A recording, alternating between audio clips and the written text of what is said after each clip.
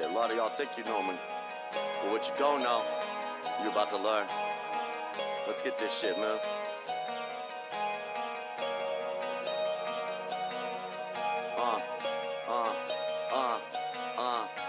Got subs out here trying to be friends. Bitch, don't you know, are you brainless? I all got brothers in my circle to ride with me to the very end. Sacrifice every day, see my family rise. Undefeated mindset is what I live by. Can't stop me, gotta get my money. Can't stop this hustle, it's code I live by. Got subs out here trying to be friends. Bitch, don't you know, are you brainless? I all got brothers in my circle to ride with me to the very end. Sacrifice every day, see my family rise. Undefeated mindset is what I live by. Can't stop me, gotta get my money. Can't stop this hustle, it's a code I live by. Gotta get this bread so I can eat right. Sacrifice a lot and still watch my mom cry. Left my family to serve this country. I came back with a new plan in mind. Trap it first and stack it high. Let's burn it, let it be bright. Visions keep me awake at night. Demons haunt me cause there is no light. I started this fight just to live right. Became a demon in the night. Gave up everything, that's called sacrifice. Took a gamble and rolled my dice. Like the boogeyman's gamble on life. 7 or 11s are always right. Stack your bread up, keep the famine tight. It'll always help you sleep at night. Let dreams flow through these bars. I don't wanna be a star.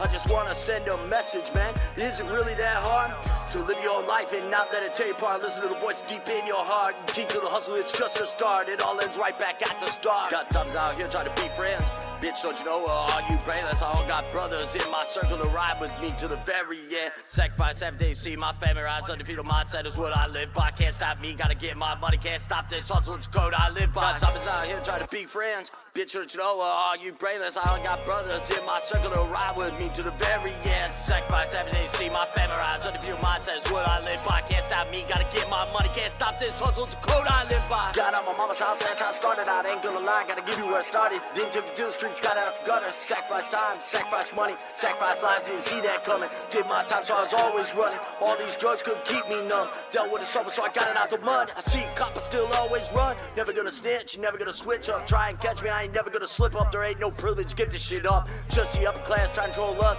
taking our money and taking our kids, but no one wants to speak up. They just want us to not exist, cause they enjoy the pain like any good narcissist. Creating problems, man, creating issues, cause they never walked a mile in their shoes. They're the ones with everything to lose. They never wanna face the truth, cause they don't give a fuck about you, and that's an absolute. I hope these bars will speak to you.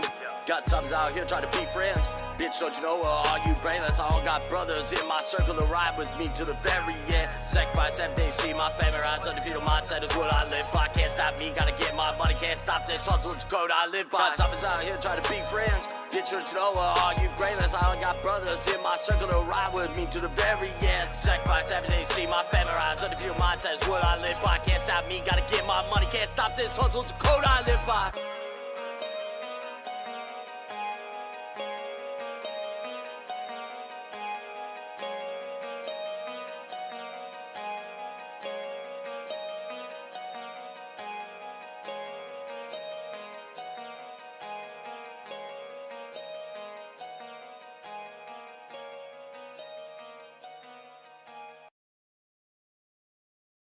Dead. What is it? What the fuck? When you do shit correctly, it works.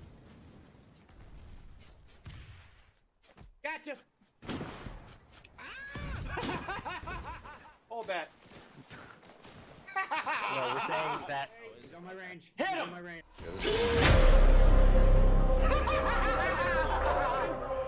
Yeet. Boom, baby, boom! We about to push the power in the overload. Time to go another level past overflow. We gon' do the most, overthrow the comatose. Raise it up till the vibe reach Holy Ghost. Yeah, this a monolith in the making. All you heard was rumbling coming up from the basement. Ain't nothing erasing the legacy I'm creating. I just elevated the name, then I engraved it. Yeah, this a lift off energy. Got a date with destiny, and she feeling my chemistry. Manifestation, dreams to delivery. Mind over matter, faith over disbelief. Here we go. If you with me, let me know. Let's go. Fired up, and my level never low. Let's go. Here we go. If you with me, let me know. Let's go. Ready, set. Let's go. Ready, set. Let's go. Here we go. If you with me, let me know. Let's go. Fired up, and my level never low. Let's go. Here we go. Yeah, I feel incredible. Let's go. Ready, set. Let's go. Ready, set. Let's go. know this the moment you've been waiting on. In the awakening, the main event to take you home. Anything they say impossible, we taking on. We gon' shift the energy, we gon' change the tone. I can feel the rise in the vibe, I'm alright. You can see it in my eyes, I'm alive, I'm alright. Inspiration radiating from inside, I'm on fire. Universe been trying to hit me on my line, I'm alive. We taking off and ain't no counting down. About to run 100 laps around the speed of sound. I dug into my spirit and look at what I found. The element, the fuel, to lift off the ground. Here we go, if you with me, let me know. Ride up, and my level never low. Here we go, if you with me, let me know. Ready, set, ready, set. Here we go, if you with me, let me know. Ride up, and my level never low. Here we go, yeah, I feel it to the core. Ready, set, ready, set. It's fucked up! It's dead! All right. So, as the title says, I am also going to be recording the like tutorials for YouTube while live in here because there are certain things that I'm trying to get done. Magic boxes are out, and I'm so glad they did a little bit of an update with them. Meaning they actually have a stockpile, and it's not subsequently based on just one singular item. So what I'm doing now is I'm extending the foundation because I have things that I want to record. There's also stuff that I'm trying to get set as well, and yeah, going on with the stuff. You'll understand here shortly as to what I'm talking about. Let me go here.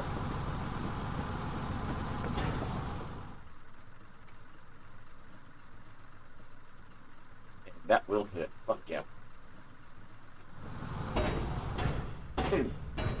Once I get these built out, then I am going to start the recording, and I'm gonna be going on from there. So, no offense if I do not respond to your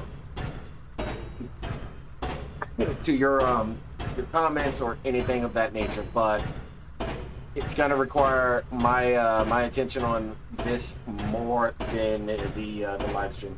But for now, we chill. And I'm going to take a listen on something real quick.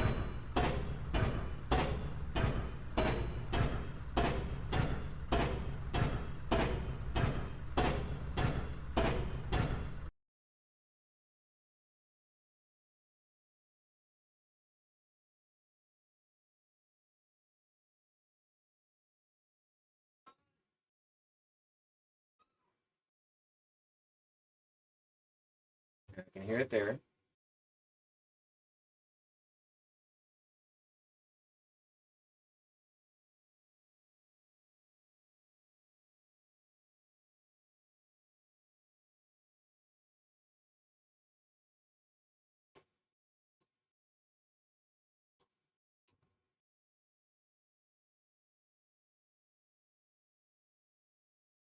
I don't hear it on YouTube. Fuck yeah!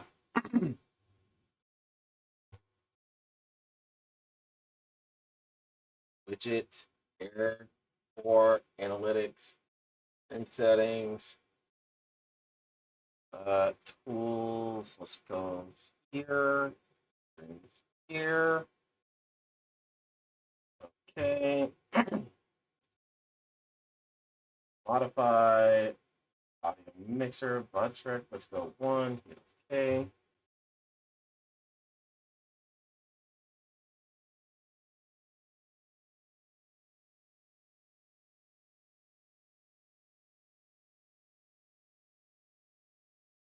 Still don't hear it on things, which is good.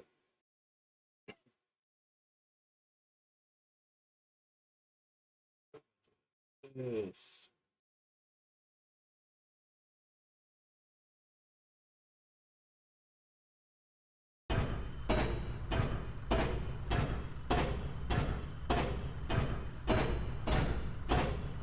I mean, YouTube, you're fucking high.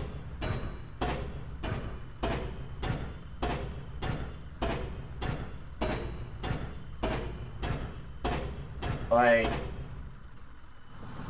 it's saying that I have the ingestion stream contains multiple audio streams, but it must only contain one audio stream. So I've adjusted stuff on my end, and I'm like, no, you're out your fucking mind. This is set the way I have it set. But let's take a look at how it looks on my end on a different fucking browser.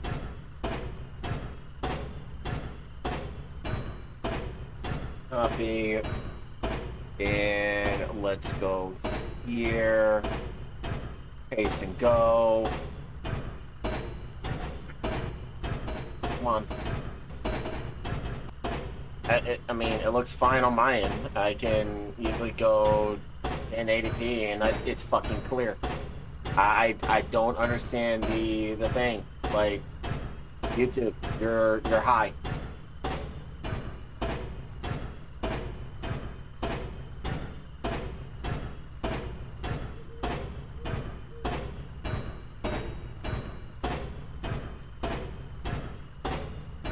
I'm on Devbranch, yeah.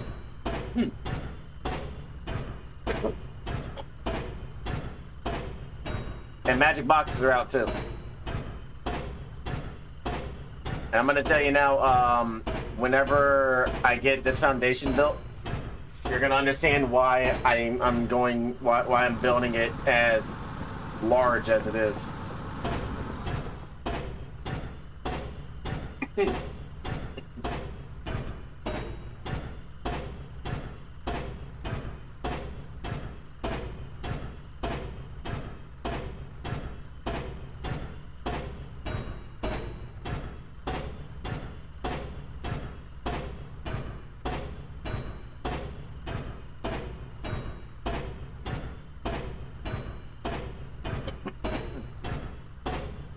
I've only flown in the Scout, not in the others. Like, I'm not worried about flying in the others. I'll get to that by this week. There's a tutorial YouTube series that I'm working on that I'm trying to get like the facility shit done so that I can enjoy the other stuff. Because when they announced Devbranch, I'm like, that's gonna make my life a lot easier.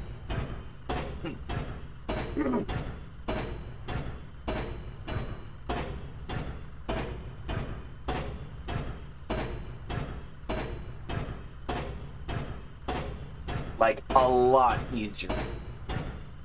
So I'd rather go and do my own thing before going and essentially fucking around with the more advanced stuff, because I can, like, I like Devbranch because of the magic boxes and the ability to take care of stuff that you need.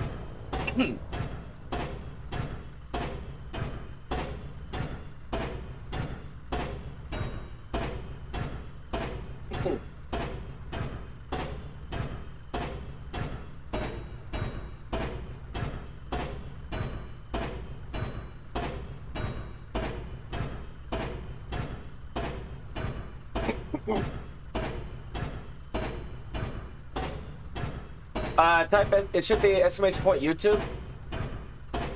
Type also exclamation point Fox tutorial. If I'm not mistaken, that's the link I have set.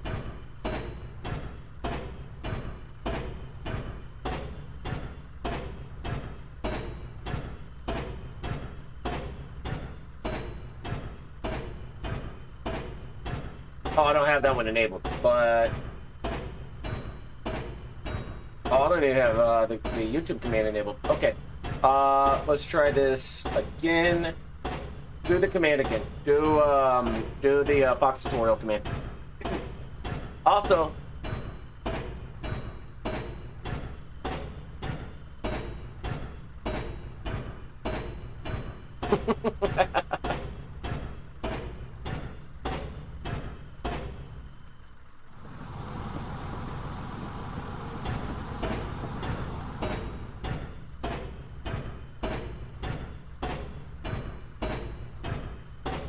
Give me a second.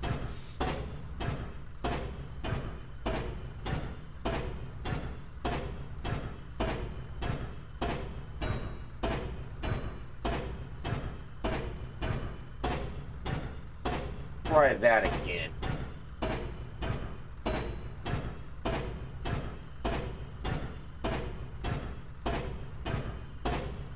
Why is it doing the fucking...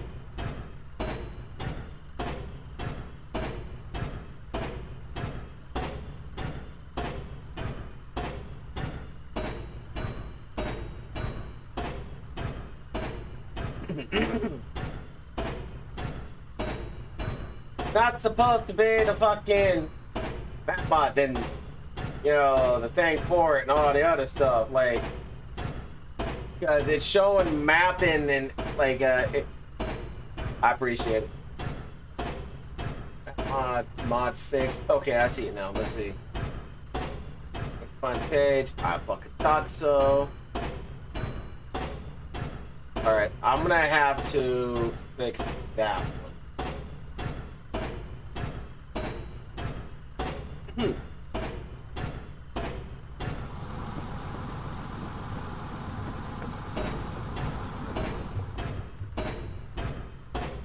I already got one that I have to kind of condense down and format a little bit to upload and be ready by 1 p.m. tomorrow. And I'm gonna do that before I go to bed after getting off.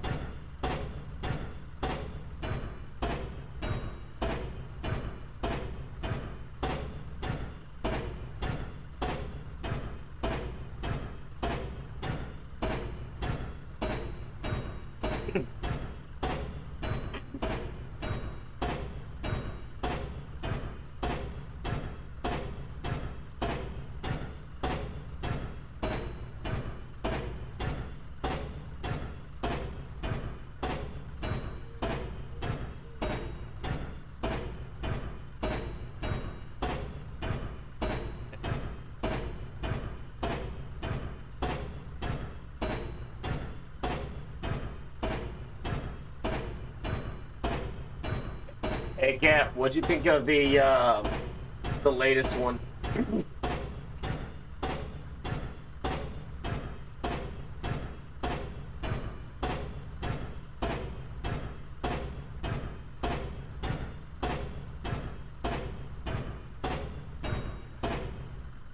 Like, I go in depth on stuff, man. I would like to keep it, you know, as short as possible because I know people's attention spans are... Yeah. Just leave it like that. So, that... That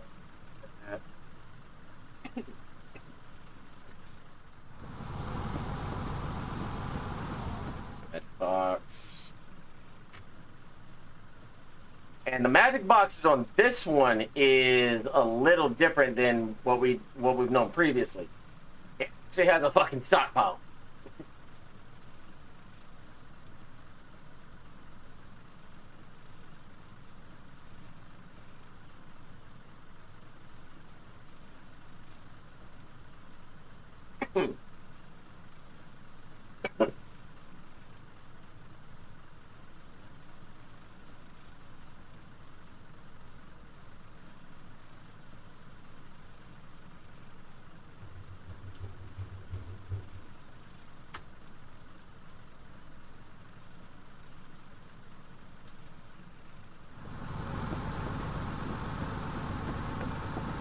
Oh, I didn't know I could do that in the description.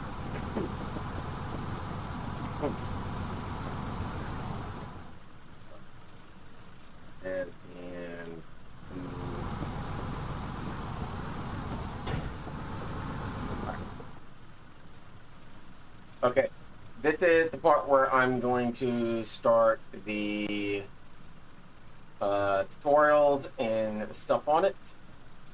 You're not going to see any overlay or anything of that nature, so if I'm ignoring you, I do apologize. All right, welcome back to another foxhole tutorial. This one will be over all the other structures aside from the freaking catwalks, because I think they're stupid. But if you want to waste the resources, you can go ahead and build them. They require a little bit of processed construction materials. They're mainly used for aesthetics or trying to cross over railroads without getting squished. I personally don't like them because they just take up so much space and they're resource intensive. What we are going to do is we're going to start with each transfer station.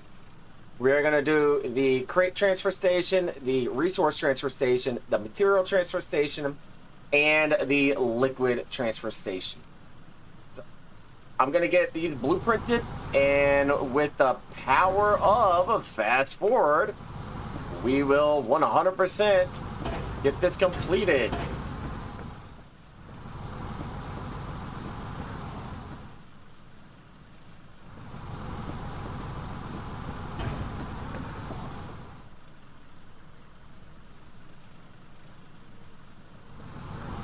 Now, one thing I do want to note before I start building this one, with your liquid transfer stations, you'll notice there is an arrow pointing in and an arrow pointing out.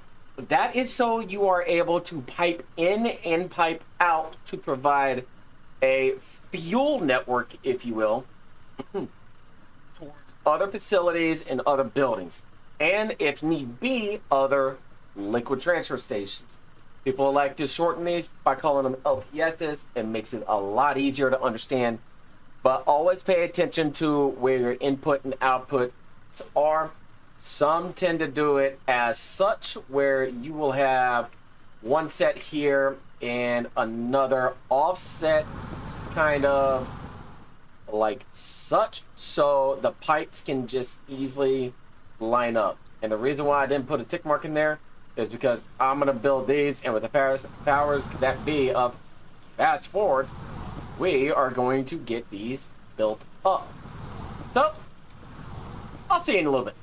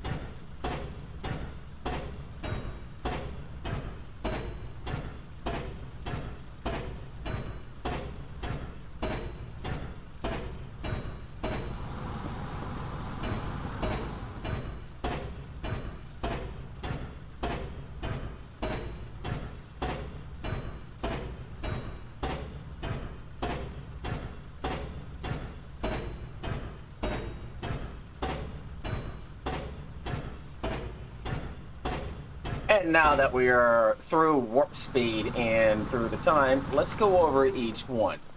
And you notice when I was talking about the power input in the previous video for the basics of the facility structures with the material factories, there are no power inputs or power outputs for the crate transfer station to be hooked up to, because this does not require power to function.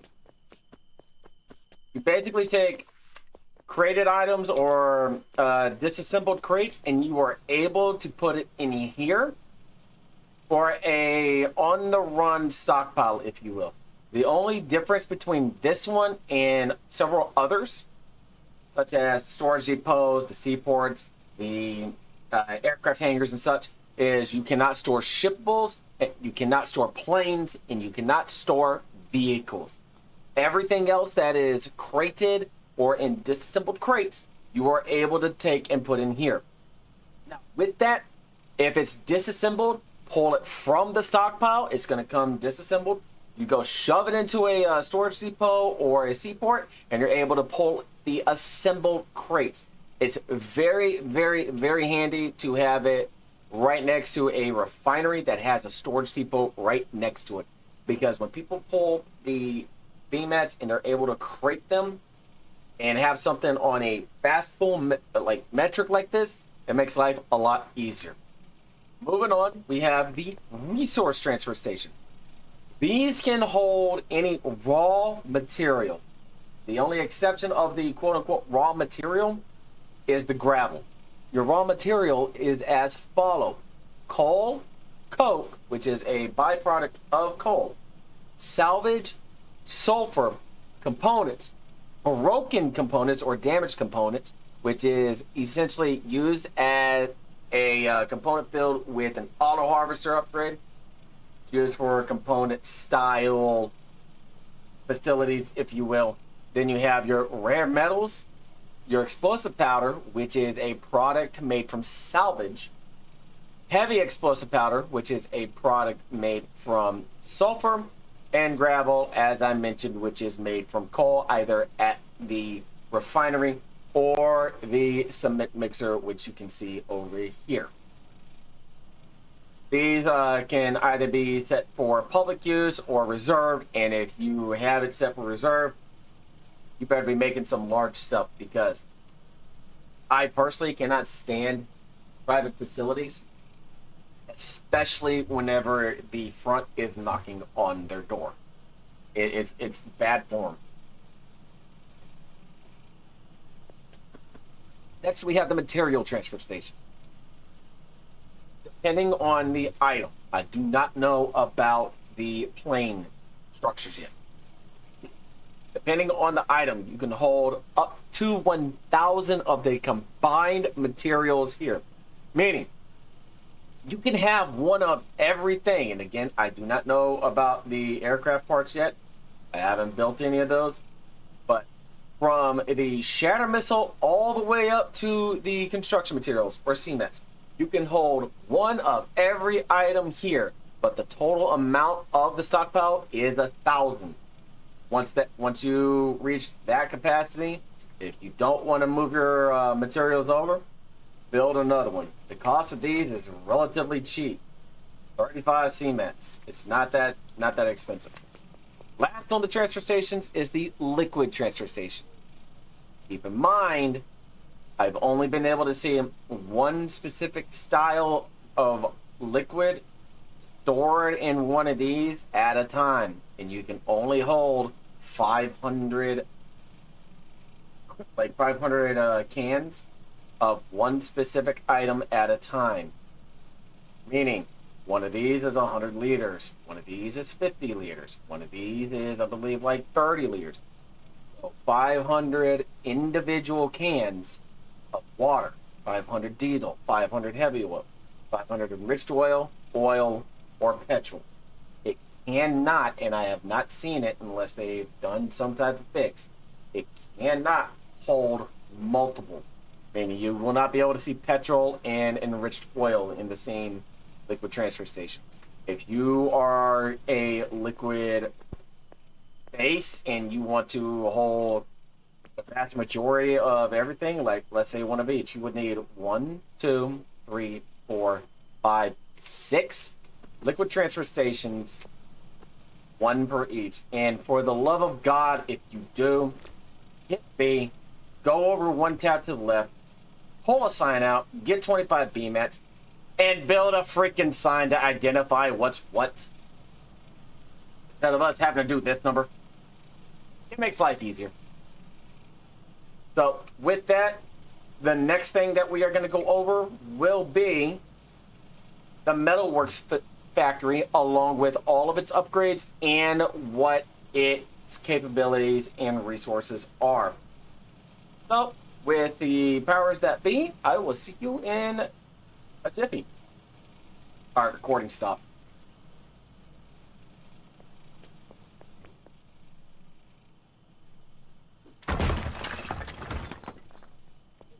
Yeah, I love doing the tutorial videos. I love being able to go back to my roots, and I hit the wrong fucking thing again.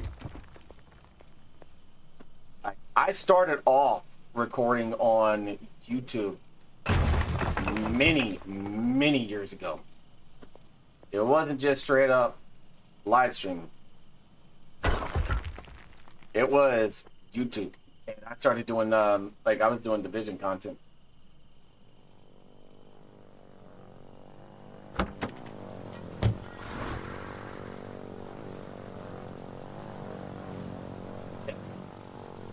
Well, I was trying to get this done earlier, but it just wasn't working with me.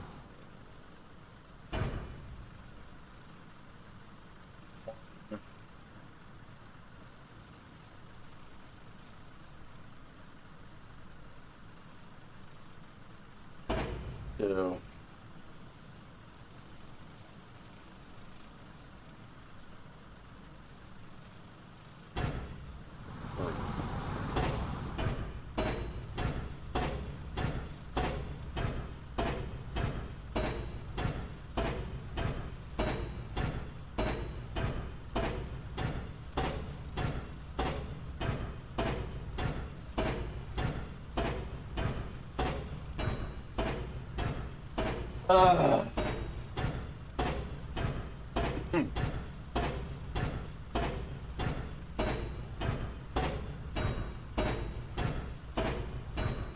let's get some music while we go.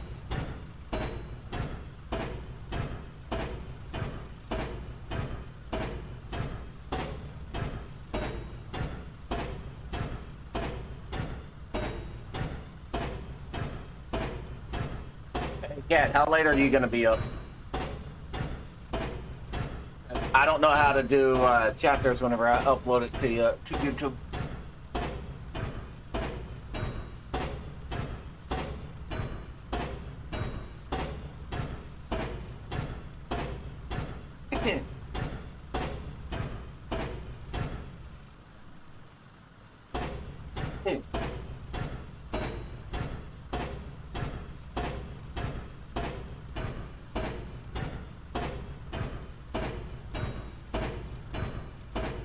Yeah, like the chapters things is new to me.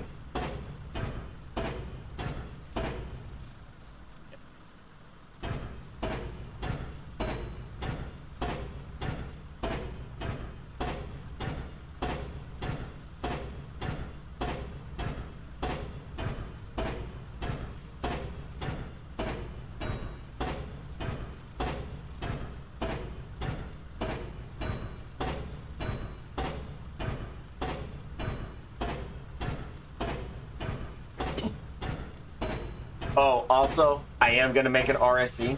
I'm going to have the large pad right here. And I'm going to pull it up to the side.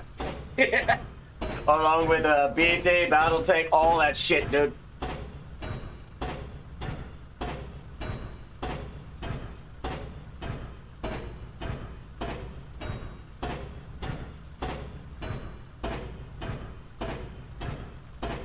Get a jump start on the colonial vehicles.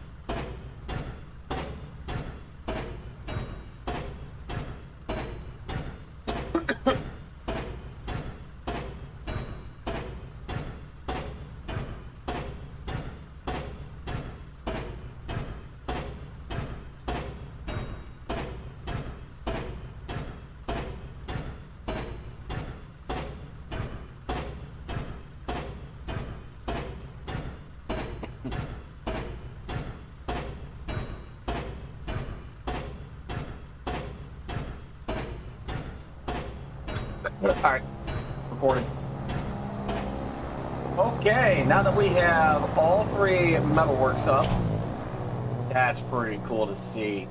It's a plane. Anyways, now that we have all three metalworks up, we take a look at the required upgrades. For the blast furnace, you need 200 processed construction materials. For the recycler, 150 construction materials. And the engineering station, 150 processed construction materials. With the power that is the magic box right here, which is this item right here, it's going to make the ability to fill these in much, much faster. So, with that, and let me go grab a wrench out of the 100 that are in this magic box. I think it's right here. No. Here? Yes. And that's the beautiful thing about the magic boxes, is the ability for them to essentially say, hey, we're just gonna duplicate this to the masses like crazy. Let's see. Back this up, uncouple this, pull it up, turn this around, put it down here, and hope I can reach the box input from here. Am I able to? No. This just became painful.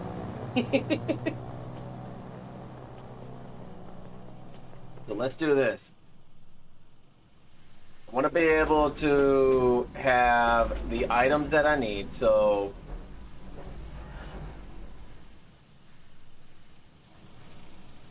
in essence, can I stack this in? I know I can put this in here. In essence, I want to extend the rail down a little this way and make sure that that I'm good to go in that aspect. Oh, and for those curious, I do not believe in double takes. I do everything in one go, because I would rather you see the blemishes and stuff that I'm doing, much like whenever I'm live streaming. This way there's more of a humanistic feel to it. You'll have people that'll sit there and try to perfect everything only to get frustrated in the end, because trying to perfect stuff is extremely hard whenever you are wanting to be as seamless as possible. So I would rather go ahead and make the mistakes now and showcase stuff as it appears, so that it's not, you know, oh my god, he's, you know, portraying something. Like, no, I'm content with making mistakes while live streaming. It's how I am as a creator. So we're gonna hammer this on. I'm gonna pull the two fuel tanks to the very end of here. Pull this back up. Swap the tracks. Move it back down. Fill this up. And add on to the other track as well. See? If I was like, oh, fuck, you know, let me go ahead and delete the recording and try it again, blah, blah, blah, like, waste so much more time.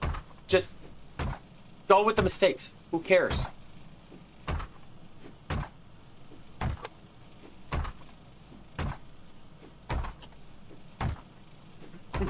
Now, if you want to edit stuff and everything, go ahead. That's fine. I mean, don't get me wrong. The stuff that is considered like raw footage on my end, it's not it won't be perfect. So as I was saying, we're gonna back this bad boy up. I need like 350 pecans. Power of auto click.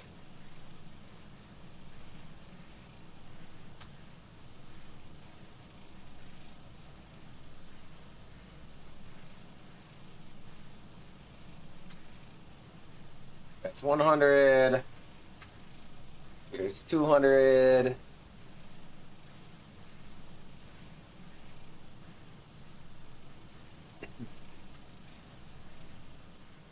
That works. It is 200. So we're going to upgrade this one to the blast furnace. I will go over everything in each one per their structure. Nope, wrong one. I wanted this one. Recycler 150. Put the stack, drop in, and we are going to go here. Oh, build type block by player. Oh, one other key point that I did not note while building these is the blueprint for the metalworks themselves. So you see this like inward lip, right? Like this part right here. It requires the following style foundation: 2x2 with a 1x1. Wants to work with me? Or a 1x2 with the 1x1. Like right here. Basically a T. Because that lip, for some odd reason, requires a 1x1. It's wider than a 2x2. So now we go here, modify the structure, hamana, poof. And now we see what the last one is. I have a blast furnace. I need an engineering station, 150 process construction materials. Let's swap over to the wrench. And whenever you are decoupling these, you need a wrench. Crouch in whichever area you want to decouple, and you left click. It is the same method as large rail.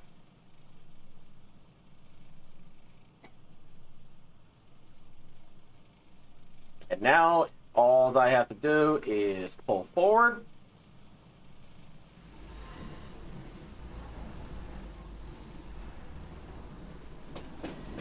Brake.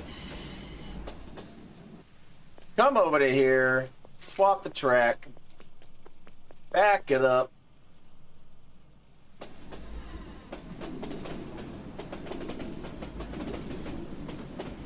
hop out again, couple rails, wrong one, move it up.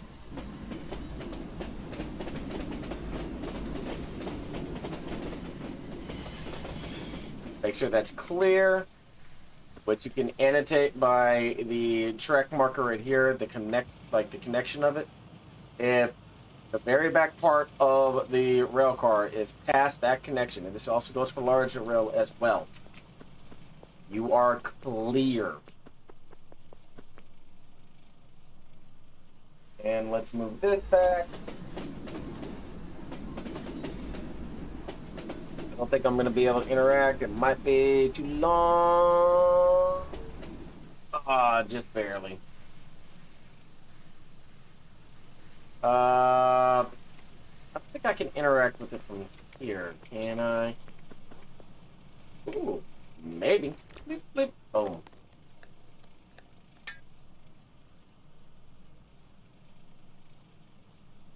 I might be able to interact with it.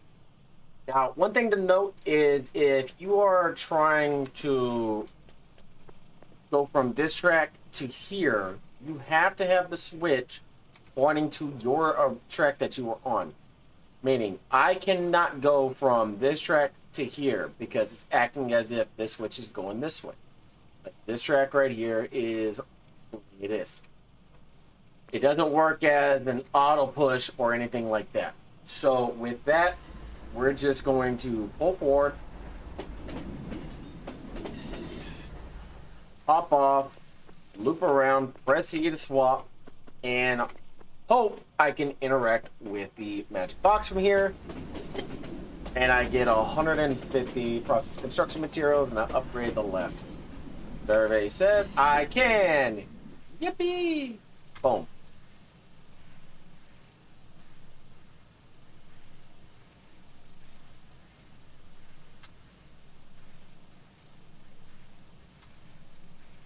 And I know one of these I'm going to need a specific material so that I can make the hazmat 5s. And we do that. Oh, door's blocked because you get out on the right side. So we'll move up a little, pop out, come over to here, and upgrade this one to a engineering station on block by player. There we go.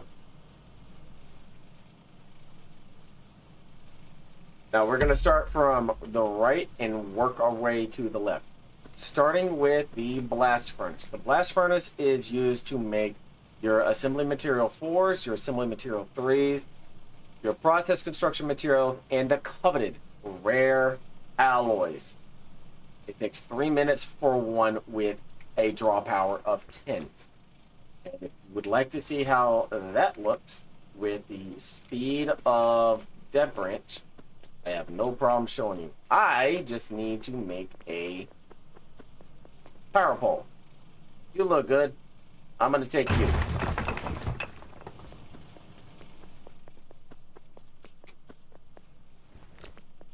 I'm hoping this isn't going to interfere with 3. I really hope it doesn't. Up here.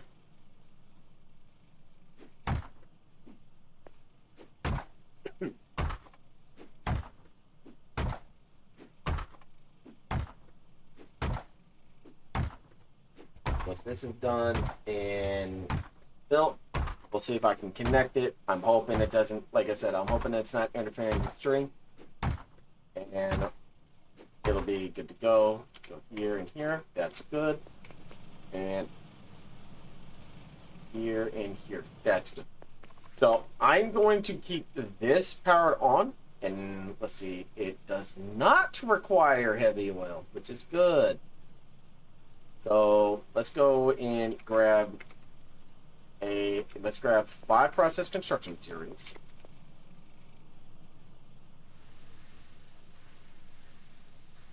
One, 2, 3, 4, and 5. Blast furnace. I'm going to submit that. I'm going to grab this. I'm just going to get a full stack of 100 because I skeptical on how much it's going to take. 20. Alright.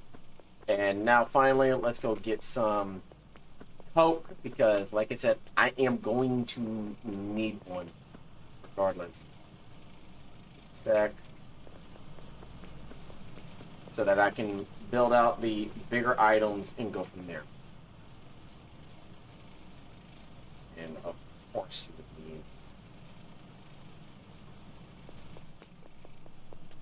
you need 10 more.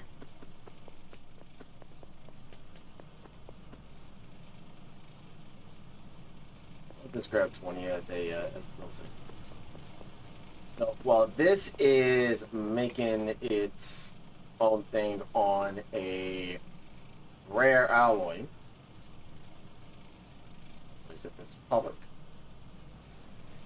I'm not worried about the time because you can see Devbranch, it has its own speed. For the blast furnace, this is where you would essentially make process construction materials, assembly material 4s, assembly material 3s at a much faster rate, especially for your process construction materials, and more than one at a time, where you have your construction materials, your components to a singular pecan or process construction material. And in doing so, you take the process construction material and you can make that into a pipe. That is what the blast furnace is for. Now the recycler. This is useful for if you are on a component field. Here, you can make vegan pecans, which is the in-house recipe. Instead of utilizing the components, you utilize the construction materials, the metal beams, and 10 liters of heavy oil for a single process construction material. I've used this recipe in the past, especially for animal facilities. This is also where you can take the damaged components on a component field to make in-house components to go make your tanks. And you still have the base recipes for the metalworks facility as well. Both of these are extremely useful if you are not on a component field for the comps, or if you are doing an animal facility and you need the processed construction materials. Very, very, very useful. And the last one, your engineering station. This is where things get a little crazy,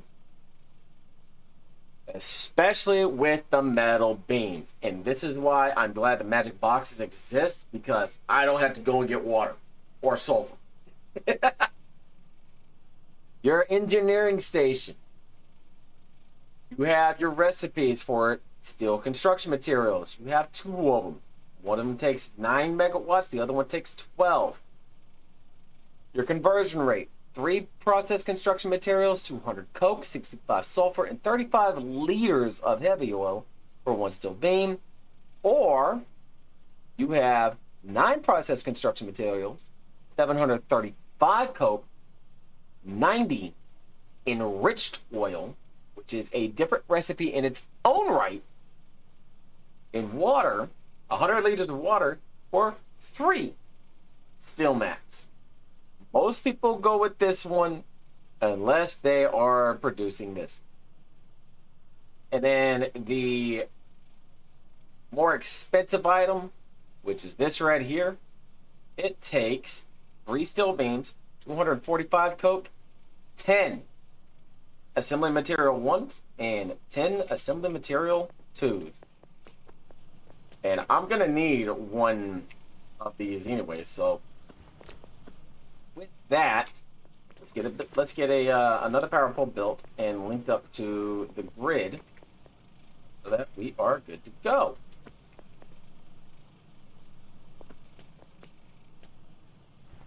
Build. Going to go. Yeah.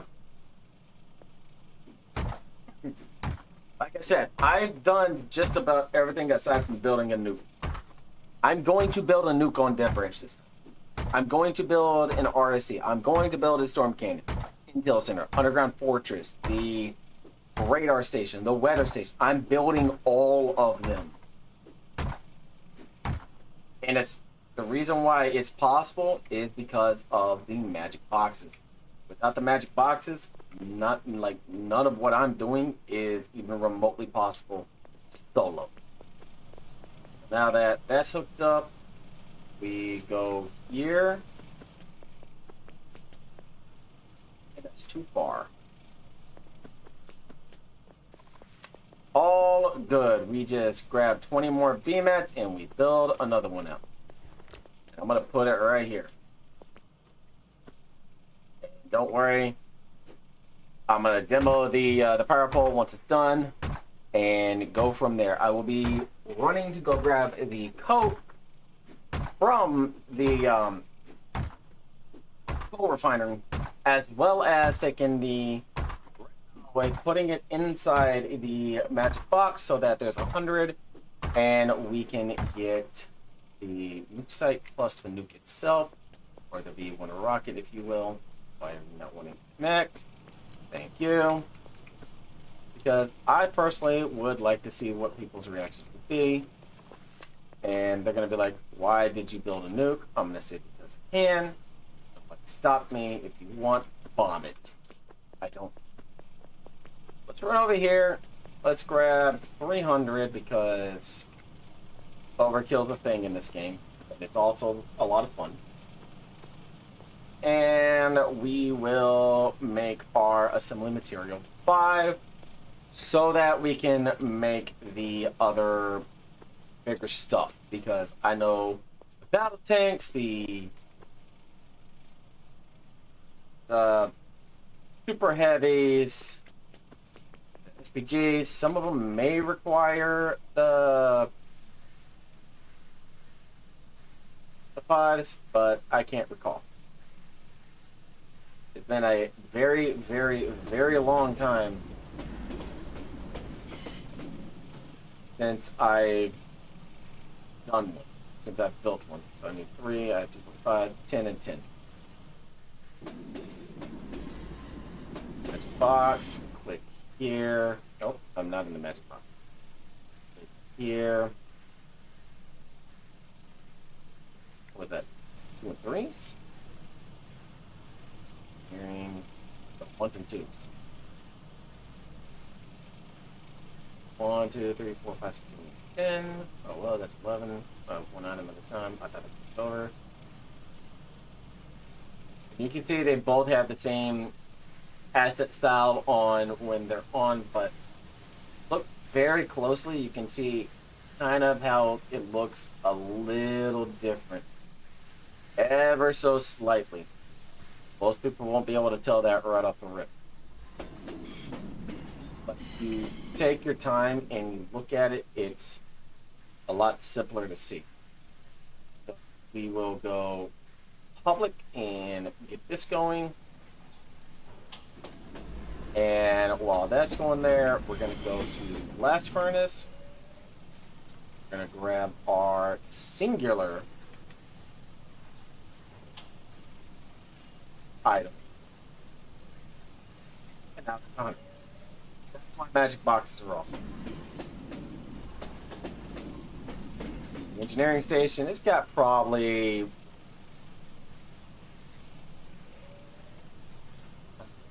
maybe another 15 seconds once I do this number. I go here and I turn this queue off. Watch the power. It increases, which means that the queue goes a little faster. Just like that, we have. Now I have an assembly material 5. Over here, put it in the magic box and lift the stack. Submit, grab one of those, and there we go. Now I have all the required material for everything else. Coming up, we are going to take a look at the aircraft maintenance factory. And I'm going to show you a very nice little way to expedite the method on getting this built. So stand by. I got some demoing to do. Okay. Back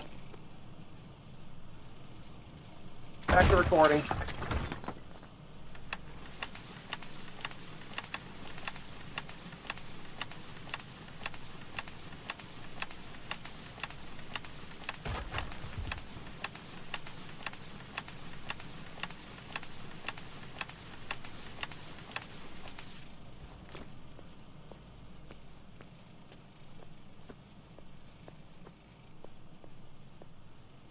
And I'm not worried about the CMETs either.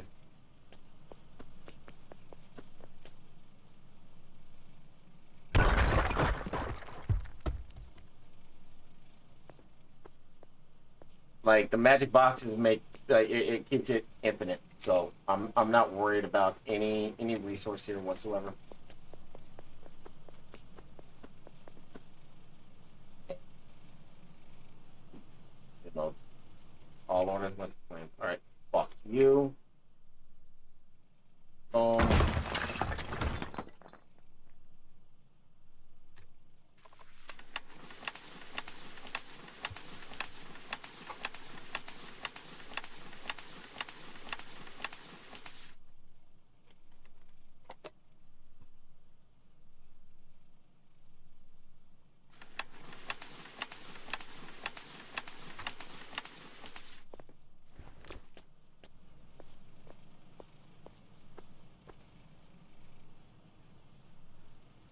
Alright, let's see how big this fucker is.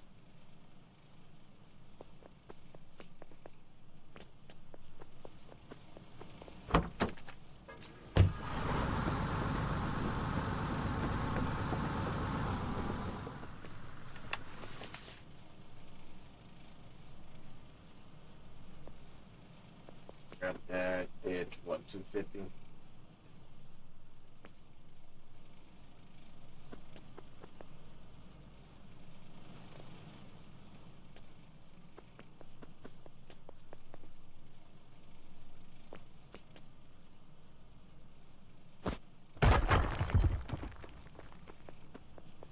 gonna keep this on standby because I have no idea where the power pole's at.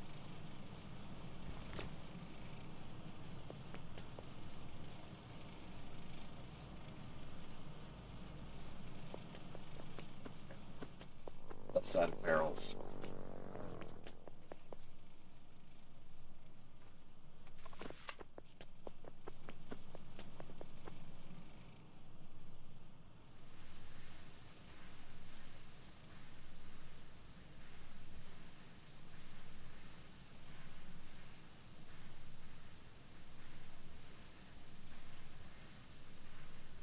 Uh.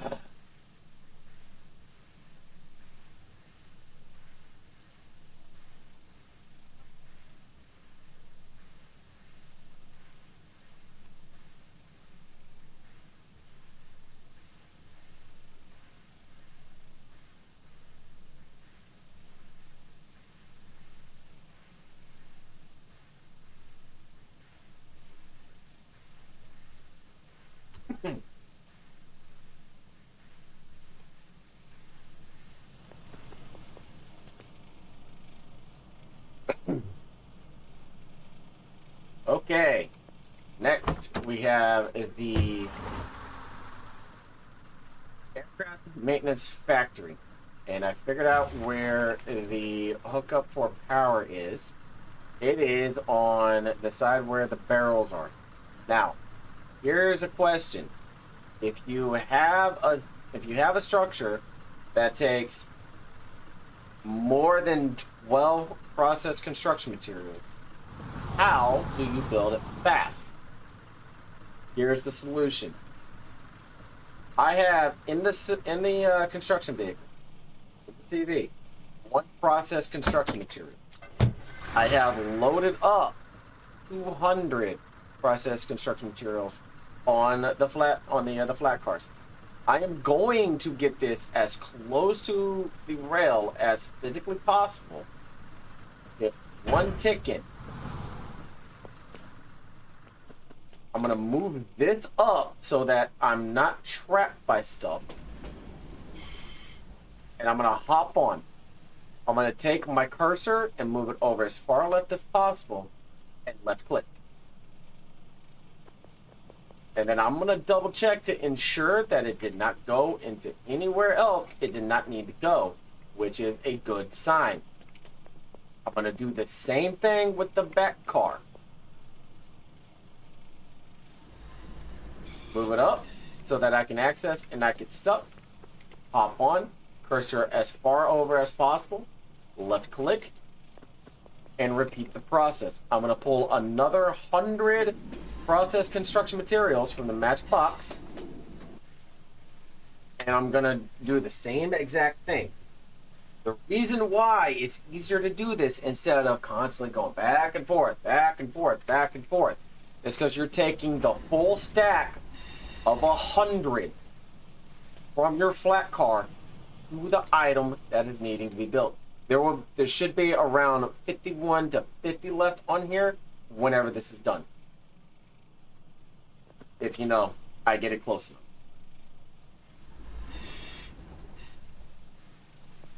So hop on, boom. And then, there you go. Because of the one item the one process construction material that was used in the ECV, plus the other ones on here. So now we get to see what everything looks like in its own process.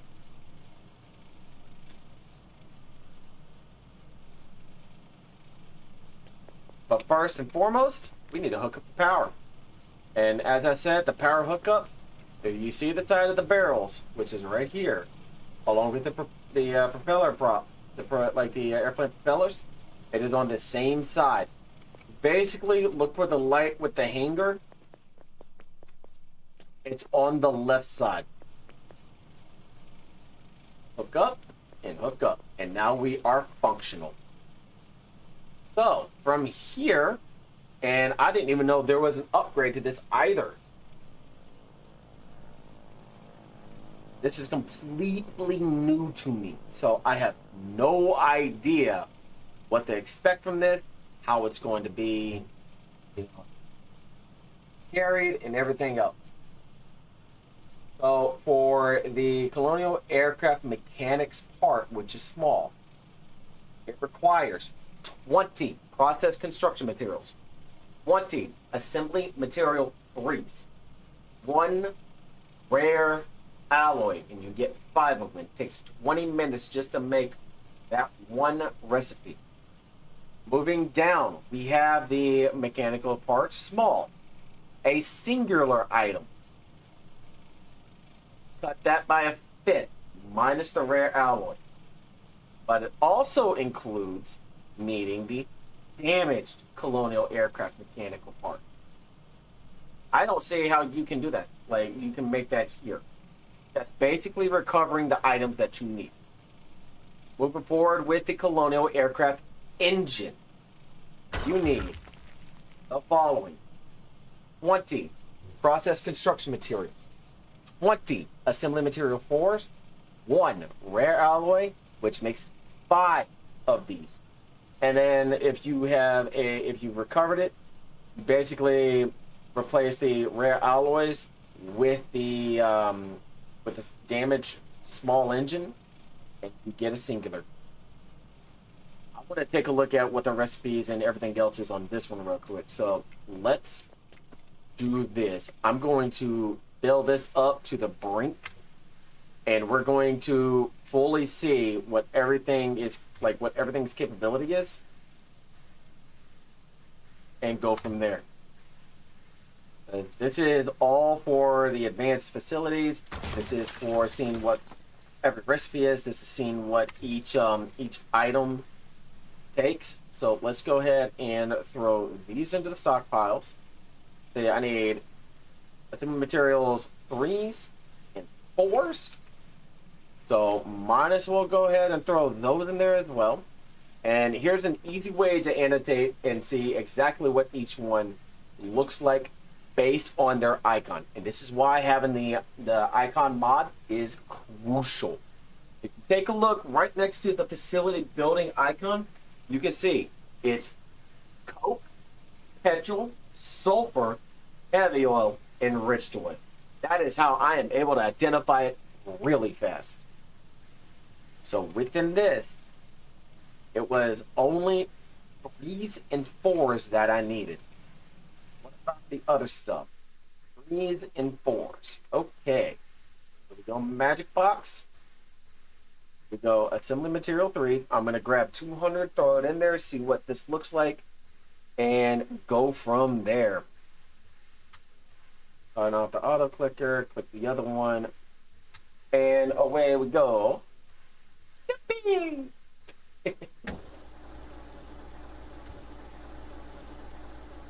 Aircraft maintenance, boom, and boom.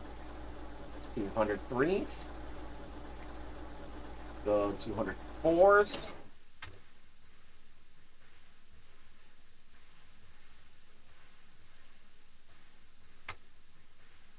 And honestly, the magic boxes with the Devbranch is the only area you're going to see an infinite amount of supply, especially with the rares. You will not see this anywhere else. Submit this, and we are going to grab 200 rare alloys as well, because you need 15 for the upgrade by itself. And it's just easier to go ahead and just grab an absurd amount, throw it in the stockpile, and just go. Again, this is on Devbranch. You can see on the pre-release. Here's also a very, very easy way to spot rares on any type of outside storage. It's shiny. It's extremely shiny. It's factory, submit, and now we see what this looks like with it fully upgraded.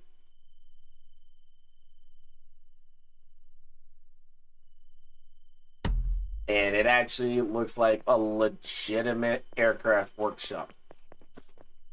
So, with this, we'll go public. We'll make one. Or not. Oh, I need process construction. That's what I forgot. Okay.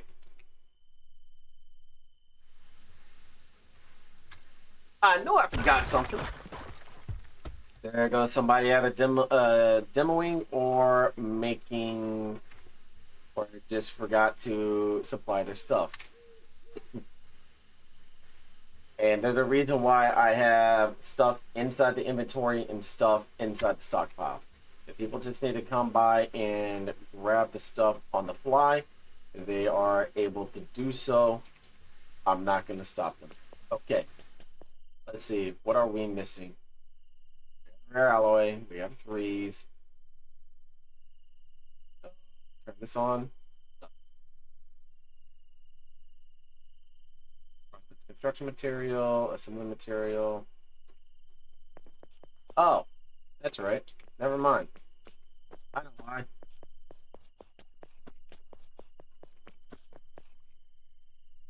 I'm out of power. So we are going to fill up the coal power plant with things, and once I reconnect, we will resume. Fucking rip.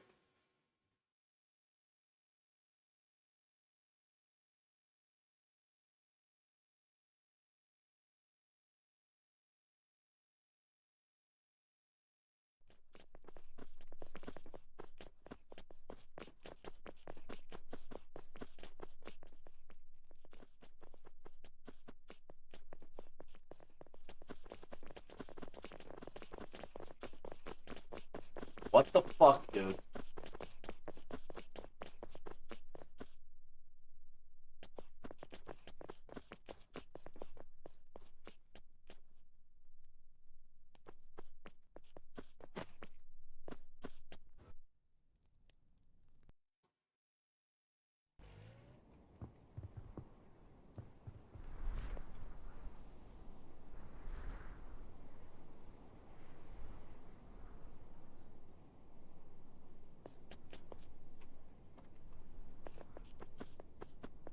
And now I need to run east. Just run.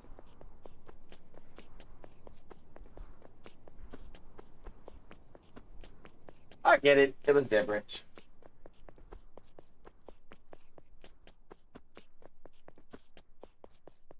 But it's fine because it means that I can chat with you guys for a little bit.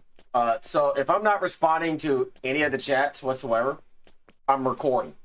Just a heads up.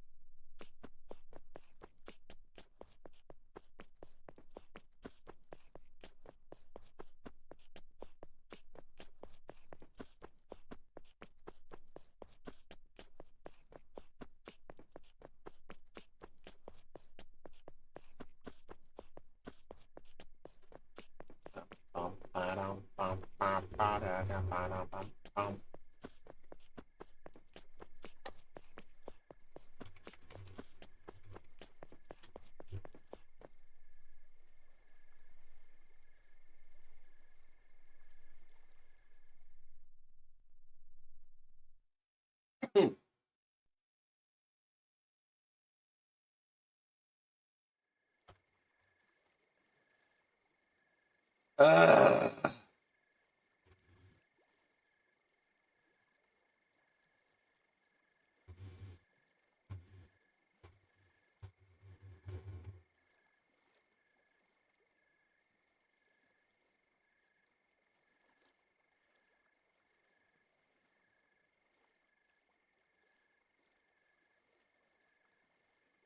bro. Really?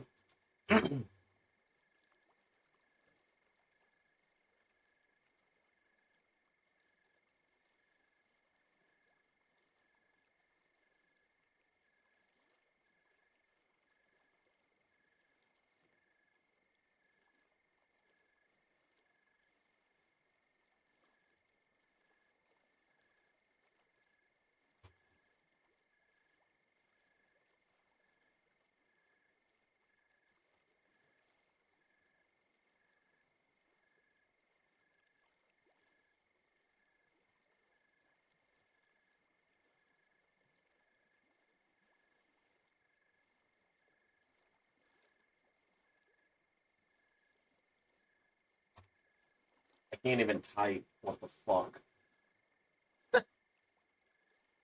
Bro.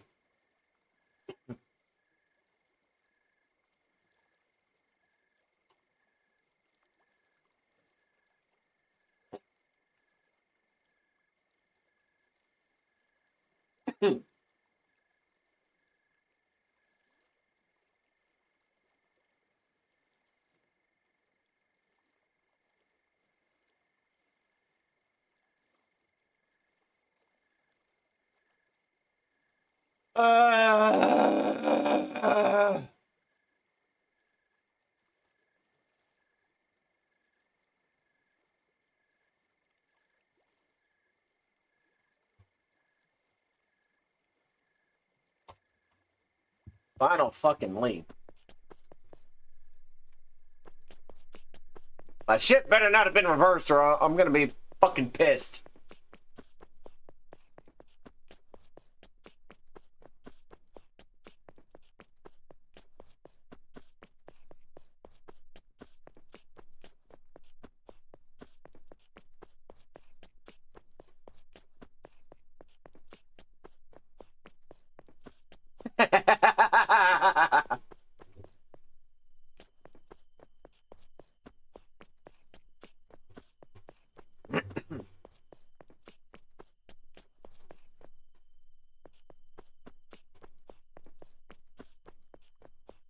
It's 3, yep.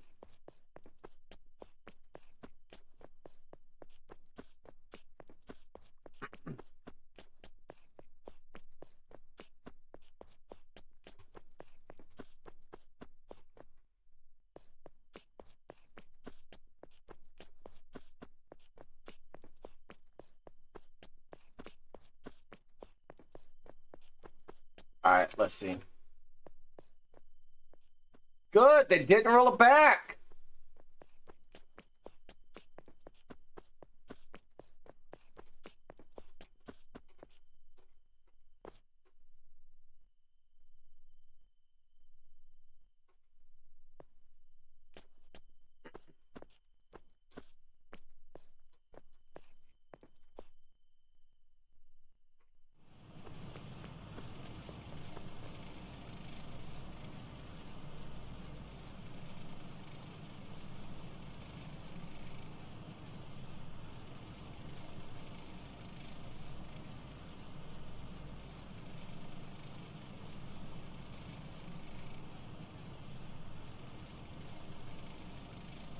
I'm gonna do this real quick. Turn this on. Alright, back to the recording. No, I need a ton more.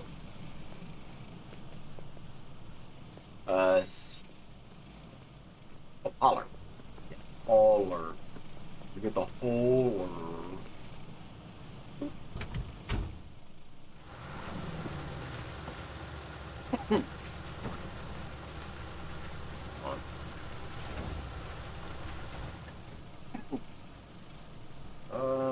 Actually. Okay, I am back to the region I was in. It does happen from time to time when you lose connectivity to the server. It's a live service game. What do you expect? So it's gonna happen no matter what. Even if I'm, in the process of recording stuff, it's just the nature of the game. The good thing is it's a quick recovery time. The reason for anything of that happening is somebody probably reported something to the devs and they deemed it critical, or one of the community mods decided to be a little bit of a memester and cause a little bit of chaos towards the other faction. Both can also be true. So, do I care? No, I don't. The only thing I care about is being able to showcase the stuff and the recipes as they are in the building that I'm working on. Oh, hey, look, it's my body. punch myself. Like that. Alright. So we did not. So they did roll it back a little bit. So I'm gonna have to put in the 200 alloys, the 200 AM3s, the 200 AM4s, and go from there. So let's start with the alloys first. And let's just hope that it doesn't roll back again. If it rolls back again, I can say, oh, I'm the reason for it. But aside from that, like, I'm not overly concerned.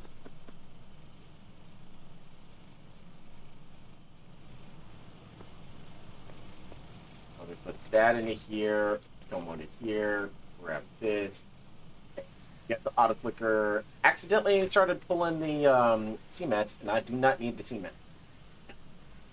I needed the rare alloys, and if it wanted to pull anything else, I would have gladly appreciated the 3s or 4s.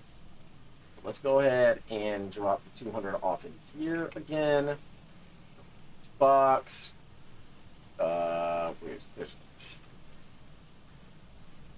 There's several recipes of needing both. That's why I'm going a little bit on overkill on abundance for the 3s and the 4s. I'd rather have more instead of less. We have more for, trying to make something. We get away with essentially ensuring that we're good to go. That's 3s, and here's the 4s.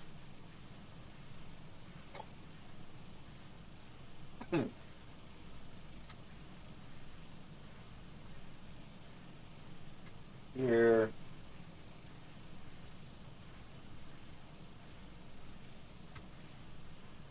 Boom, boom.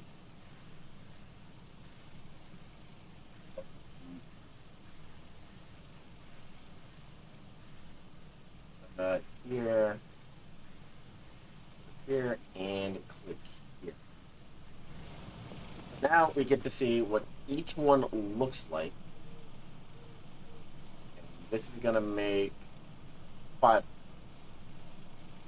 We go. Oh, actually, hold on. Before we do that, get the stockpile. Submit the stockpile. And submit the stockpile. Get back up and upgrade it. But it takes 15 rare alloys to upgrade, which makes it very expensive. Let's go public and take a look down at stuff. And this is why I grabbed an abundance.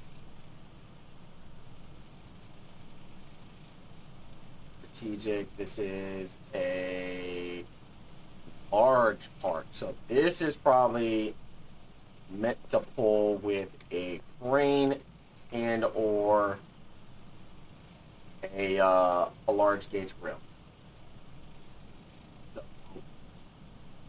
this will probably take a full minute or two to do, and with that I'm going to fast forward it here, and I'm going to do the same with these with this one, the large part and the engine. So, power fast forward. Let's go.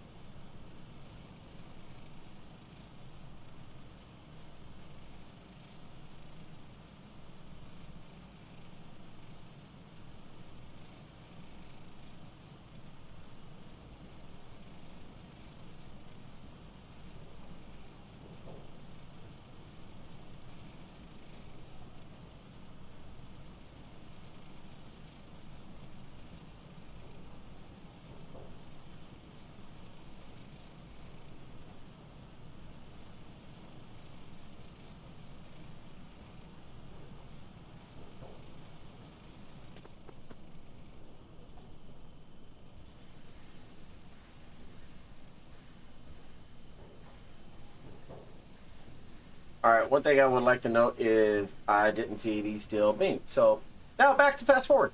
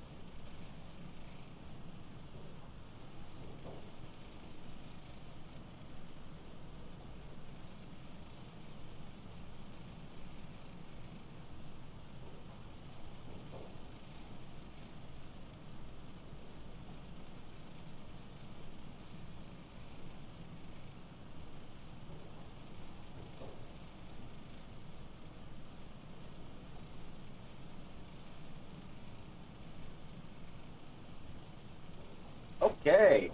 Well, let's see how we can retrieve these. If it is by crane, if it's by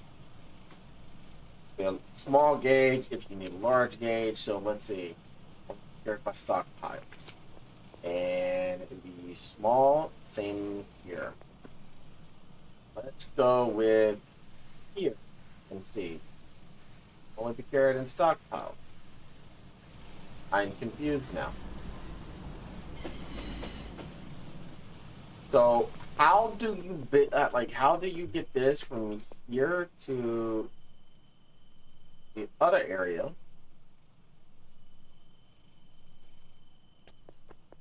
In order to get it to move. Let's try one more approach before we see if this was off or not.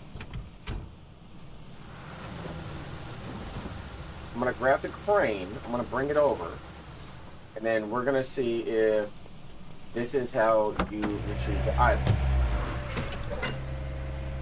If this is how you retrieve the items,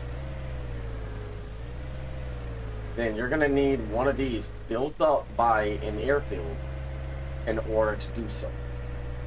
Again, this is actual testing while recording this video because I want people to understand how it's done so nobody is lost, so to speak.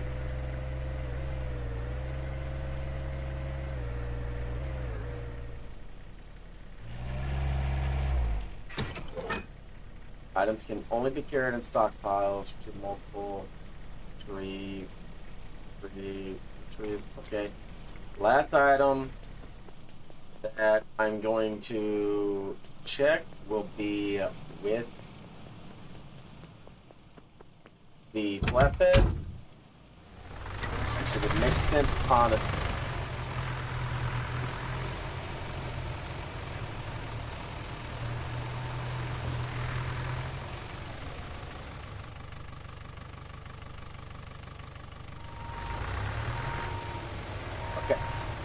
So whenever I get the testing or whenever I get confirmation on how to retrieve this, I will annotate in the video and also go forward and add the solution that I was able to find. But basically that's what's required of all this. So yeah. Next one we have will be the infantry kit factory plus everything that's needed to upgrade it and make the items. Okay, I'm confused. How the fuck do you retrieve one of these?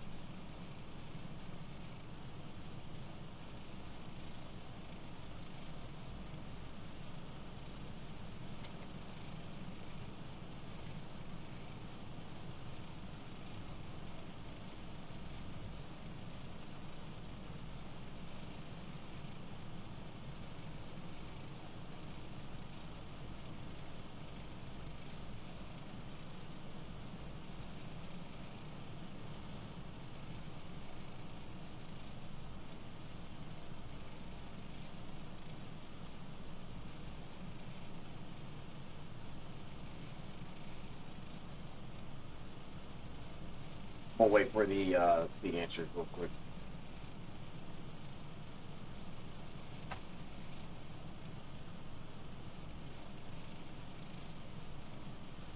Small rail cart, so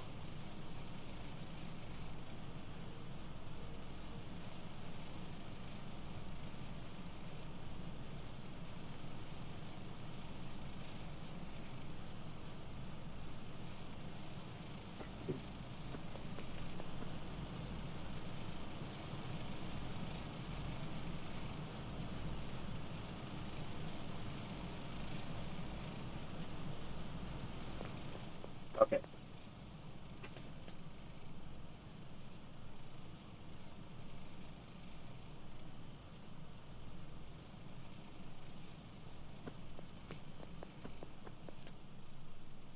Let's take a look at this real quick. I'm not going to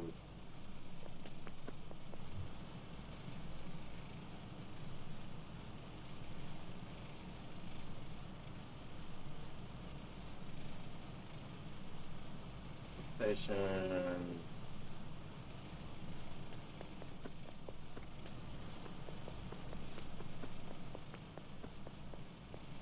What could be the trailer called?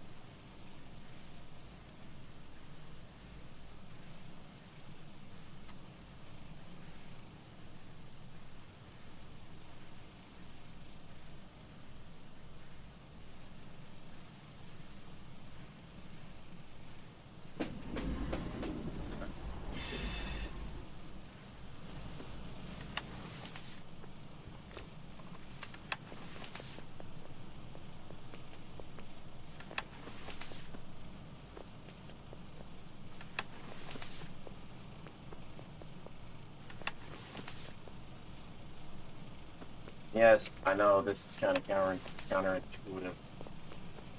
I might just fucking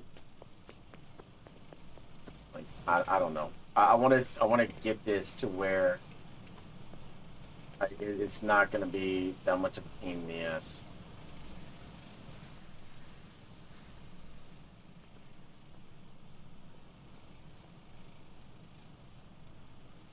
Man, I could build the rail to loop around here, but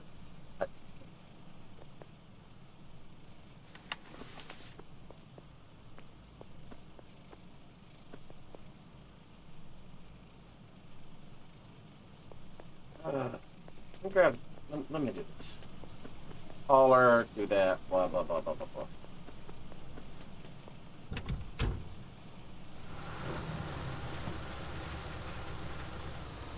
The whole reason why I don't care about the chat not being covered is it's fucking testing. It's Devbranch. Who the fuck cares?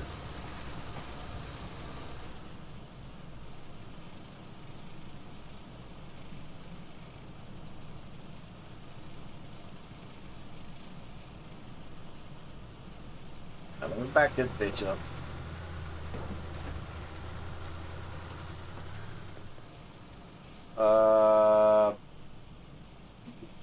Station.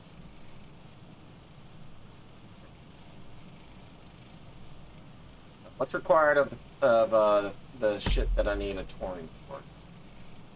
Taurine for the pecans and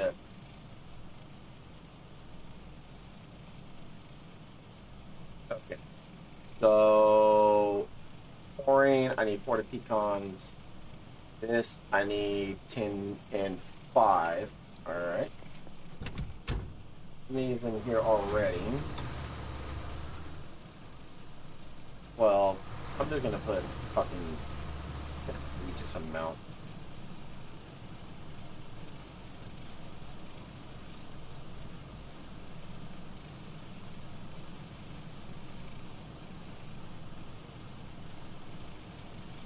Small assembly station. Box. Assembly station. Alright, coins, 40 of those. And let me grab 5 of those. Boom, boom. I need, what again? 5 tubes. 3, alright, cool. Field station. There.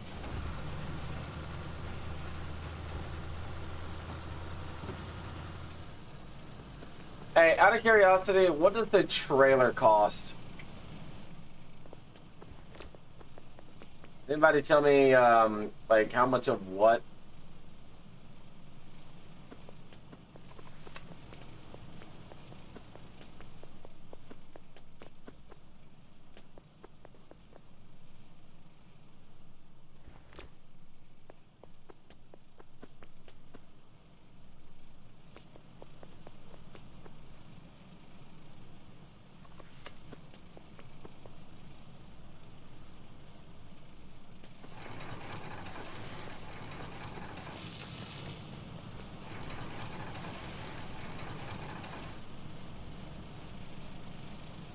Bitch.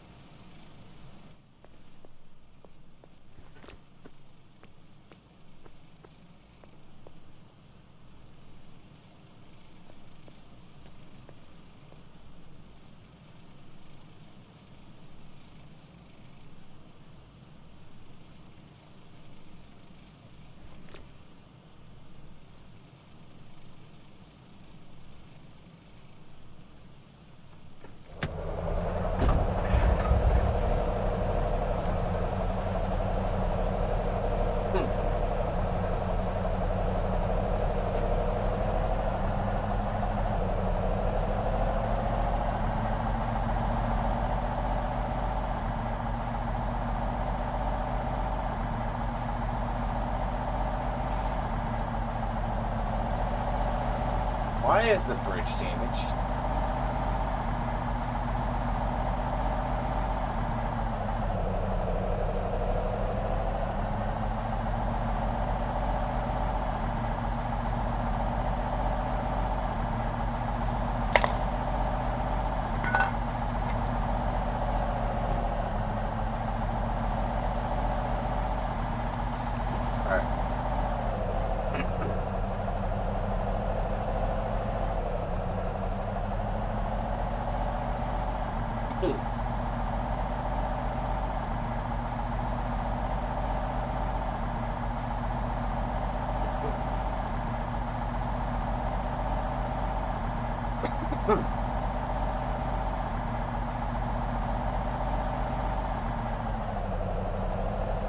Boing.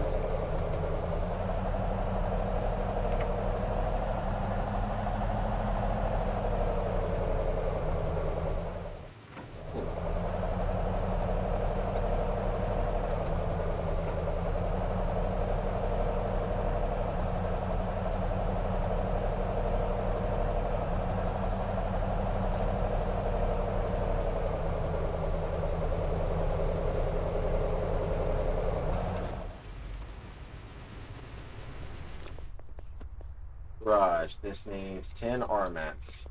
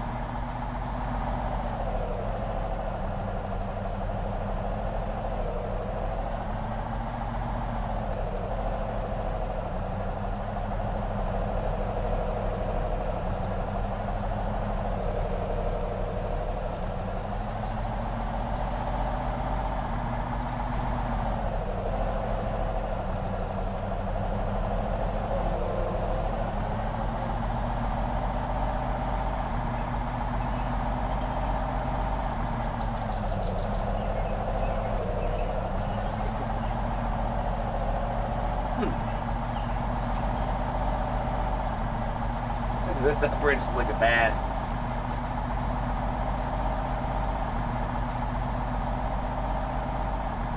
Okay.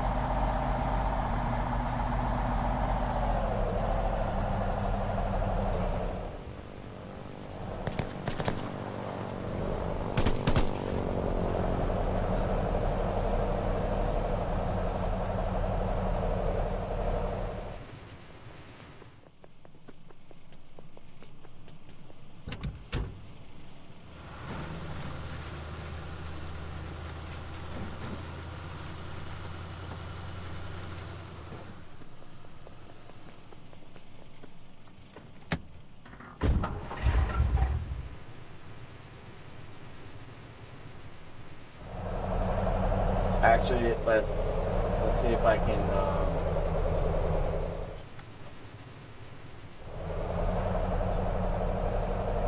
That's probably like, oh, they're not using this enough.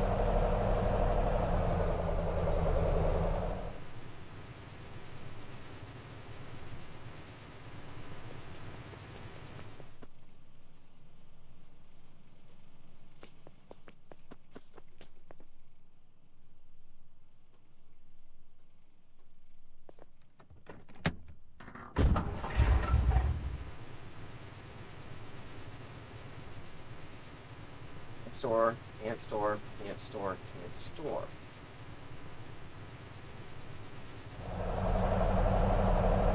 So it has to be the upgraded version if it's requiring this. So let's take a look.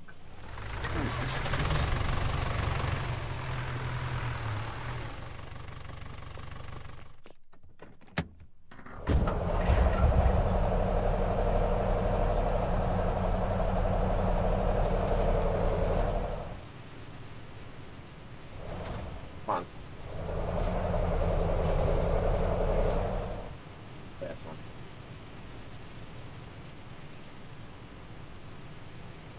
Come on.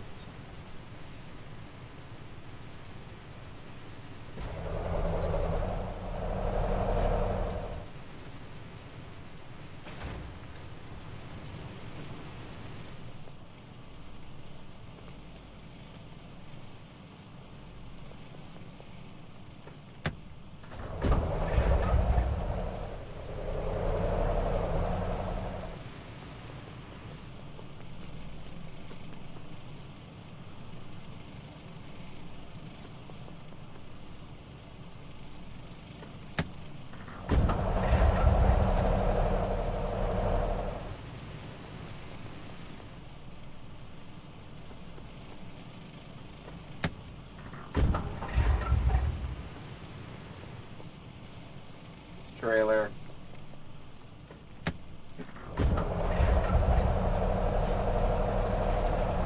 It looks like this is how you do it.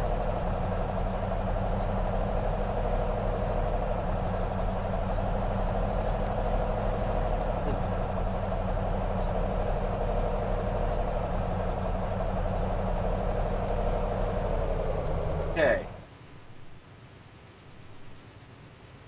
Yep.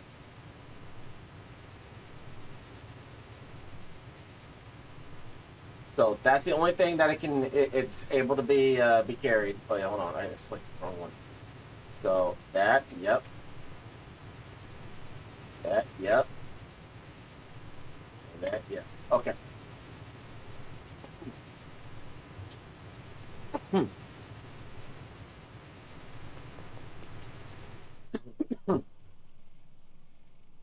So, for ease of access, to pull the items from the aircraft maintenance factory and the strategic maintenance hangar, you are going to want a hauler plus the Rooster tumble box. Now, the hauler itself can be made on the small assembly station at a field station. I will go over those here shortly on the small assembly stations and what their upgrades are. The cost of the taurine itself, the heavy hauler, is 40 processed construction materials. Nothing more. 10 IRL minutes. You are also going to want 10 refined materials, or RMAX, to build the basic toe box, if you will, of this. The upgraded variant is known as a tumble box. It requires 10 processed construction materials and 5 assembly materials too. It's also made on the same pad as the taurine hauler or the heavy hauler. And same thing with the Warden side for whatever theirs is called on their side. I will be doing a video in depth on every vehicle from both sides of both factions.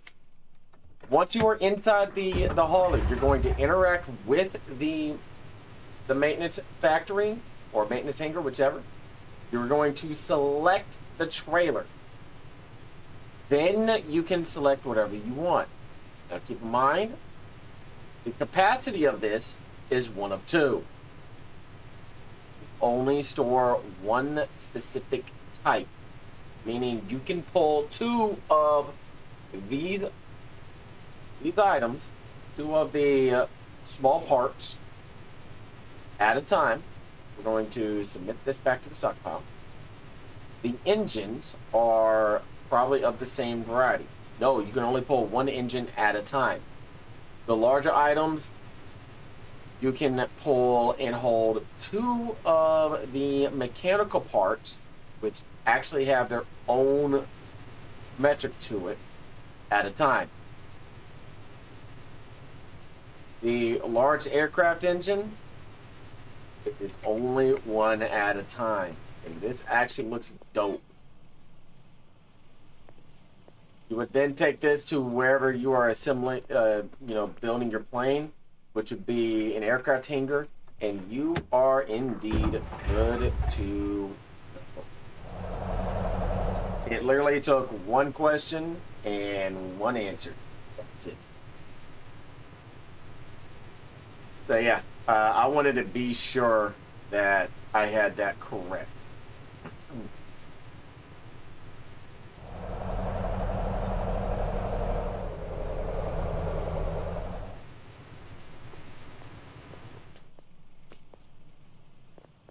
What I'm gonna do actually is, because I don't want to lose that.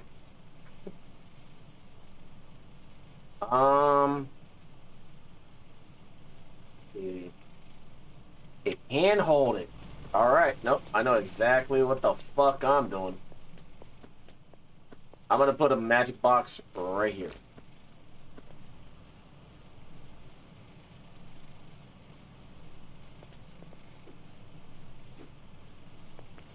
I hate the hitboxes on these. Come on.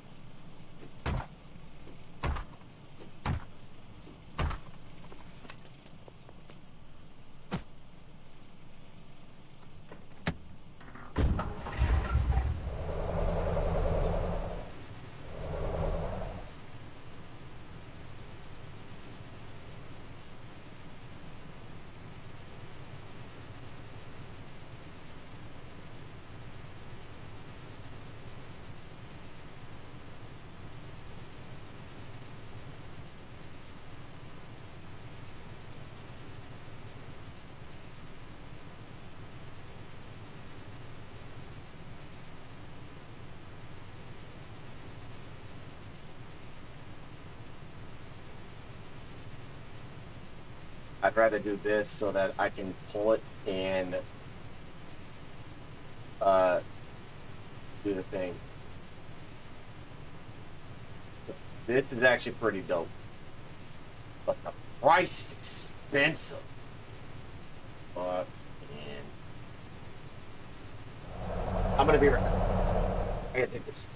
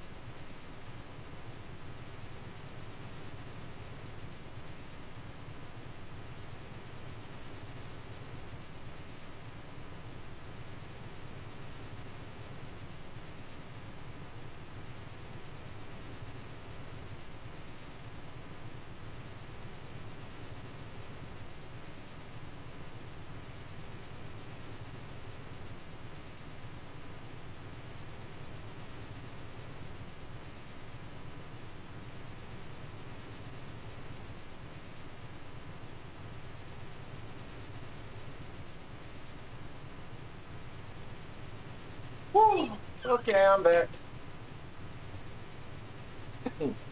Alright, like I said, next one is probably the ammo pack.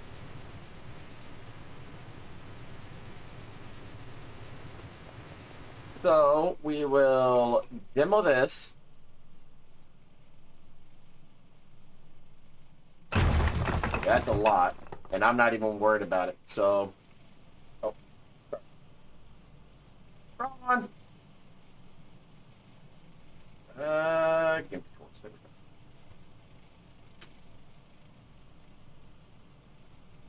go. No, it was the infantry kit back.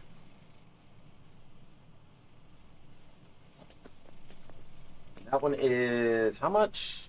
250? Oh, dang.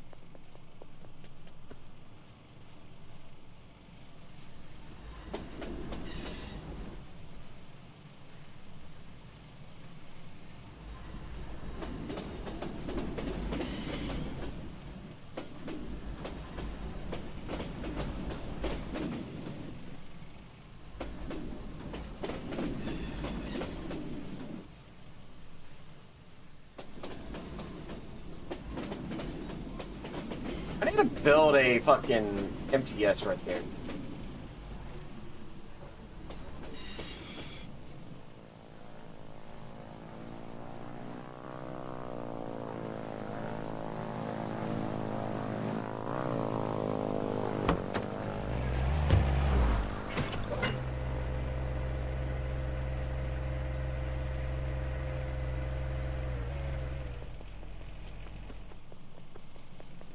You know what?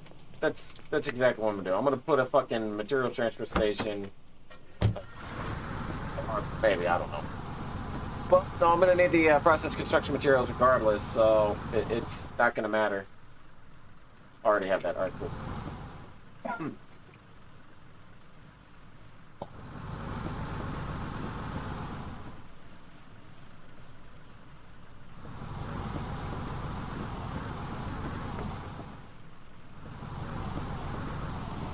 Alright, how many upgrades does this have? I know heavy munitions foundry, but I'm unsure on the amount of total upgrades that this has.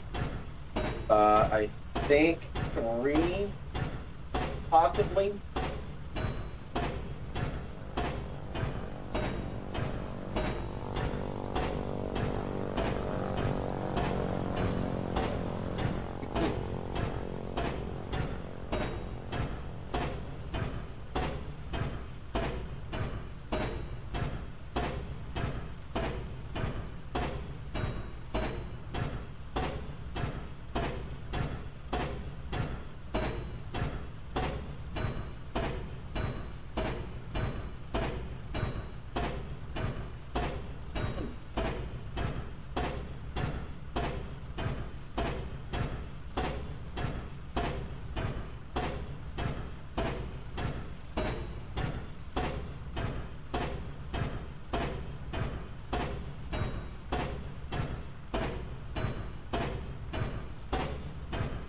If anybody's wanting to tag along on the next charity stream, I need an answer by the second week in February, basically the 14th.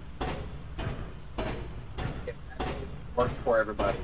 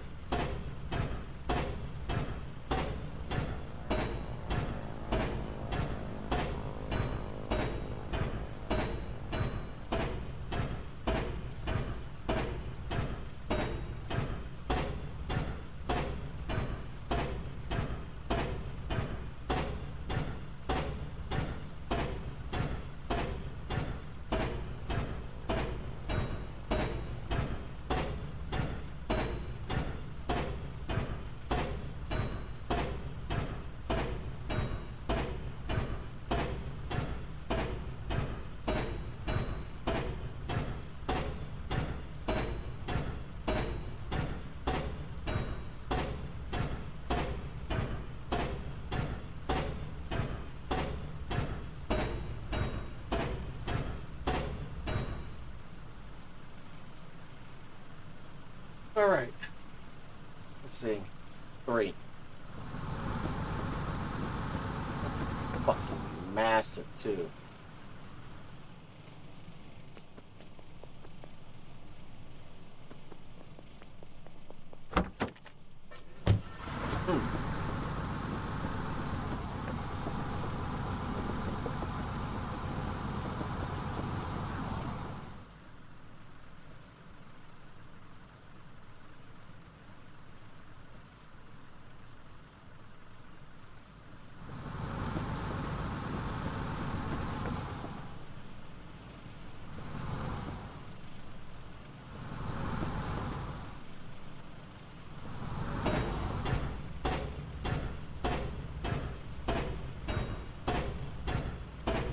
Holy shit, dude.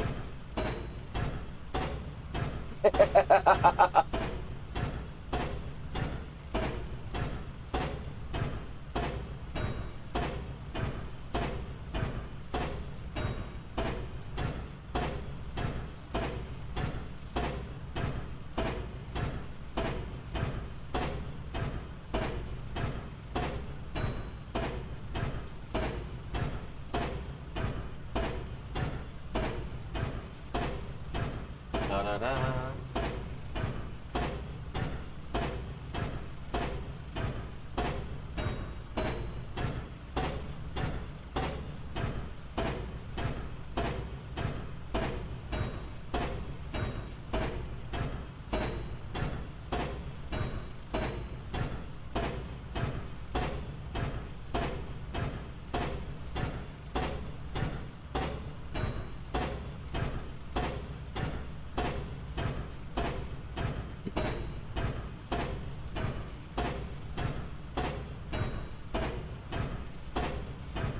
Holy shit.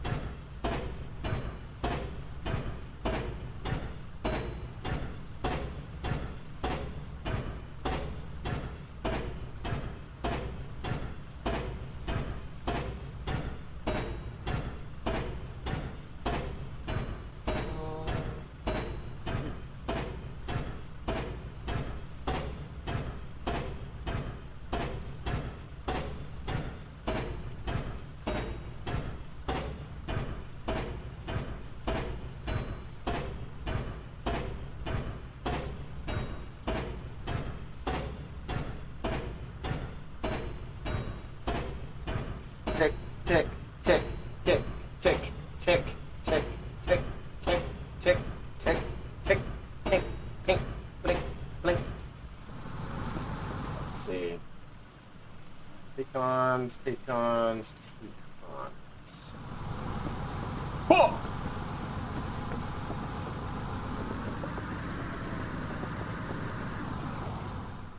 I think I can squeeze that. Yeah, I'm gonna need more found. Shit, god damn it, dude.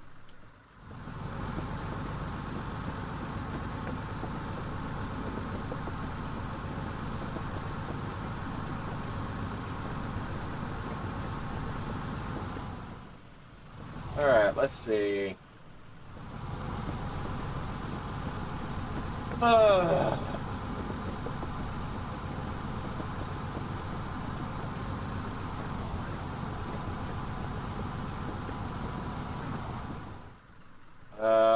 Too far. Up, up, up, up, up, up.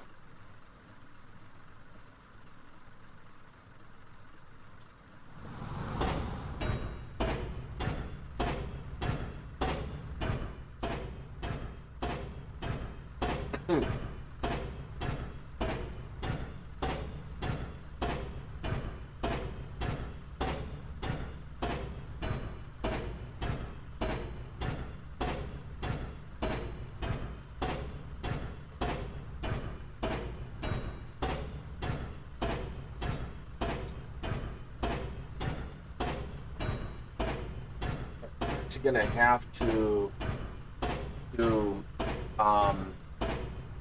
inventory transfer from one to the other, so it won't be a bitch.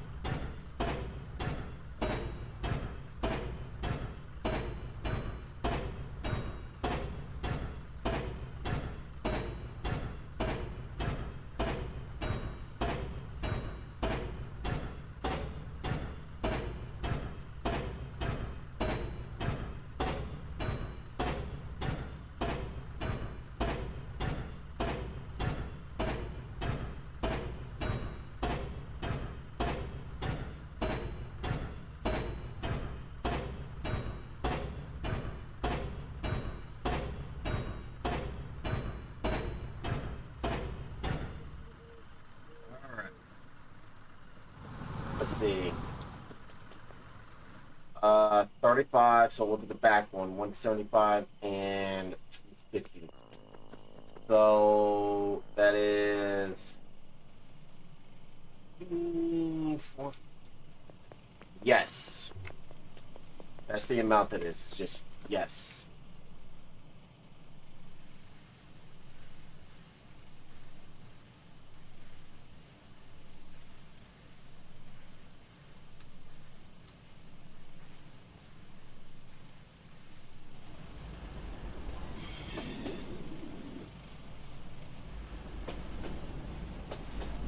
Bro, where's the interact with this goddamn thing?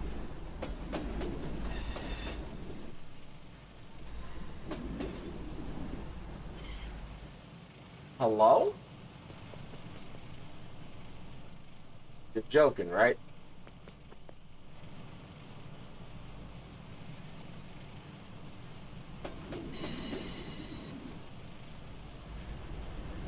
Oh my god.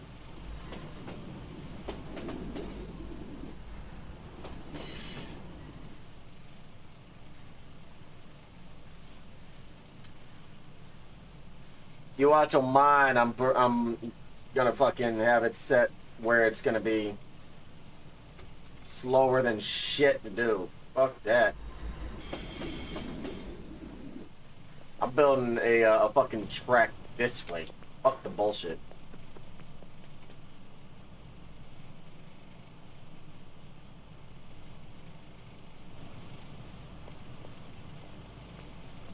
And I've been able to interact with shit like this before. Why is it now it's just being a pain in the dick?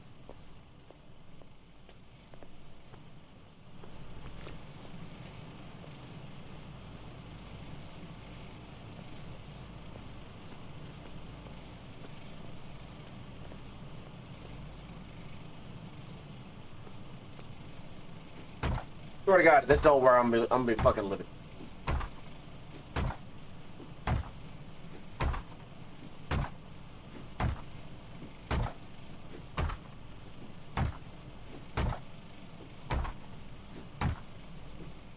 One, 250 construction materials is kind of insane, and then two, having to put the process construction materials in there is also a bit egregious.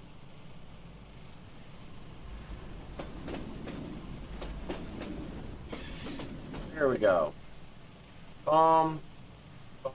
Can I interact with anything? Nope. So I got that back one ready. Fuck that, dude. I am not gonna sit there and use the hauler to go back and forth, back and forth, back and forth, back. Whenever I can just literally grab it a little bit at a time.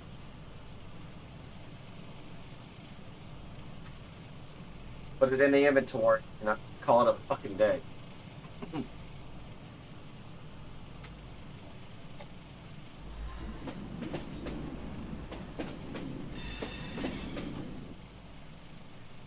Boom.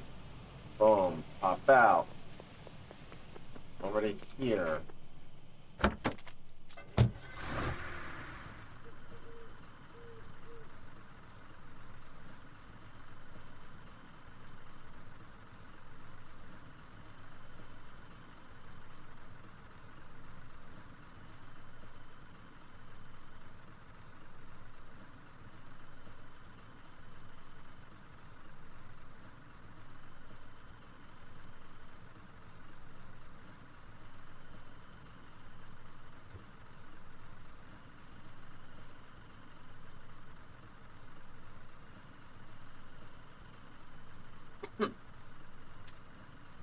Things I did for tutorials.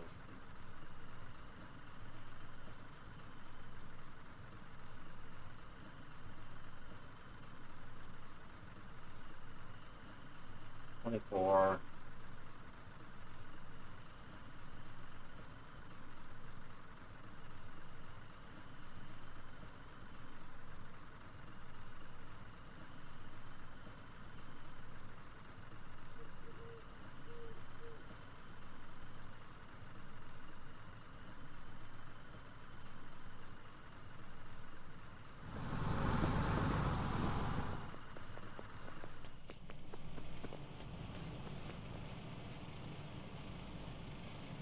This one's going to be 5. The other one's going to be 175. Honestly, I think I just need to loop this that way.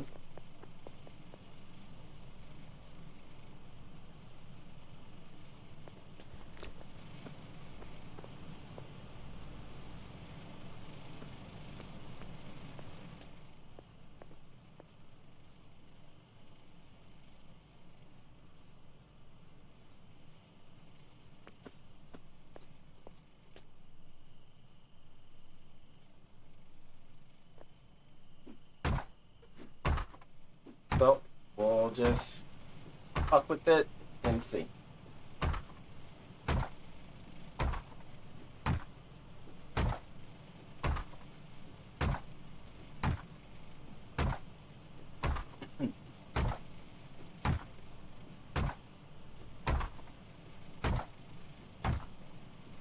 People are taking this LARP to a whole new level, man.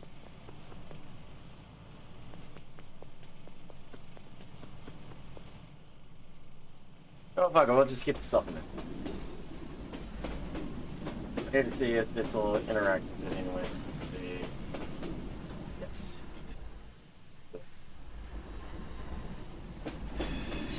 Box.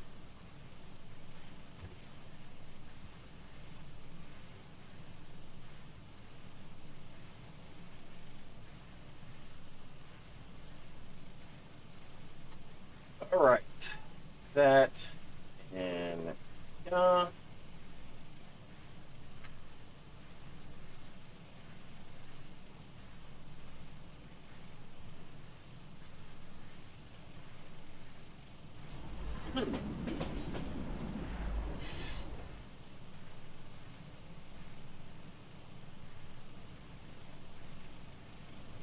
right. And away we go. Alright, next one that we are going to talk about will be your infantry kit factory, or IKEA. There are 3 variable upgrades with it. One being the special issues firearm assembly, one being the small arms workshop, and the other one being the heavy munitions foundry. Before we get to any of these, within the upgrade, let's talk about briefly what each one what each cost is. For specific for any specific uniform, such as your flak vest, your engineering uniform, your grenadier, your medic, officers, oil coat, your recon camo, i.e. partisan uniform, your snow uniforms, your tank uniforms, and your sea uniforms.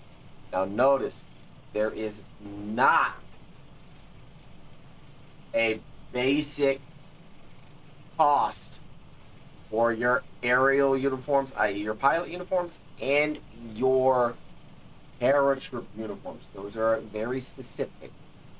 Every single one of these is a 2 hour and 15-minute complete time, and they all cost cements, construction materials. 220 for 10 crates of disassembled crates, where if you put it in the stockpile here, once this queue is done, it will go into the crated areas. So you have 220 for 10 flak vests, 110 for 10 engineering uniforms, 110 for 10 grenadier, same price for medics, same price for officers, same price for your oil coat, same price for your recon, same price for your snow uniform, same price for your tanker uniform, and same price for your sea uniforms. Now, this one, we're going to upgrade this to your special issues firearm assembly, or whichever one is, this one we are going to upgrade to heavy munitions foundry. The one behind us will be the special issue firearm, and the one to the right will be the small arms workshop. So, as always, 250. Switch these two then. As always, ensure you have the correct amount and what you were upgrading, and you just left click when you're not blocking the stuff. So let's get these three upgraded first, and then we will talk about recipes and what they do here in a little bit. Right here.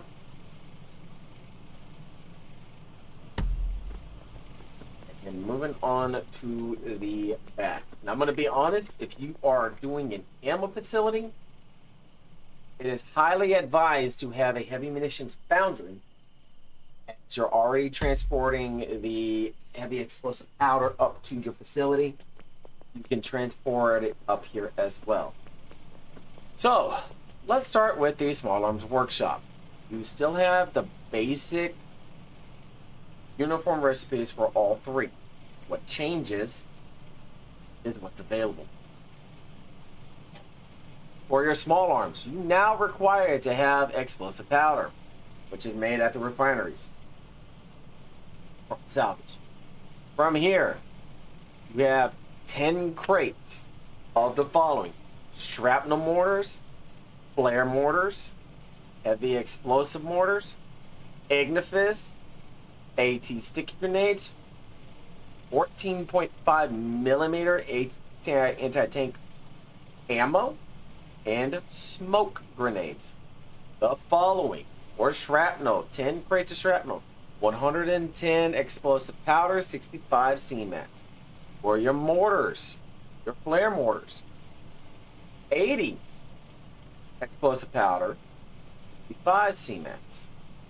For your high explosive mortar, 385 explosive powder, 65 CMATs.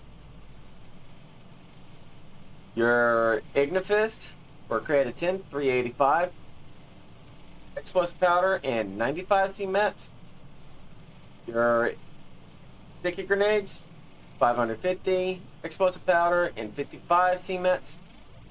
Your 14.5 millimeter anti-tank ammo is just CMATs. It is 110 for 10 crates. That's actually relatively cheap. And your smoke grenades is 135 for 10 crates a piece. All the crates in here are disassembled, which means you will have to take them to a store depot or a seaport, drop them in order for them to be assembled. If you want to drop them for storage, the crate transfer station will store it. It does not assemble the crates. Now, your heavy munitions foundry. This is where you can make your 40 mil, 68 millimeter, 30 millimeter, your AP RPGs, your ARC RPGs, your regular RPGs, and your tremolas. The following conversion rates are as follow: 175 CMAX, 1,320 explosive powder; 130 CMAX, 1,320 explosive powder; 30 mil is 45 CMAX, 220 explosive powder.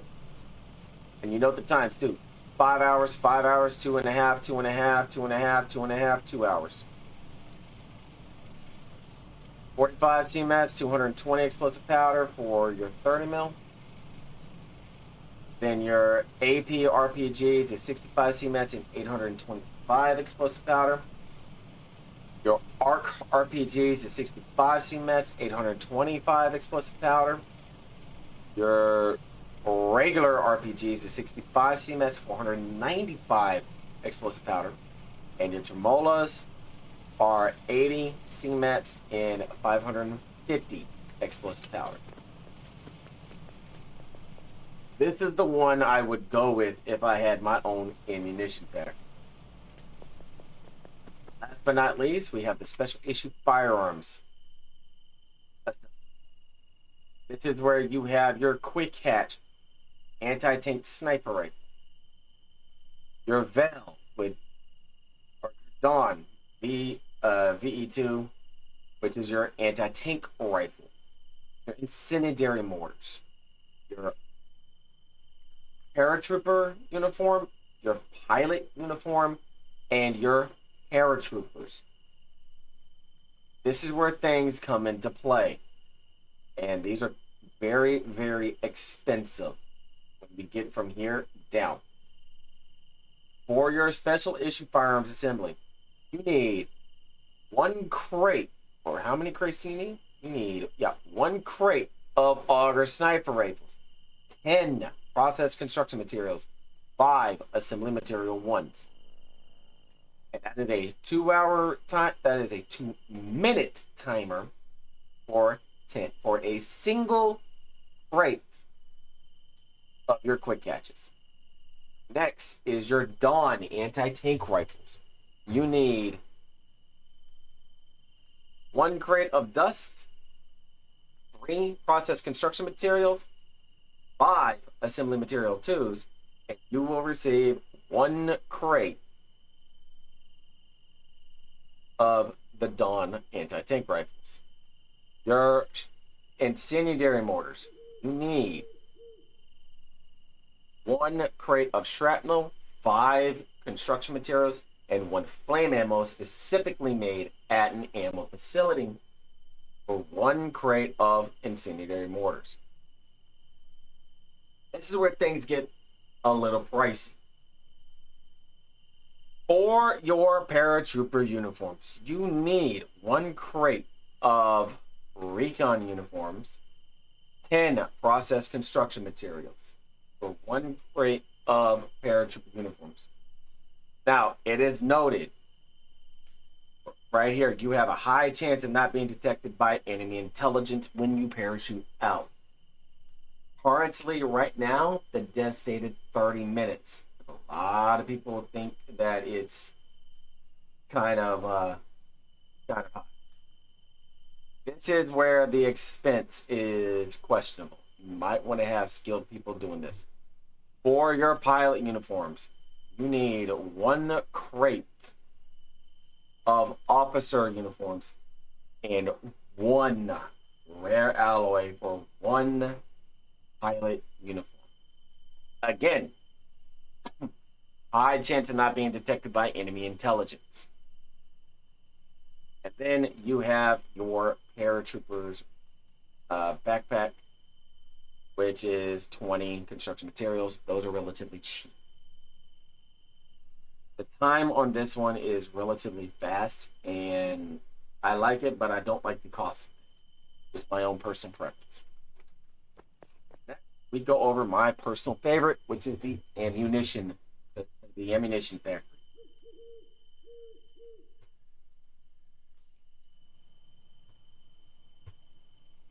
Mm. So much fucking talking, dude.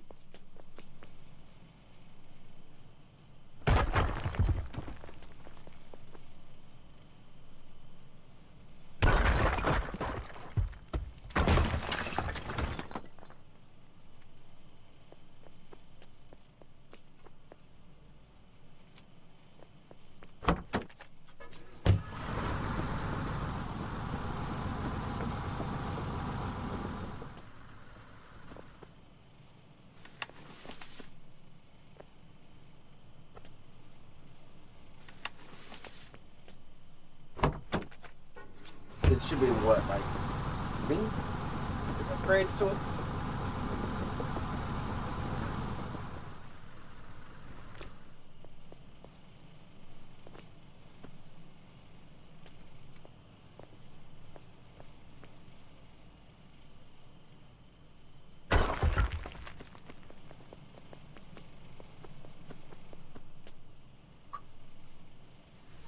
But I'd rather go ahead and get this recorded. What the fuck is going on? I'd rather get it recorded so that it's, you know, easy to upload.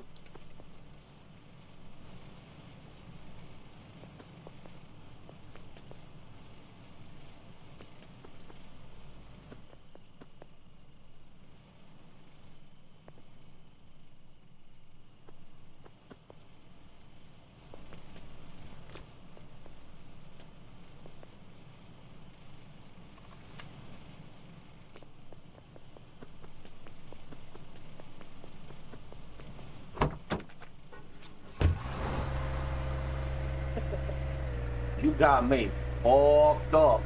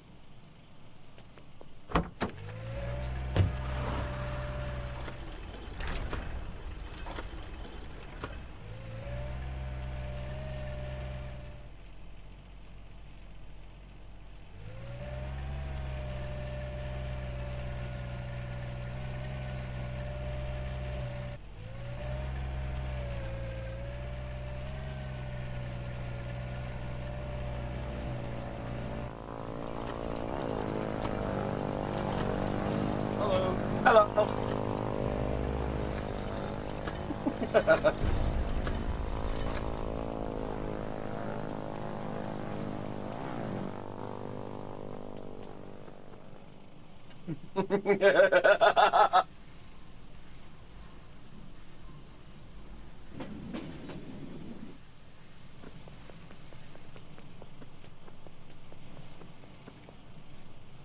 Let me go set my spawn at the fucking relic.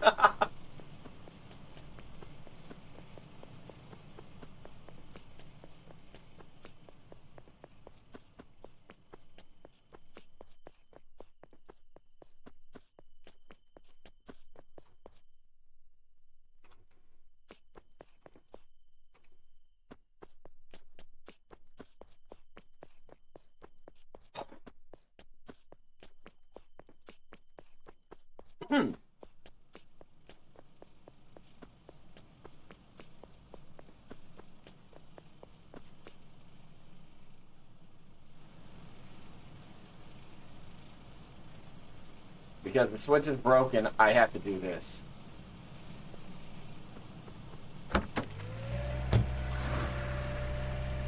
And I'm not worried about ripping shit, dude. It's like we have magic boxes.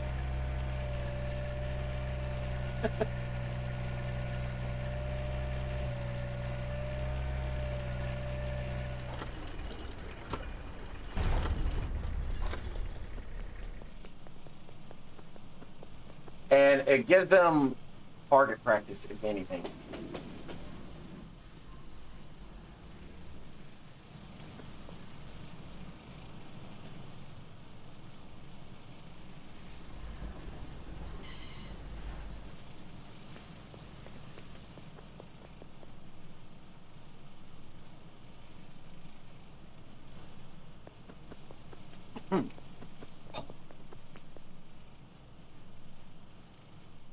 Once I lift this up, I can actually demo this.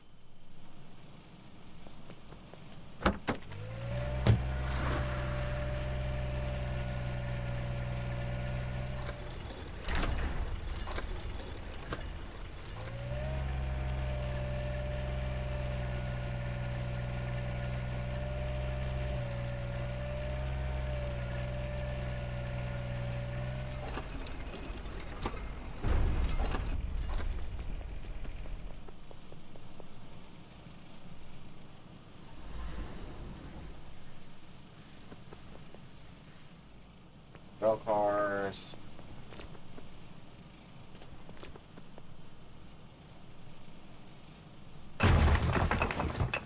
Fuck you.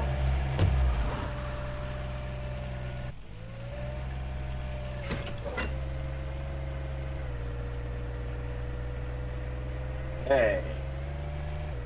Let's get this going real quick. Pull this up, flip the switch over.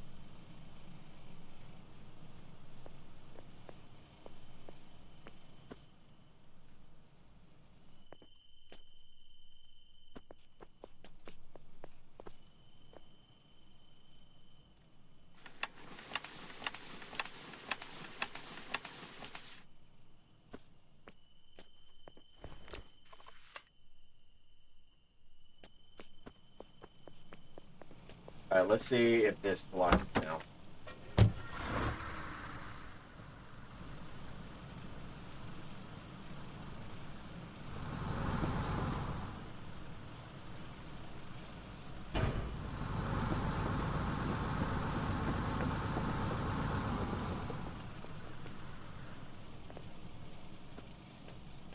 This shouldn't block it.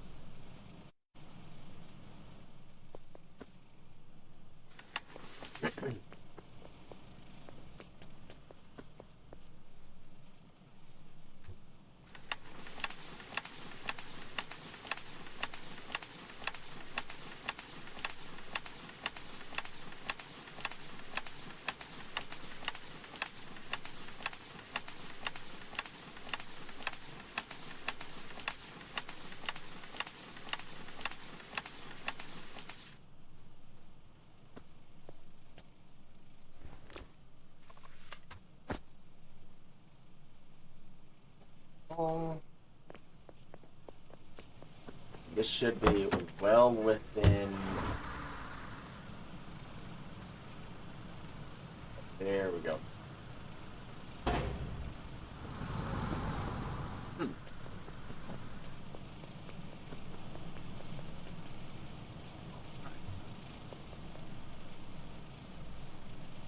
Now we come to the part, my personal favorite, the ammunition facilities. So here we have 3 blueprints, and we're going to quickly, just like before, finish them out by hopping on and left-clicking on the buildings themselves. And I think that just got submitted to the ammo pack itself, which is fine because I'm going to need 175 regardless to upgrade it to the large shell facility anyways, which I will talk more about here in a second. Let's go ahead and get at least 35. I already have that one in there, so 35 plus the additional 25. We'll just go an even 100. Screw it. Why not, you know?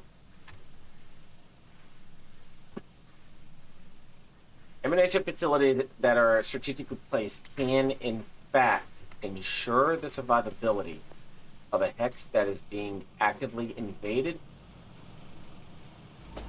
as well as actively defend and repel people who are trying to capture a strategic area. Every time that I've done an ammo facility, I've come across multiple successful strategic placements, so I can effectively be that asset that people want and people need when it comes to ensuring the survivability of a hex. And we will probably have to redo that here in a second. So I will resume once I'm reconnected.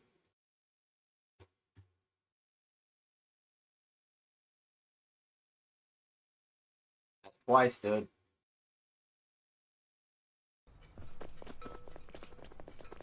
Oh, I'm getting sick and tired of this shit. Come here. I have an emergency. Come here. Ah, shit. Hell no. Hell no.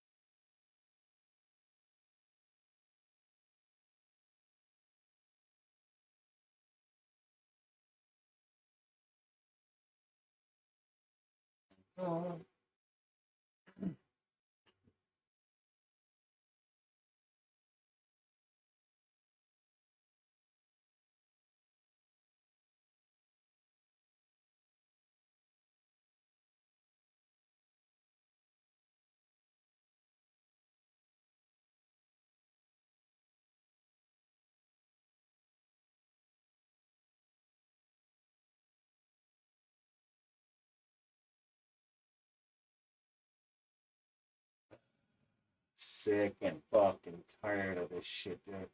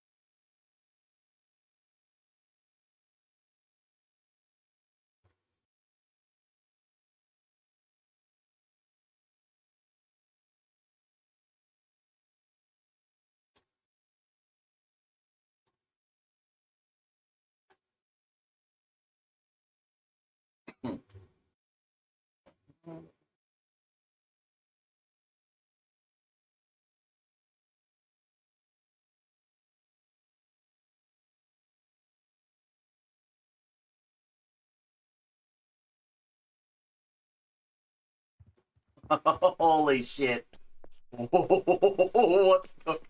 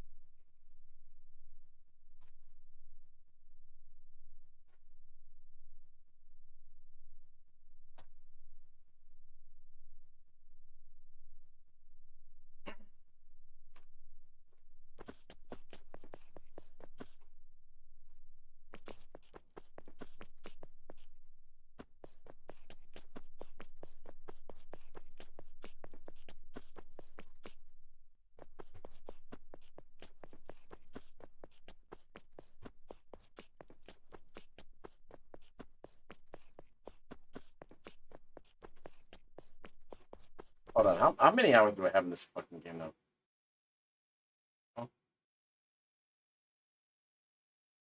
By the way, guys, don't just randomly invite me to a fucking game.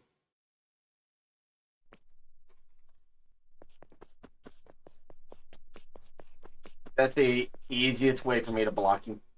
I'm gonna fair warn everybody now. If I'm currently in one game, and you invite me to a game like, oh, I don't know, fucking Helldivers, where, yeah, it's okay, but I honestly don't have any intentions on playing it, we are going to have a serious issue.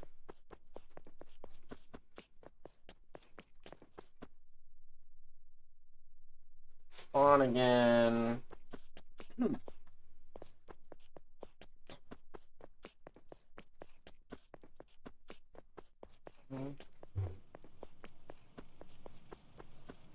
Holy shit, it didn't get rid of it. Let's fucking go.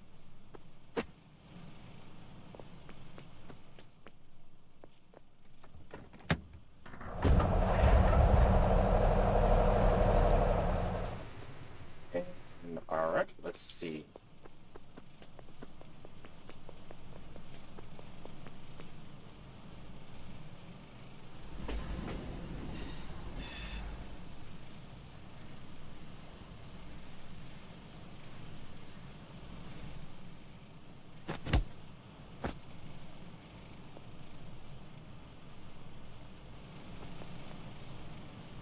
get that one.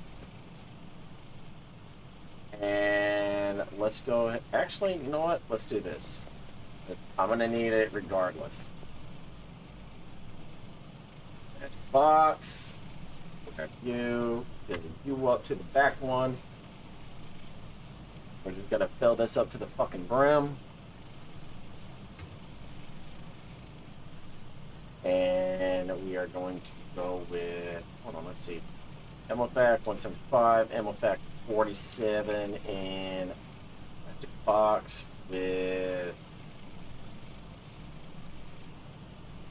100.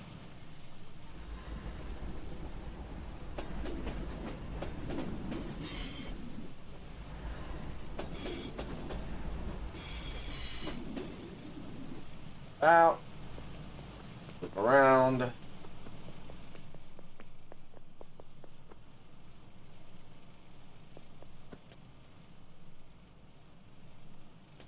That works. Click, click.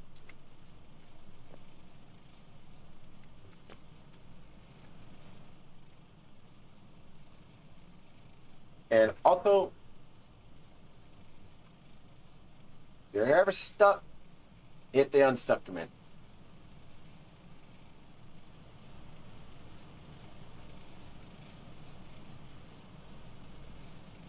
So while that's running, I'm gonna be right back.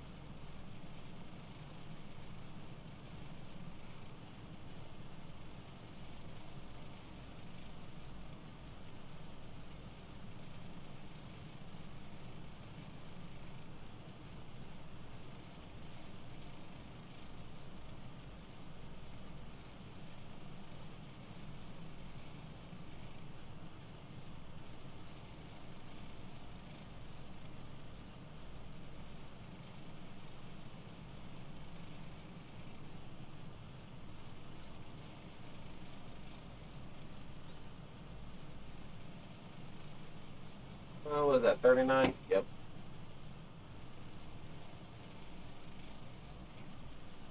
Ah.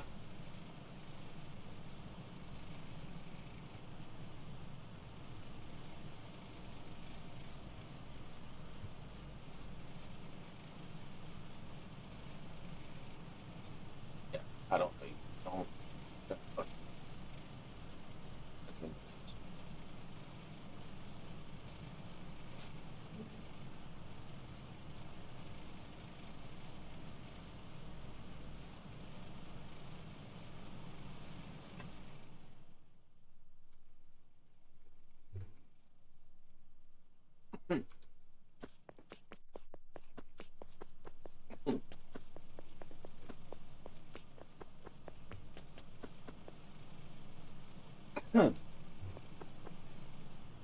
Okay, now that we are back, I've gone in, built all 3 ammo facilities.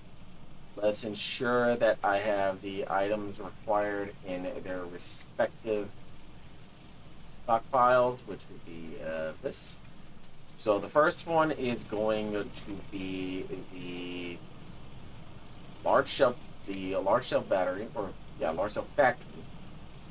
The second one is going to be the rocket battery, and the third one is going to be the tripod facility. Rocket workshop, and then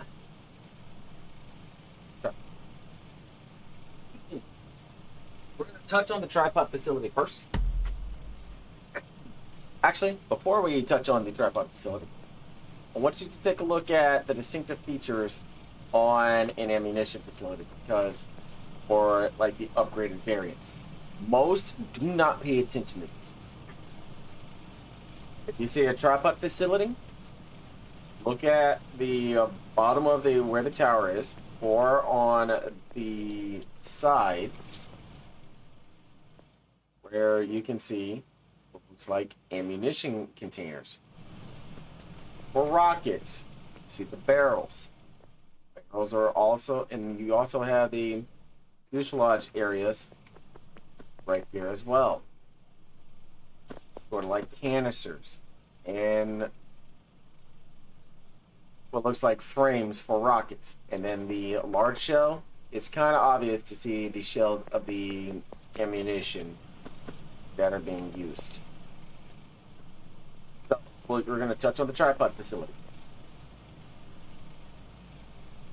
You have all the basic stuff of the ammunition facility. This all takes either explosive powder, heavy explosive powder, which is making sulfur, or an additional ammunition type.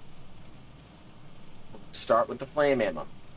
Yep, 1 per, and you note the time. The times are not that bad, except for thermal shielding, which is close to a half hour. This is just baseline. For your basics of it, flame ammo is 4 HE powder, 1 CMAT, 250, which is used to crack extremely hard bases. It is 24 HE powder and 5 CMATs. Your personnel mine, i.e. your crow's feet, which people love to troll town halls and relic bases with. 2 explosive powder, 2 CMATs. Your 18 mine, same conversion rate, but instead of explosive powder, it's heavy explosive powder. It's a 2 and 2 to a 1 mine. Your C mines are 8 heavy explosive powder and 1 CMAT. Your thermal shielding is 2 CMATs and 5 assembly material 4s for 1 thermal shielding, which plays a bigger factor into certain things, such as submarines, ships, structure parts, etc. Next, you have your Fury shell. This is also used to breach by a spigot mortar. This is the Colonial's push gun. The 250 on this. The 250 is used by a ballista to crack stuff. This is also used by chieftains as well. But the Fury shell requires 15 CMATs, 24 heavy explosive powder, and 1 250 shell. Next, we have your hull breaker mine. Your sea mines, the ones that damage ships. 8 CMATs. And last but not least, on all just the base of all 3 variants of the ammo facility, is your 20mm shrapnel. It only costs 4 CMATs. Now, your tripod facility, the tripod factory, I should say, it's very useful for when you need immediate setup or specific weapons that are being made. I would recommend people making one of these, just a basic ammo facility, and upgrading it to a tripod facility if they cannot afford to upgrade to a rocket battery or a large shell facility. Tripods, which are used to, help mounted weapons function, 2 CMATs. Then you have your 30mm ISG, 3 CMATs. Then you have your Typhon 20mm, but still labeled 20mm, but it's a 14.5mm anti-tank rifle, 3 CMATs. Your Lamentum 12.7mm machine gun, 3 CMATs. Your Fisher grenade launcher, cost 3 CMATs. Your Lark flag, if you will, it cost 1 CMAT, 1 assembly material, 1. The times are not that bad, to be honest, and the recipes are very worthwhile. Now, your rocket battery. You have 3C rockets, which deal high explosive damage. They do not cause fire. They are specifically designed to crack open stuff. 4 HE powder, 2 CMATs. Your 4C fire rockets, which cause fire. 4 HE powder, 2 CMATs. Your unstable substances, which are extremely useful in the means of creating 300 mil, as well as the V1 rocket, i.e. the nuke. It requires, and I am not making this up, 8 HE powder, 3 flame ammo, and 30 minutes apiece. And remember, the flame ammo, it requires 3 of them. So you're looking at a total of 75 seconds, which is in a minute and 15 seconds per. And then you have your shatter missile. It requires 28 HE powder and 15 CMAX. This facility and this facility go hand in hand. You will understand why. Now we are on the large shell facility. Your 75mm shell, which is used for battle tanks and the Ares super heavy tank, as well as a push 75mm. Don't remember what it's called right now, but we will get to that when we get to all the weapons. 8 HE powder and 2 CMET. Your 94.5 armor piercing shell. 8 HE powder, 2 CMET. Your 300mm shell for storm cannons and rail storm cannons alike. This is why I said the rocket facility and the shell facility go hand in hand. It costs who? Unstable substances in 10 assembly material 4s for 1 shell. Your 120 is 2 and 2 HE powder, 2 CMETs. Your 150 is a cost of 12 HE powder and 3 CMETs. Your depth charge is, which is used primarily on boats, is 8 HE powder and 2 CMETs. Your Moray torpedoes are 16 HE powder and 2 process construction material. Your Mark II raid breaker, which is used for bombers, 16 HE powder, 1 process construction material. And your anti-aircraft shell, 3 HE powder, 2 CMETs. Your Shrike rounds, which are launched from the dive bomber, it is 12 HE powder and 1 process construction material. Those are all the variables. That is everything that you can produce inside of each ammo facility. I will have the shells and stuff made for each whenever I cover all vehicles, and I'm going to fire it at the border. For the RSC, I'm gonna fire it to the south. Don't hit anybody. Maybe I'm hit Judas. Who knows? Maybe. We'll find that out. Up next for the facilities, we're gonna skip over the 2 pads. We're gonna cover the field modification center. Be back in a jiff. So much fucking talking.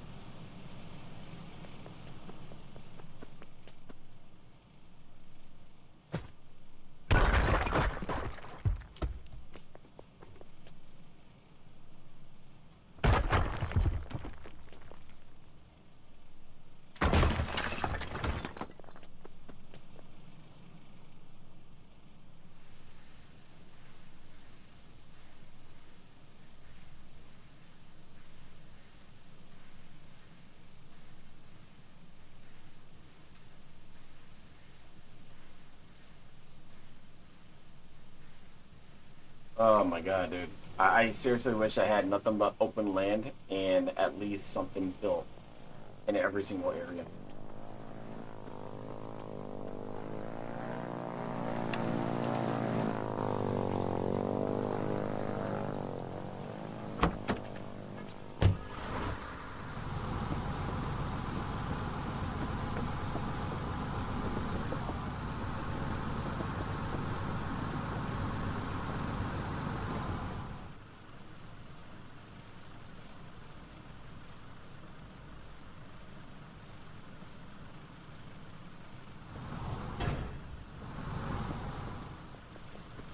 I'm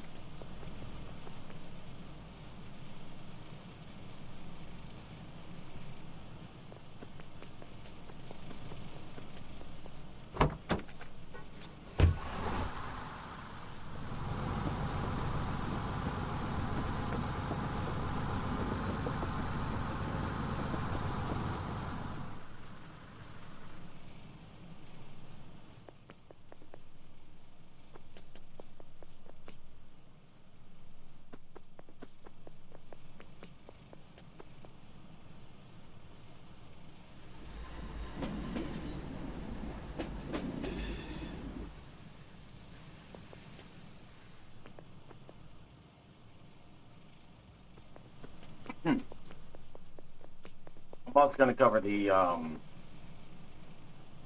upgrades here too. And I'm going to cover this. I'm personally going to build this.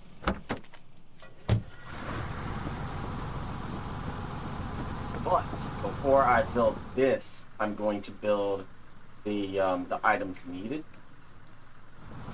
So, and I'm gonna go from there.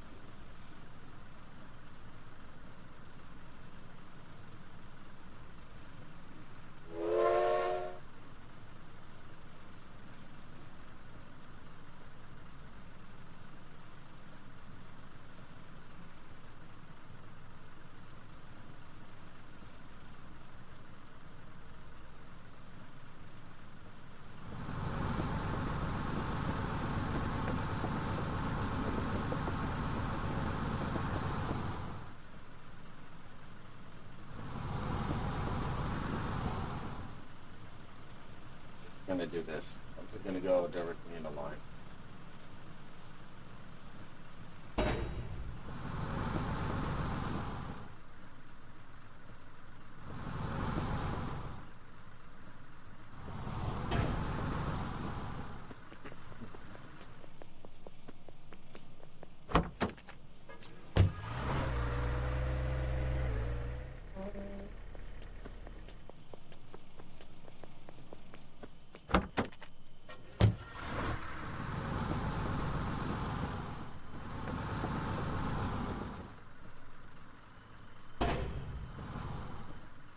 And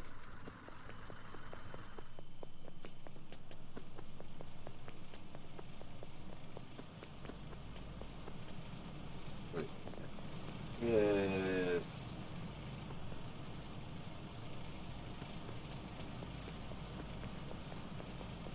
The good thing is there should be enough room I can build the other ones as well.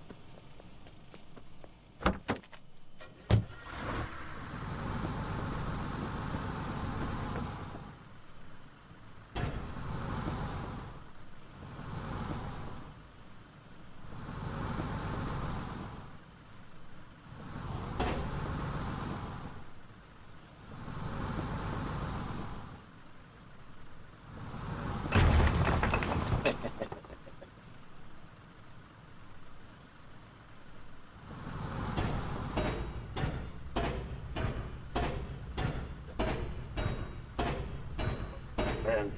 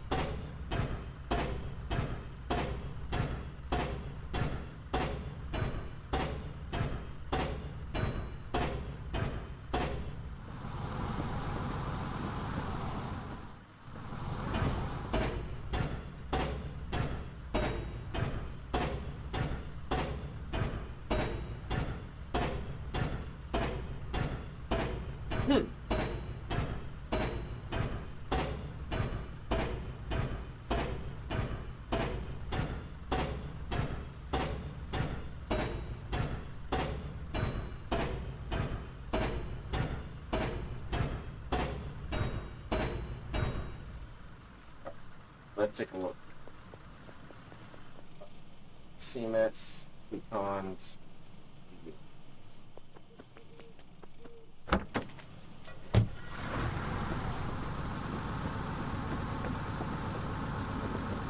And this one is cement, pecans, steel.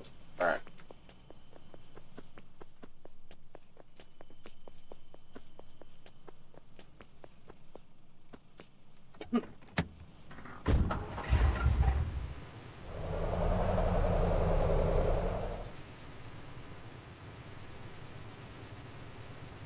Come on.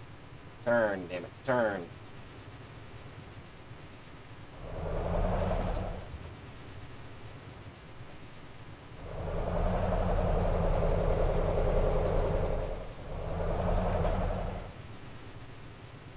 That's oh wait, no, that's that. Alright.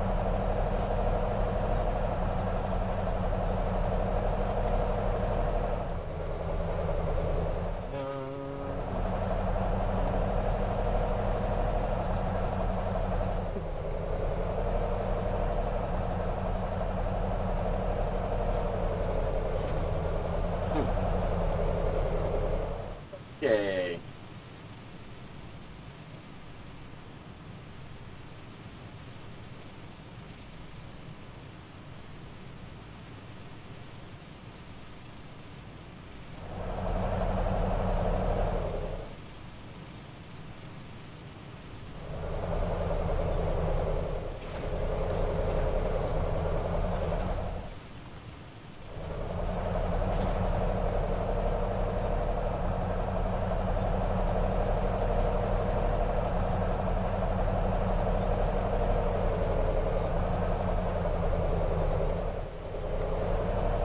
Alright. Ore refinery.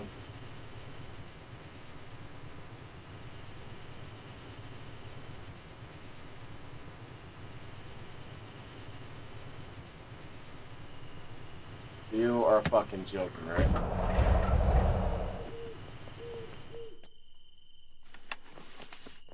I had to do it like this.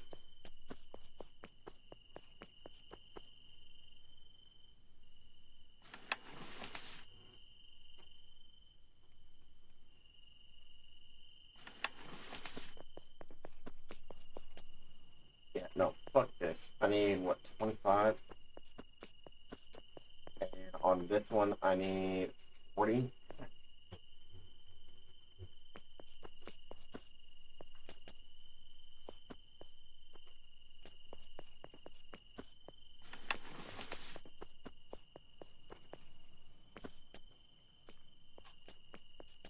Yeah, let me go ahead and back this up. I'm not gonna sit here and run one by one. Plus, trying to maneuver with that on the back is a bitch.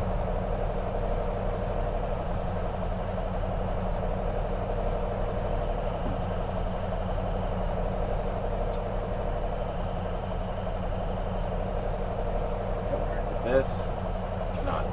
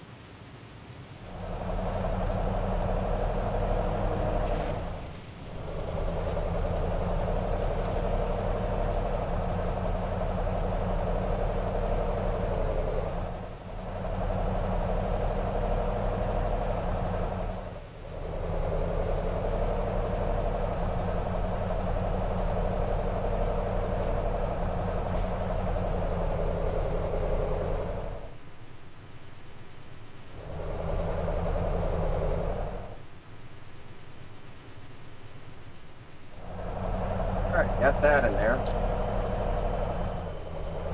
Now let's go with this.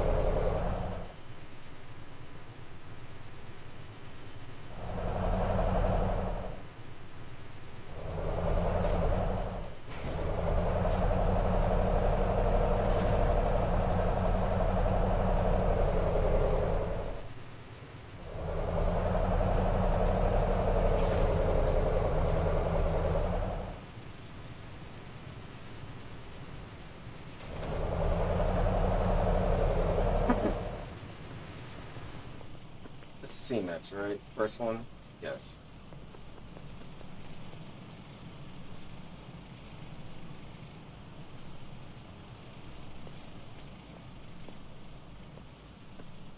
Go ahead and get this in here.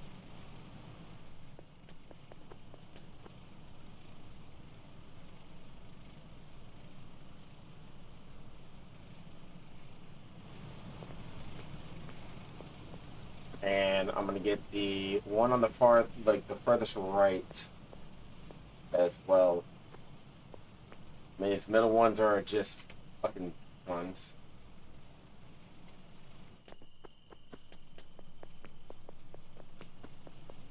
But I still have how much steel do I need? 40. I need 18 more, so these fucking trips, dude. I know I can do the small gauge all all the way over, but I just rather not. Actually, hold on.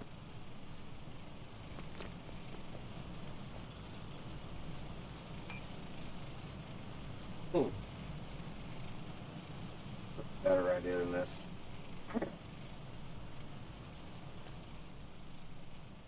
Move up, back it up, move them.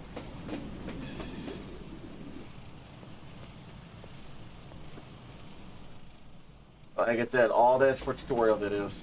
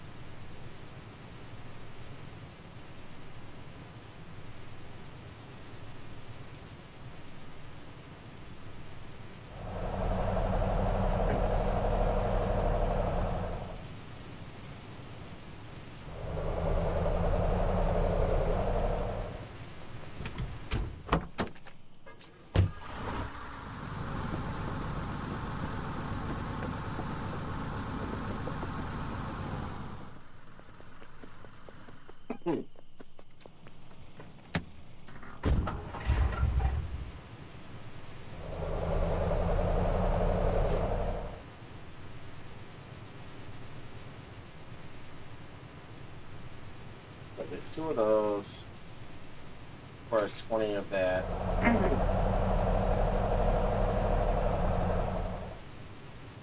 Box, boom, boom.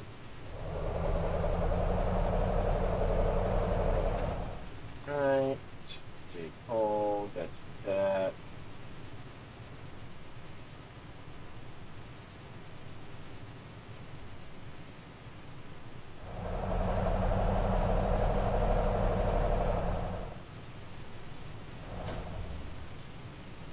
That's box.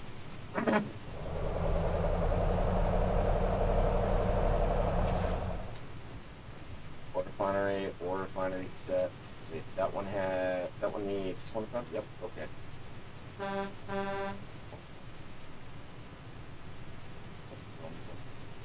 Boom. Boom.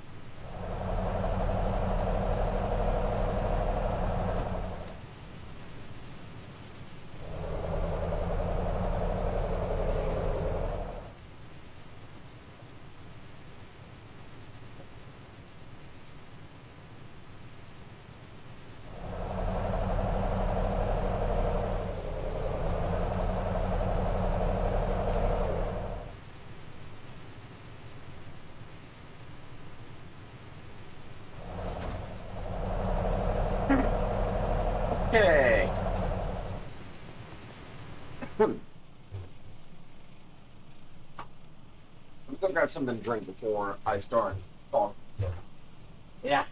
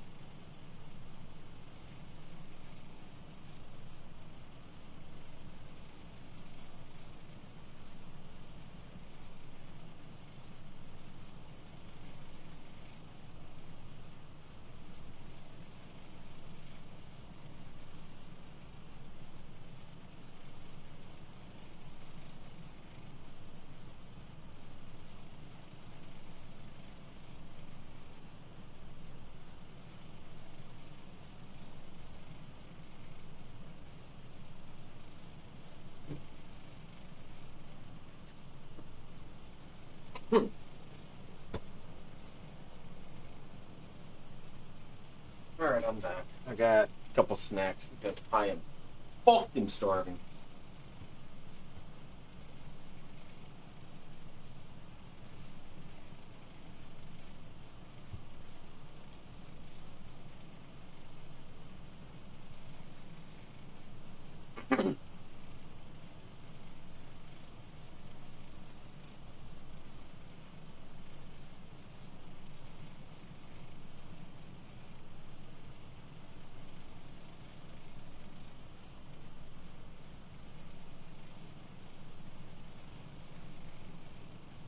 Uh,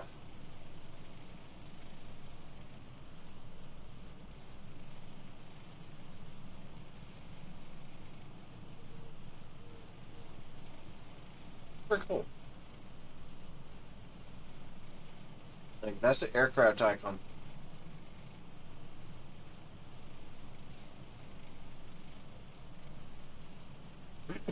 Well, grounded aircraft, that is.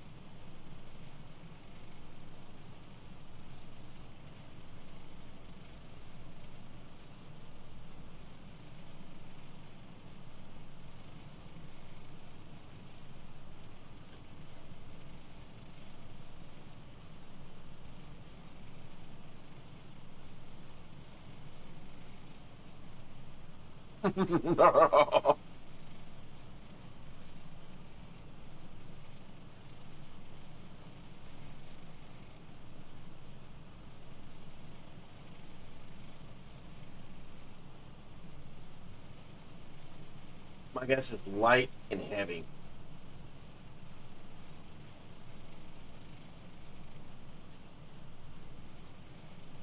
Hmm.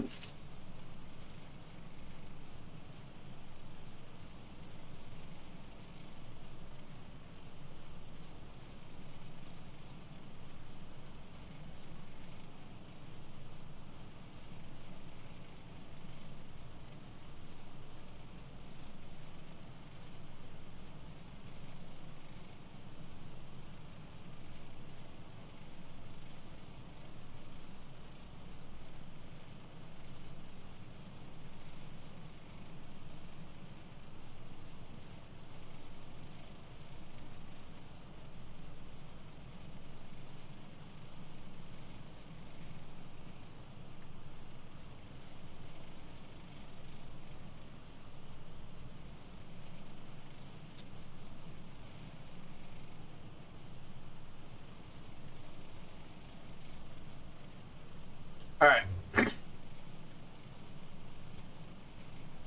Whew. Okay. I know I said next would be just the field modification center. I went on and built the coal refineries and the oil refineries to speed things up a little, because the small assembly stations are going to be a bit of an adventure. So with the field modification center, it may look like there is a roof here, but it's indeed open top.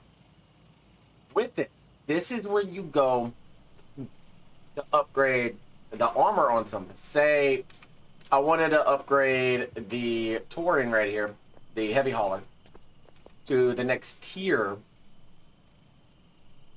of like armor or something. Well, first and foremost, you need power.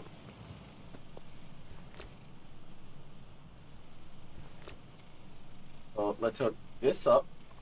There's power. There's enough power. And it requires 150 construction materials. It's not a bad cost for it to essentially become higher in the tier on things. And I'll show you what I mean with the tiers and everything. So, come in here, drop the stuff off. All you do, first and foremost, you got to make sure your armor in the vehicle is, or the armor at least, is repaired.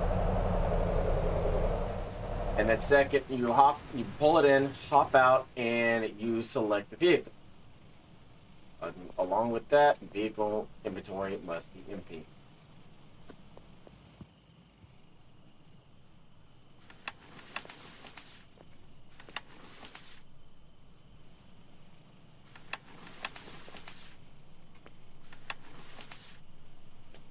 We are good to go. So when you select it, it now has camo. This is now a vetted or tier 2 vehicle. To do it again, it requires 450 construction materials. So let's go ahead and get the required amount. It's 300, 400, 500.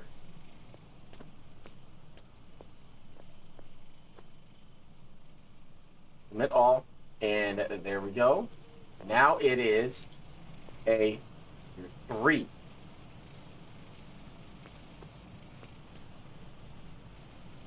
Now I do not believe it'll go any higher than tier 3. Grab another 150, or another 50 I should say.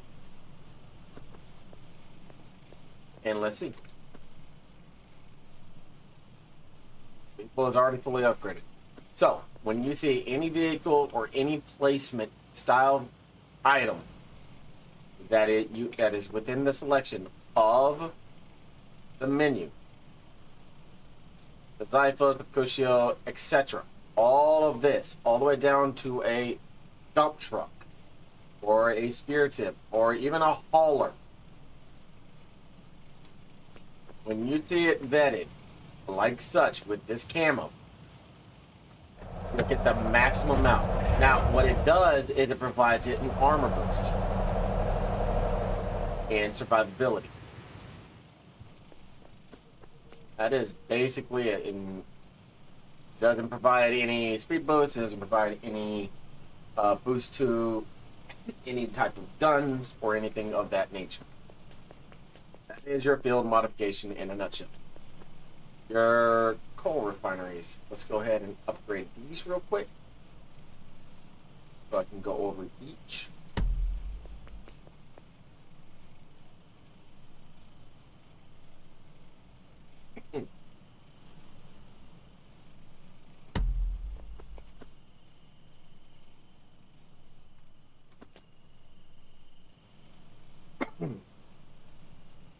And you'll notice each one requires its own. So your coke furnace requires 200 cement. Your liquefier requires 20 processed construction materials, And advanced coal liquefier requires 40 steel construction materials. Coke furnace basically takes the coal, produces the coke, and has sulfur as a byproduct. It's a low quantity compared to the sulfur mine and sulfur field, but so long as you have power and coal in them, you are constantly making sulfur. Maximum amount in the stockpile of it is 32,000.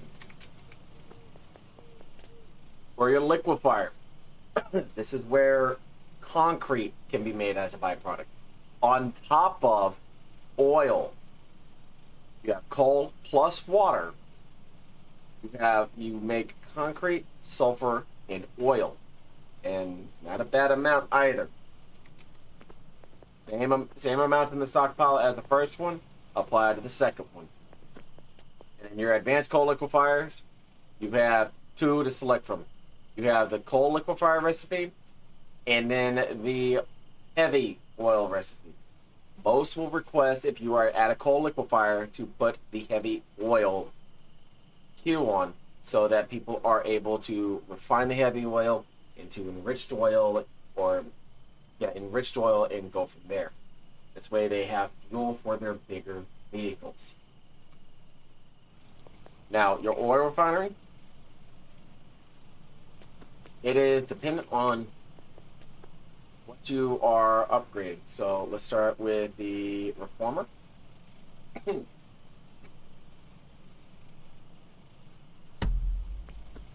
Moving on to the cracking unit.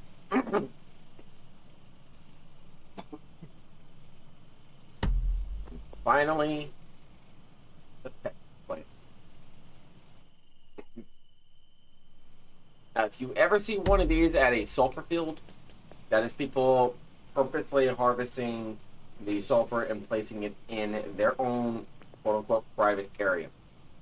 Now, your reformer, your very first one, this is where you are able to get petrol at a much faster rate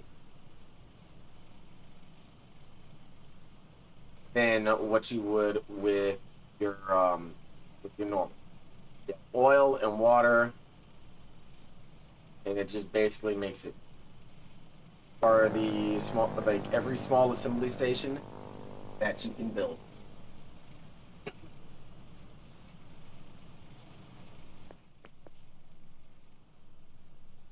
Demo.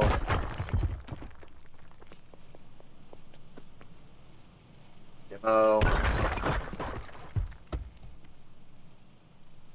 Demo. Demo.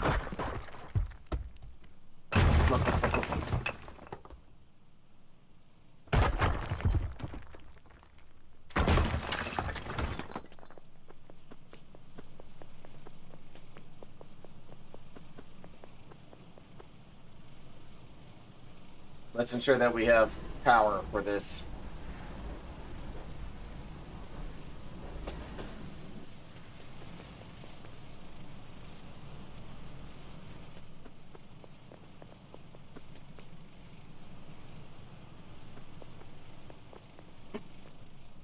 Actually, it might not be a bad idea.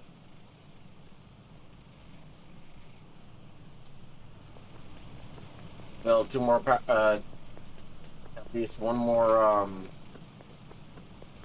power plant right there, and just let it go. But I know this is almost empty. Yeah, you know what? I think it'll be fun.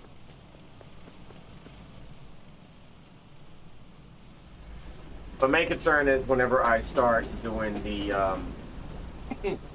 items for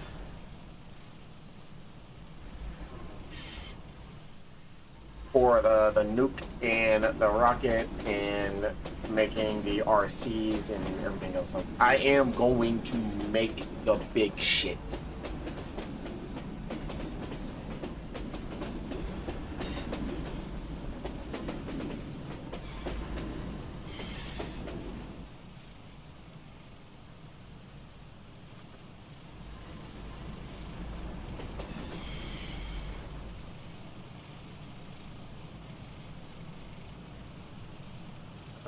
Alright.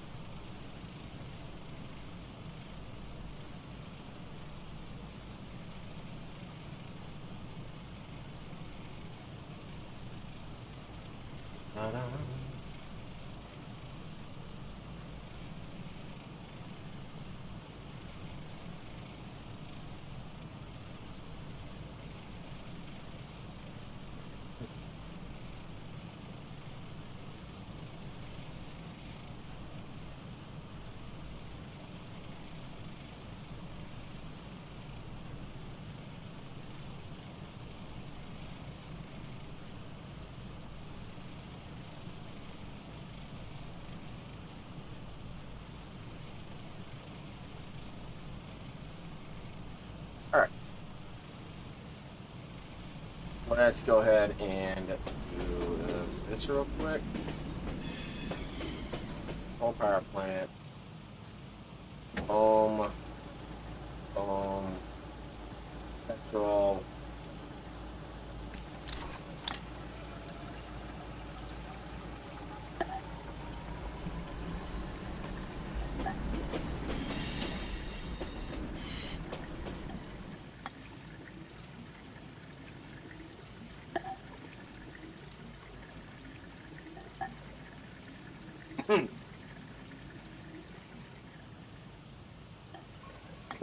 Now I'm going to tell you straightforward. I'm going to have at least one of these on standby, and I'm going to fill up whatever's needed for refueling the motherfucker. Very, very, very, very, very simple.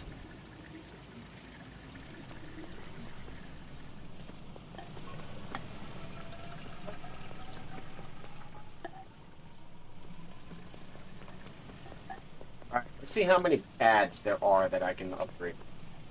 1, 2, 3, 4, 5, 6, 7. 7 times 75. Holy shit. 525.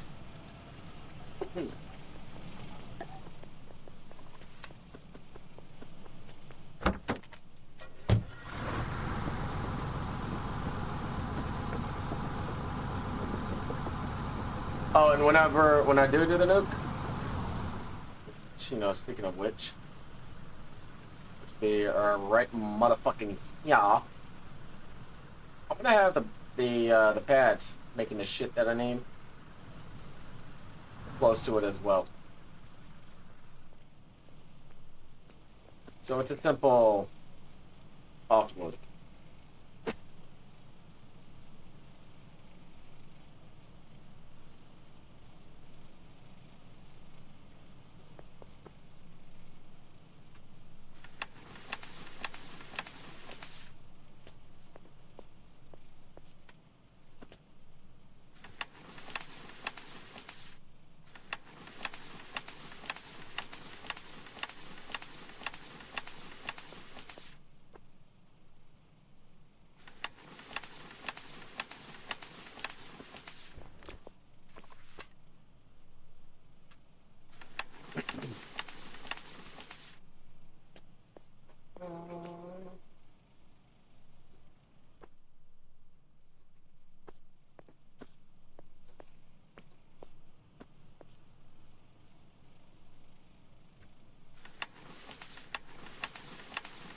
Drop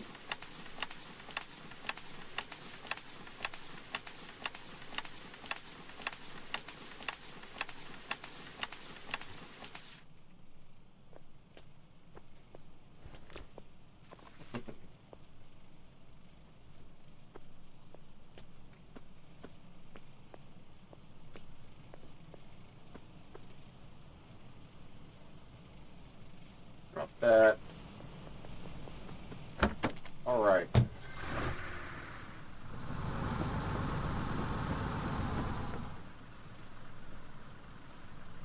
do it like this.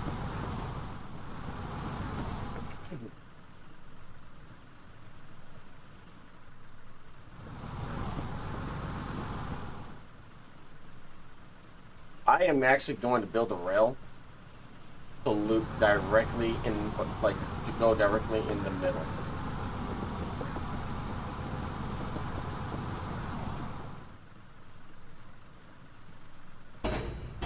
Because it would, like, there's I have to make 6 or more of these.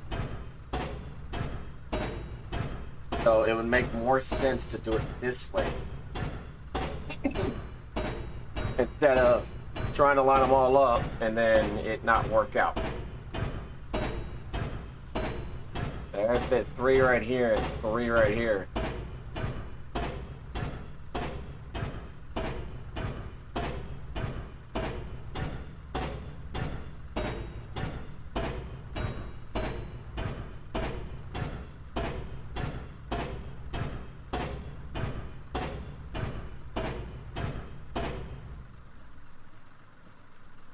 Alright, let's see.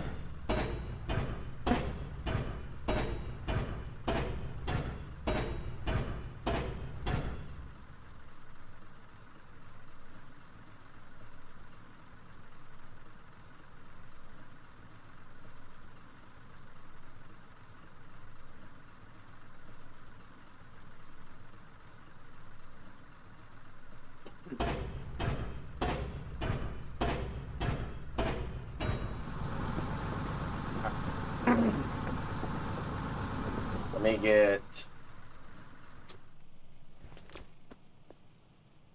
this real quick.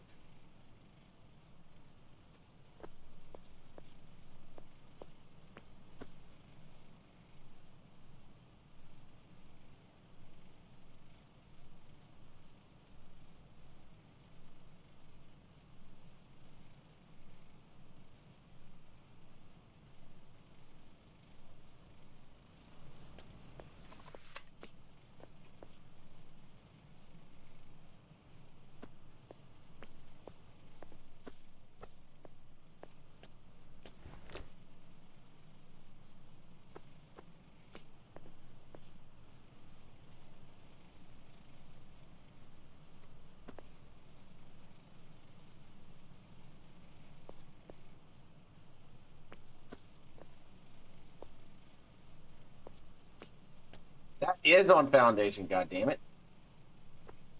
Fuck.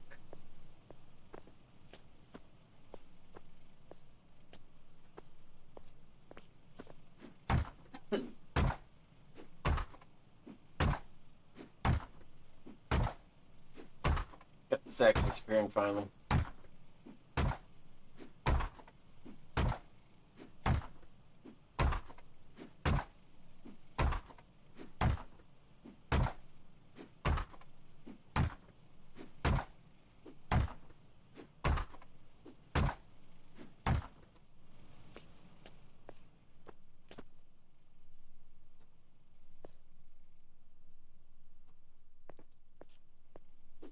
I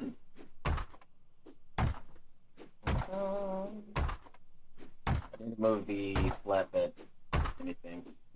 And one thing I'm gonna do, place the pads down first, and then try to finish the loop. Even if I have to go long to go around, I will.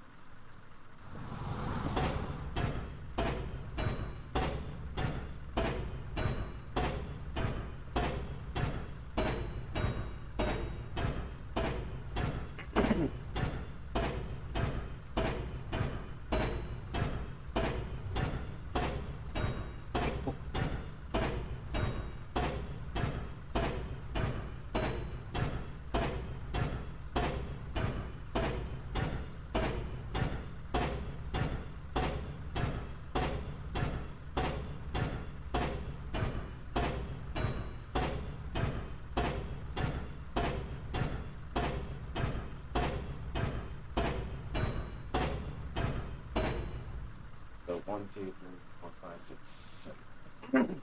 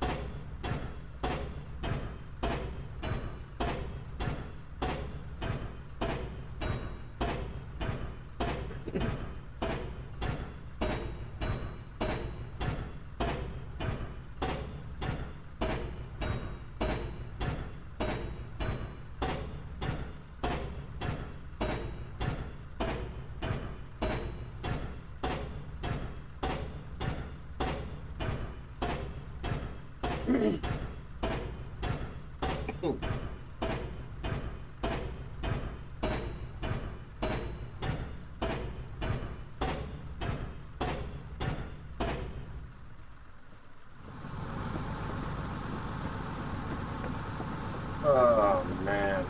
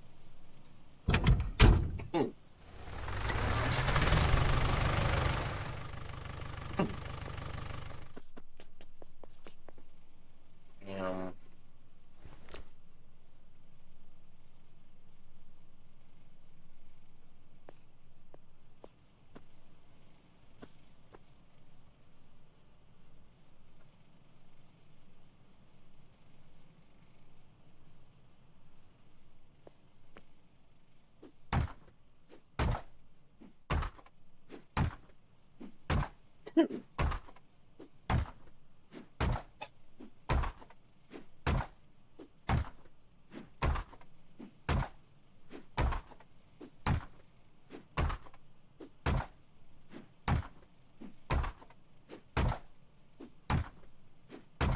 I'm gonna have to have it loop as well, so it's not any issue. What I'm talking about is up here and cutting down.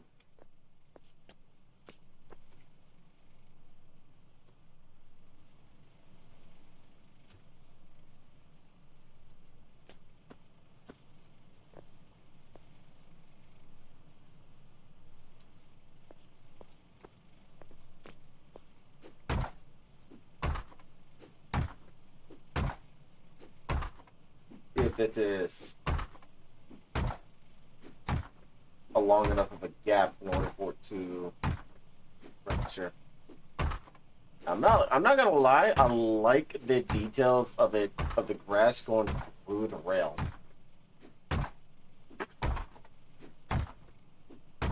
We'll say this though, people's GPUs.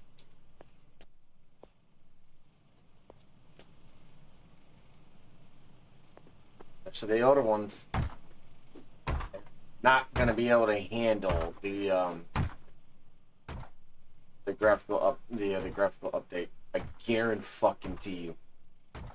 Guarantee you they're not gonna handle it. Man, why is my shit so fucking lagging?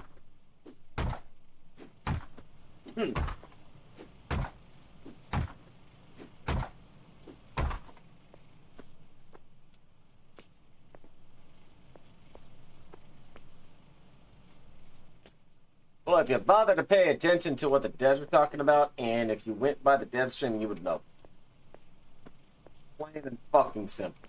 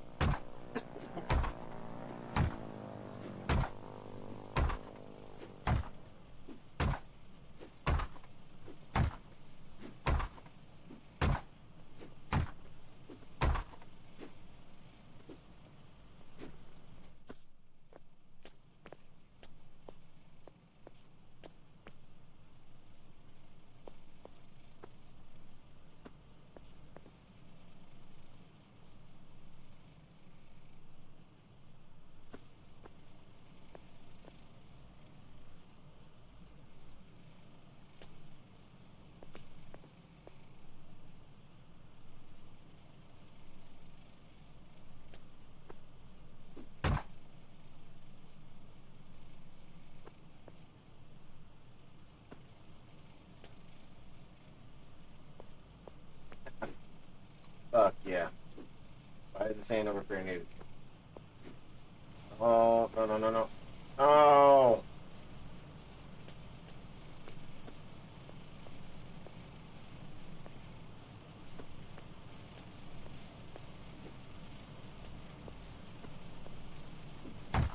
Let me hammer this up. Cause there ain't no way in hell I'm fucking Moving small quantities of shit over. Fuck that.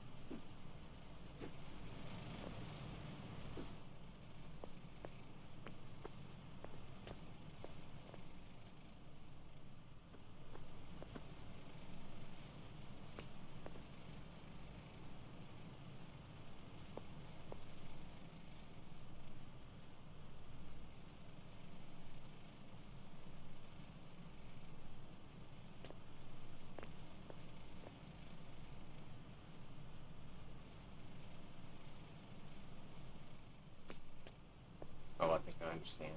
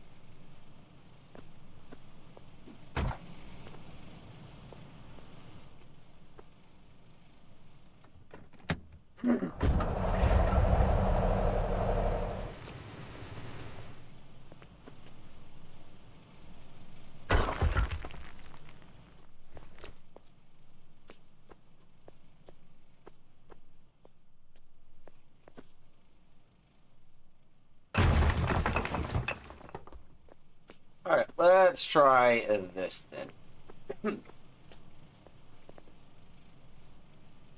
Let's go here. Wrong fucking type.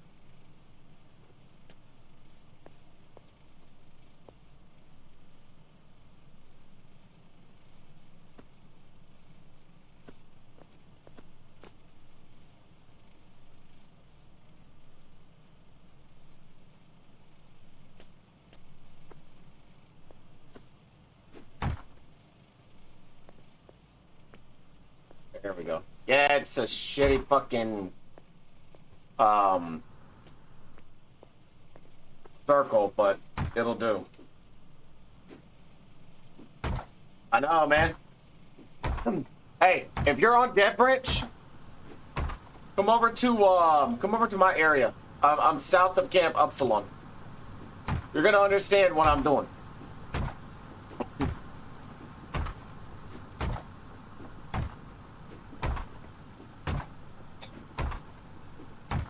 You know what? So here's how you get it. You open scene, you right click, go to properties, and yeah, I don't have the camera or any overlay on or anything. You go to betas. You hit this drop down. You click Devbranch. It'll automatically say update. Click that if it doesn't automatically install. When you finish installing it, I haven't had to verify the game files or anything like that, so you should have no problem with it as well. Main screen, top right, ensure it says Devbranch. Select your faction. Right now, nobody gives a fuck on who's playing what. And come on over. There's a lot of shit. Yeah, like old intel, but we Wardens had cannon smoke. Nobody was putting up a fight. Like, you see all the bullshit that's been made. You got down planes here, there. fucking all over the place, dude. The only exception, the Drowned Veil is down. That server is 100% down. But no one's caring.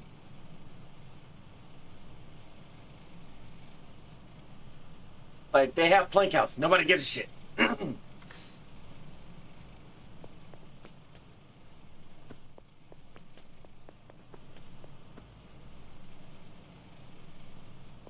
Yeah, man. You're about to find out what I'm doing here in a second.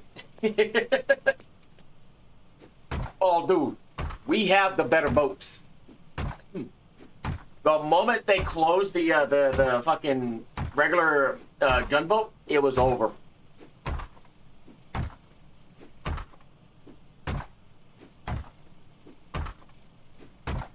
I got you. Which, speaking of which, just stay lurking. You're about to find out what I'm doing.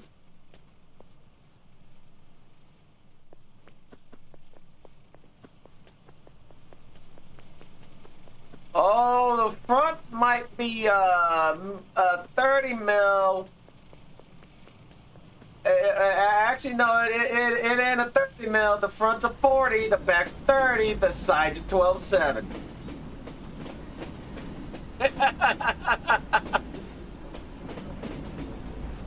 Uh-huh. And I'm not joking, the AA boat is fun as fuck. And I'm gonna let you know now, they're cheap. Absolutely cheap. VMAX. Bro, we have a medium boat. That is VMAX. Oh, hey, you want to see something absolutely ridiculous with this? Magic box.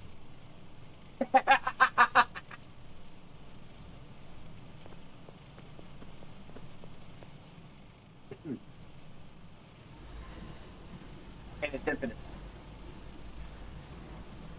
Alright, so go here, get this, back up. Yeah, like the whole reason why I'm doing this and why I'm able to do this is due to the magic boxes. Couple rails. Alright, so CMETs, rares, pecans, pecans, pecans, rares, steel. Let's see. First and foremost, let's go ahead and knock out. Oh, I'm gonna make all. Like, I am doing a video, like YouTube video series. All right. So interesting thing about the magic box. This, like the newer ones, have stockpiles. You see how it's instantly going back up to 100? That's because the stockpile is duplicated.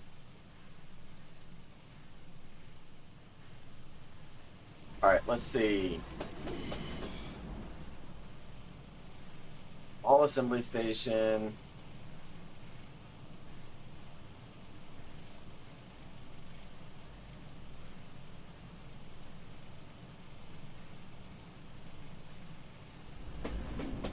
No. Magic boxes do not need to be in a live war. Works.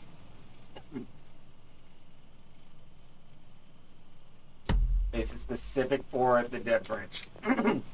And I'm okay with it.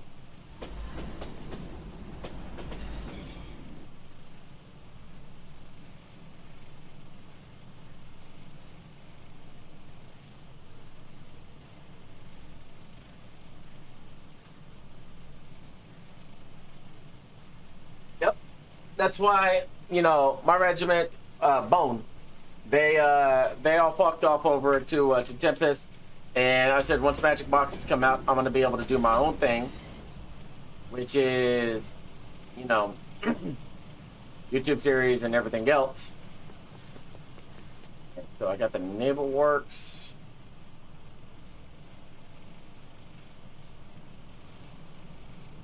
I need to write this down so I can keep track.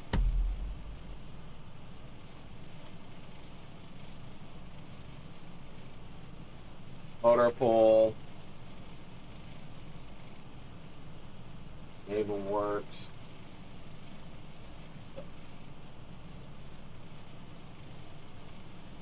Navy line. Station is technically done.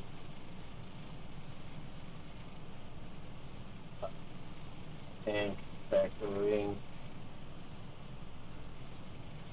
Advance. Structure. Manufacturing.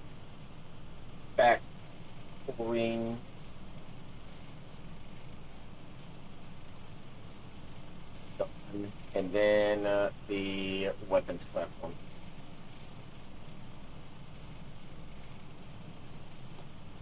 Alright, so I got that. Now let's magic box. One is the one for steel.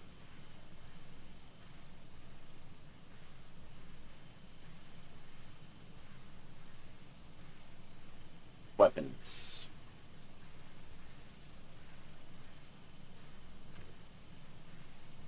Ah, man.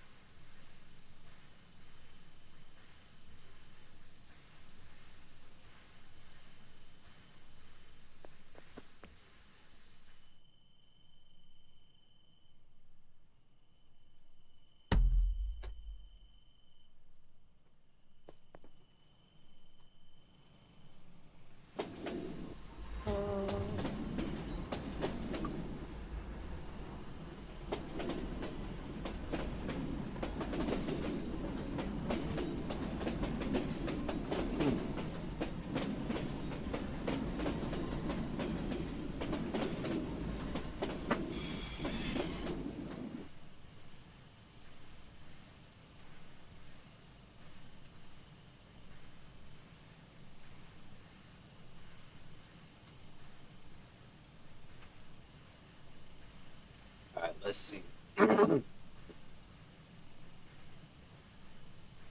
How many C-mats for a motor pool?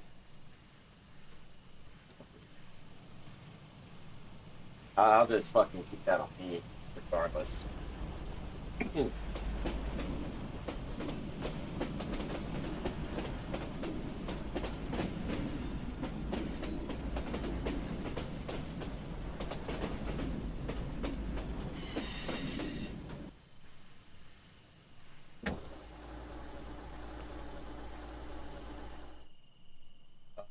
Battery line.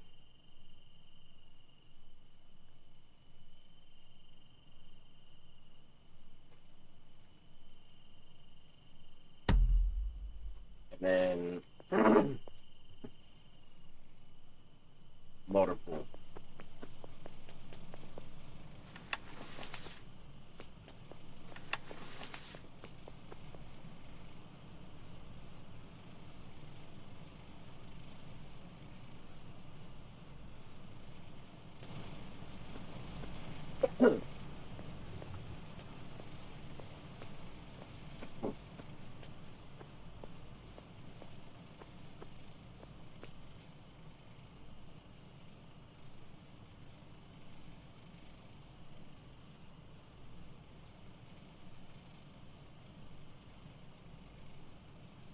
hit the wrong fucking one.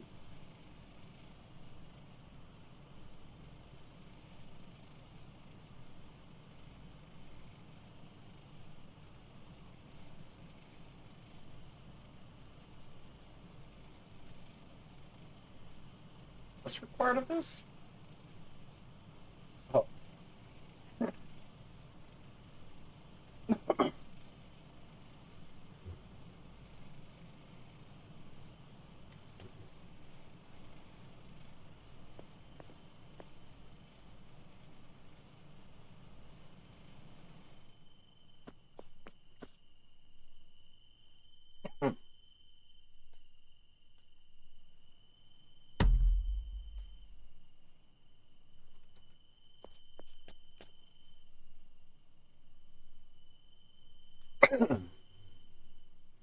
Okay, welcome to the small pad production area.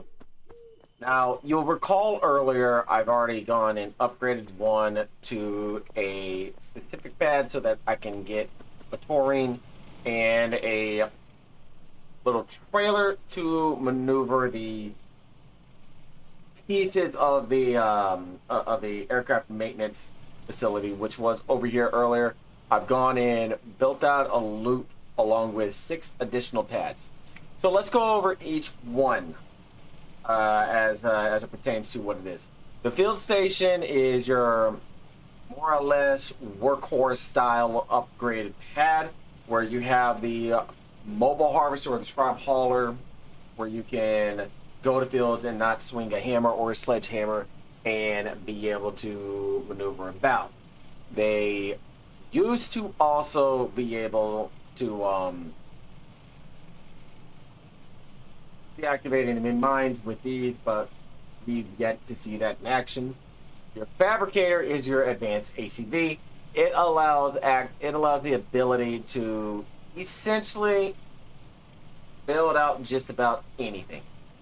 Now the Doru is a little interesting because it has a 12-7 gun on the top, and it's a APC, an open top APC, which can transport infantry across open water from long distances of water, as well as having a little bit of slots in there for emergency logic. Your Schmelter, your 40-45 Schmelter, heavy field gun. It is a really good push gun against armor. Anytime one's on the field, you're able to actually note because it is a slower moving push gun than your field machine guns and your battering ram. Your tumble box, which is what you saw me have on the back of my hauler, you can transport traded items and stockpile items at will. And your lamp loader, which is essentially your mobile fueler. It's a small little fuel tank, and it's used for getting fuel very, very fast. Pulled by the hauler or anything that has this little hitch icon, and you're good to go. The taurine is your heavy hauler, and you don't get stuck with that thing. It has treads, it can climb, and it has armor. Moving on. We are heading over here to the motor pool. The standard whenever it comes to upgrading tanks. This is where it all begins. This is where upgrading your vehicles starts at. You have your Percusio, which is your T5 Percusio armored car. It fires a 14.5 millimeter anti-tank gun. It is good for skirmishing and good for support when it's needed.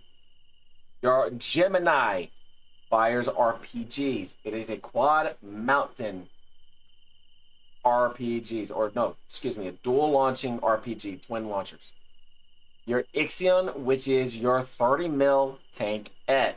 This is good for early advancements, especially with armor. Now, everybody loves a good barbecue. Your Vesta, which is your flame tank kit. It does medium flame damage, and it can light things on fire and get it to tier 5 really fast. Your Odyssey is a little bit more of a slightly armored variant than your Argonaut Jeep. It still provides intel for infantry and anybody with an intel that needs it. Your Icarus is your hit and run vehicle, basically. It is a RPG fired type Jeep and is really, really solid at getting the flank on armor when they're unsuspecting. Now your Cestus is your field AT rifle. It's good when when you just need that suppression, when you just need to strip the armor away. Your Cestus is what you would really need in a pickle. Even against super heavies and battle tanks, you'd be surprised how fast they back up. And they realize, oh, all right. Now, your battery line. This is where your rockets and your field emplacements are. You have your Rotarius, i.e. your skirmisher, or Caduceus. They fire 3T high explosive rockets. They have a capacity of 17, one loaded, 16 on standby in the inventory.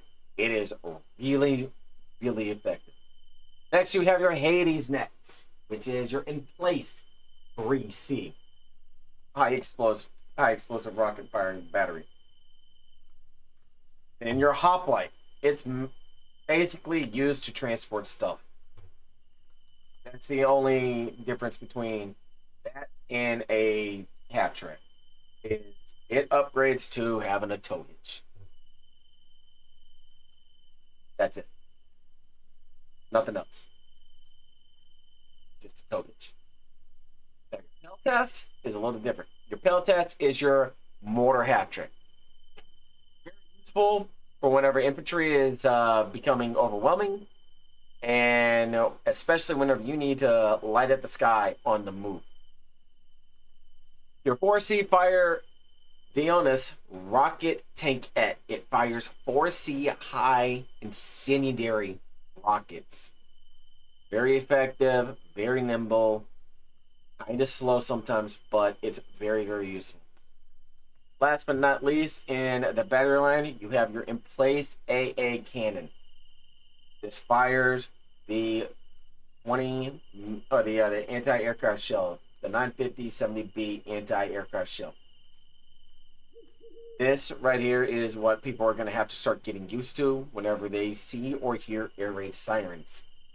We are not going to just instantly be able to aim, Addy, willy-nilly and just be able to hit up in the sky. Just not going to work that way. Next, your tank factory. This is where the vast majority of the tanks go to get upgraded. Starting with the Vulcan. It is an upgraded variant of the Hatchet. It does light flame ammo because it's a light tank, and it's quick, it's nimble, it's fast, it's effective. It's good for burning stuff down when you need it burnt down, especially when it's tier 1 structures. Your Pelekes, which is your anti-tank vehicle. It's a light anti-tank. Colonials do not have a medium or heavy, well, I take that back. We do have a medium anti-tank. That is the Nemesis. Your Pelekes is your LTD, your light tank destroyer. It is open top. It is not my favorite, but the range more than enough makes up for it. Your Kroneshka. Think of a hatchet with a little bit more armor and is on crack whenever it's going zoom zoom. It has a speed boost, and it's very effective on flanking tank lines in mass. Tried and true Sparta. Faster firing than its predecessor, the Falchion. It has what's considered an auto-loading turret, but not really because it's a very fast-loading turret. And it is it's really, really solid. Then you have the Rancier, or as people like to dub it, the Quadiche. Its front gun is a 12-7 machine gun, while the secondary, which is fired from the commander seat, which is 4 RPGs. Next is your emplacement, 75 millimeter, a Raptura. Think of a stationary turret that fires a mini nuke. It's insane. It's good and solid against tanks. When they find out that there's a Raptura in an emplacement, they will try their best to target that emplacement. And finally, on the tank factory, your Ballista, your siege tank. It is an upgraded variant from the Scorpion, and it's very, very slow, heavily armored, and it's designed to absolutely take out enemy positions. I will have at least one of everything built up and one of everything built from the pad whenever I cover all other vehicles. Next, your weapons platform. Talos. Cheap BT. Very, very, very good when you have a tank crew that knows how to use it to its effect. Fires a 75 millimeter shell. The armor is very light.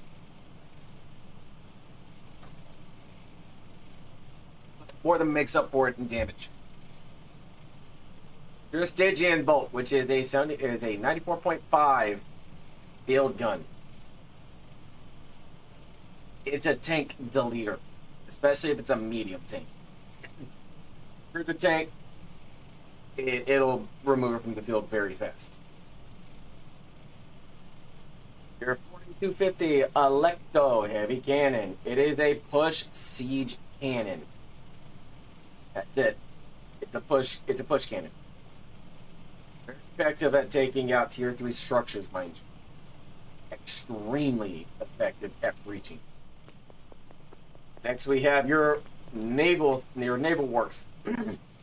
This is what's used for building your large ships, your submarines, your underground bunkers and stuff like that because of certain things. You remember the thermal shielding that I covered on the ammo factory? This is where it comes into play. You can take a look at where it shows for thermal shielding for a naval hull segment. Foundational elements required to construct the hulls of large naval ships. Certain ships require a lot of hull segments. Very simple. Next, your naval shell plating. 1 thermal shielding, 2 construction material. Highly resistant external plating used to protect naval vessels from damage and wear. And last but not least, naval turbine components. This is essentially the engines. That is, in a nutshell, your naval works. This is where you go to build and start piecing together the items needed at dry docks for it. Last but not least, your advanced structure manufacturing. Starting with the 3 components needed for the rocket. You have the A0E9 rocket booster,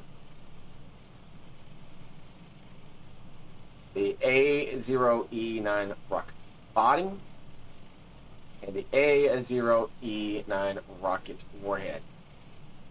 1 full day, 1 full day, 1 full day. Keep in mind, I plan to build one, so this will get cut down big time. Next, this is what's needed to be placed on this monstrosity right here. Next, you have construction parts, which is used for the underground fortress, the storm cannon intel center, the radar, weather station, all of it. Without it, you don't build it. Followed by your structure parts, which is also needed. And depending on what structure you select, is what structure is needing what. Followed by storm cannon parts needed to build the storm cannon, which fires a 300 millimeter shell and can fire across Texas. Your intelligence center parts. These are the parts that are needed for the intelligence center, which provides intel to other areas.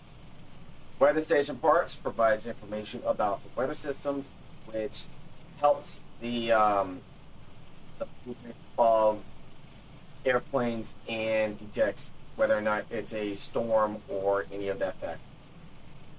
Underground fortress parts, underground fortresses can survive bombardment from the top, must be destroyed underneath. And last but not least, aircraft radar parts.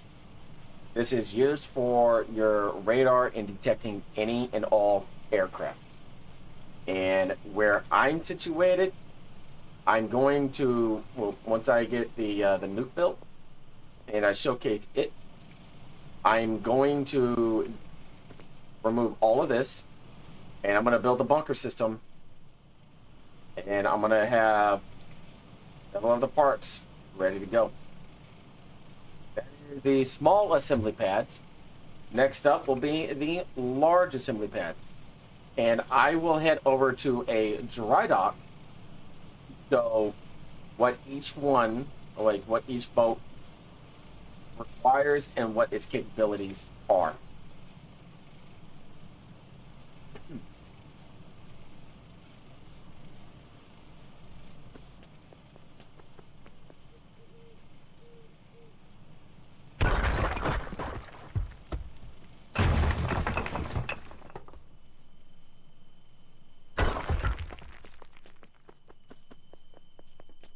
Woo!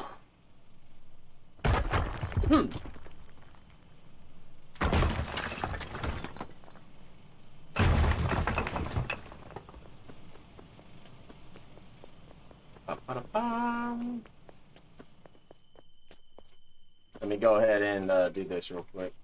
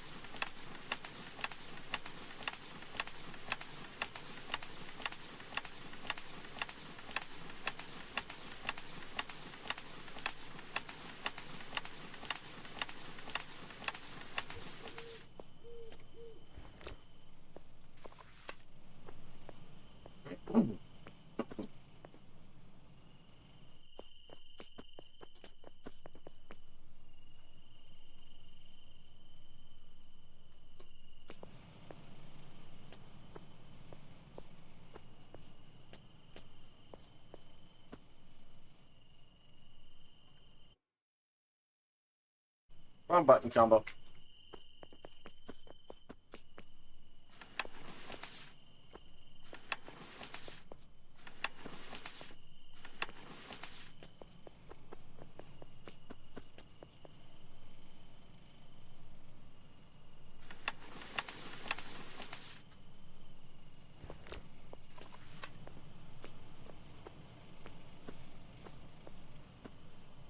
Oh.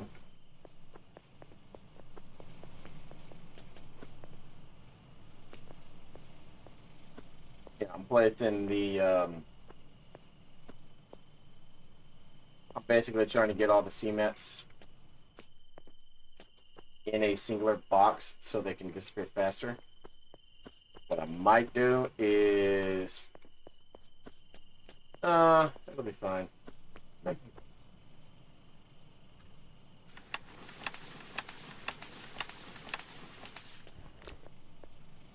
I'm not gonna just delete the fucking thing. And, yeah,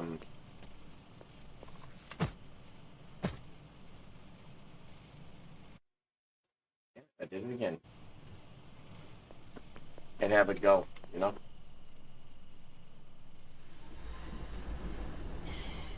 Ah, shit. We're back. It's good.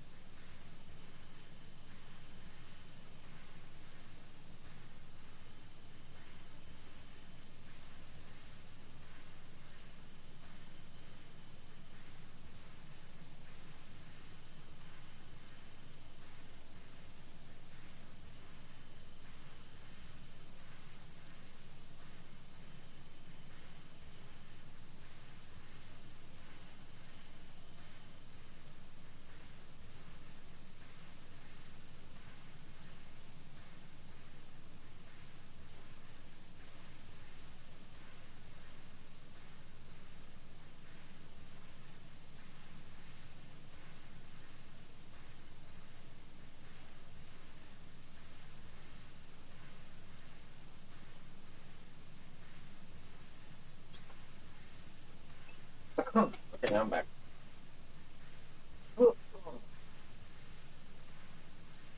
Whew. Oh man, literally, like, what? How many more do I have? The large pads, the dry dock, and these. Well, I mean, the sky hauler. Kinda.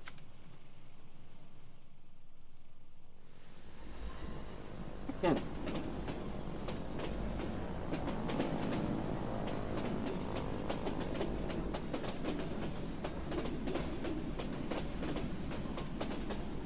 Ta-da.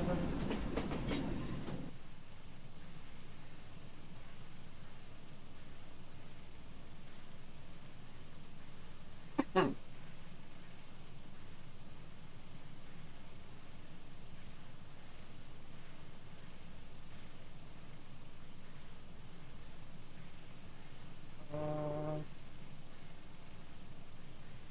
I was about to be like, ain't no fucking way you're going to allow the storage of of the nuke cards. They're massive.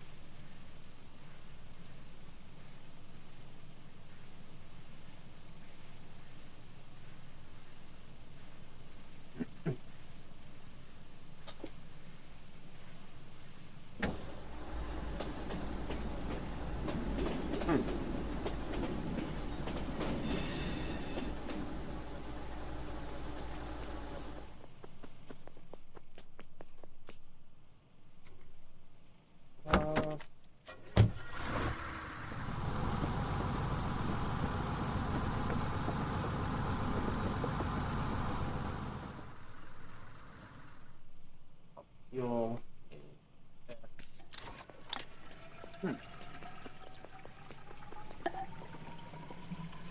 You.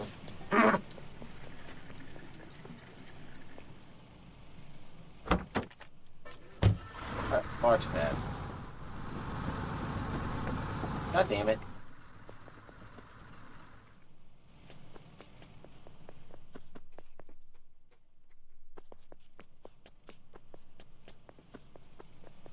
Alright, good.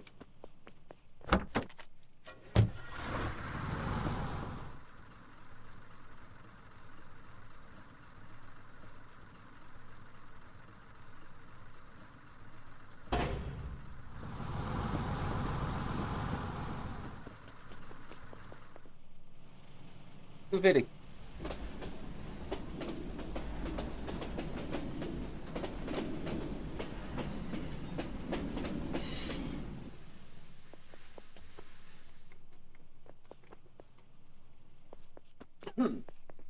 I wish it would show the fill, like how full of a build it is.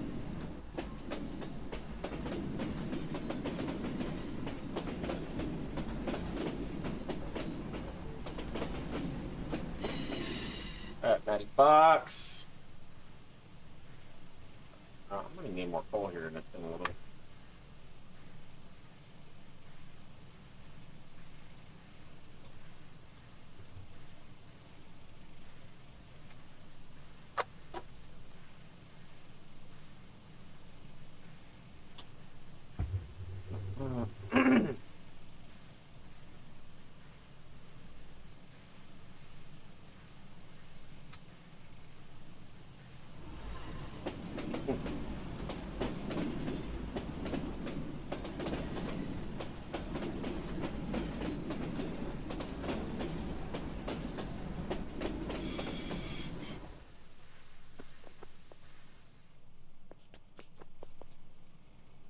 One, two.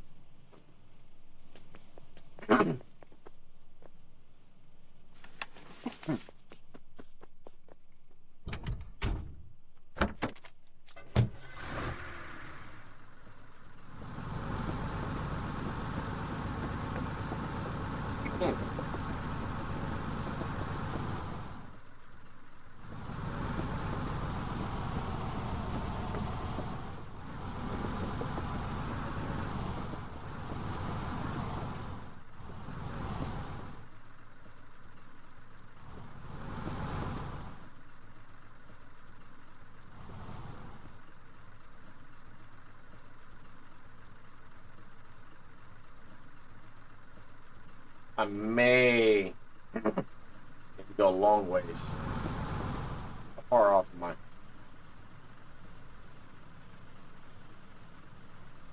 You about to? We're gonna go.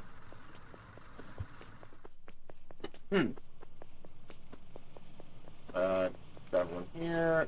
No, that means it's up over in. No.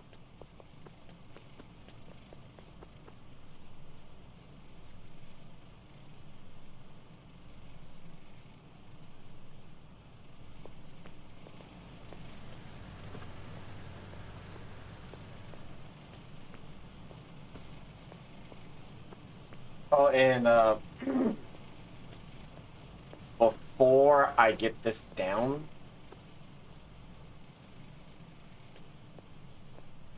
or the other two pads down.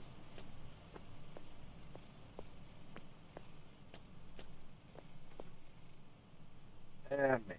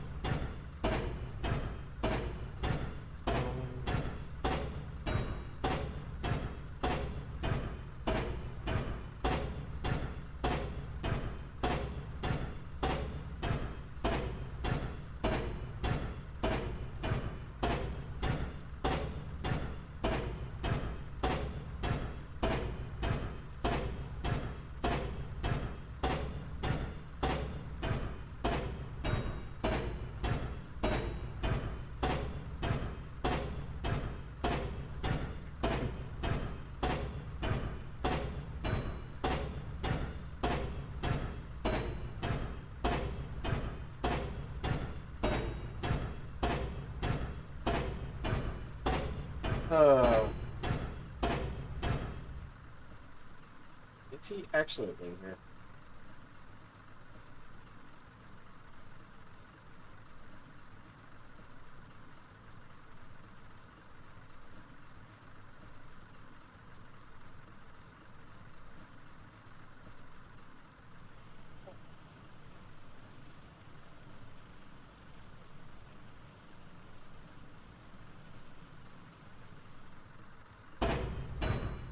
Hey.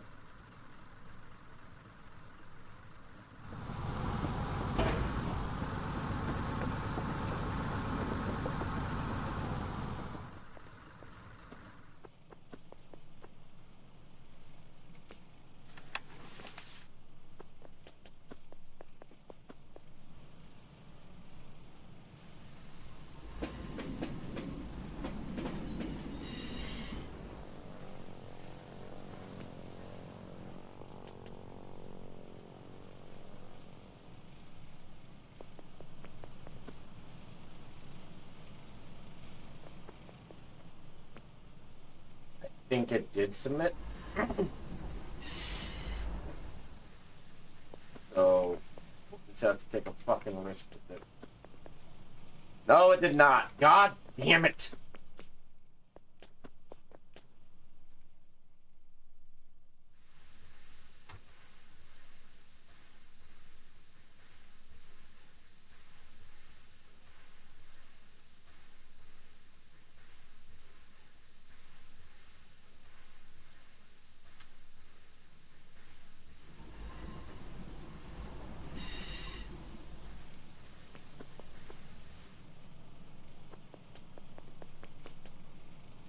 How the fuck am I clicking over here and it's submitting there? That is a weird ass hitbox. What the actual fuck, man?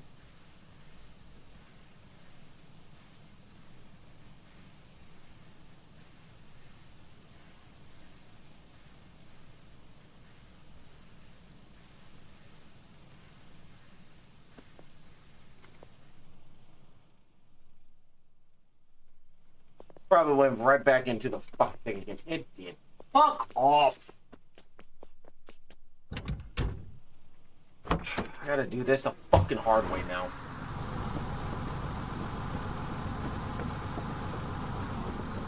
Much ass, man.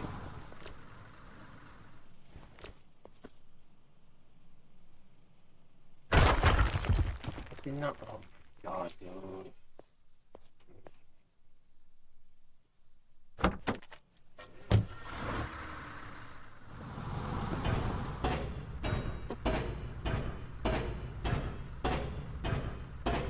They try to back it up. Bullshit.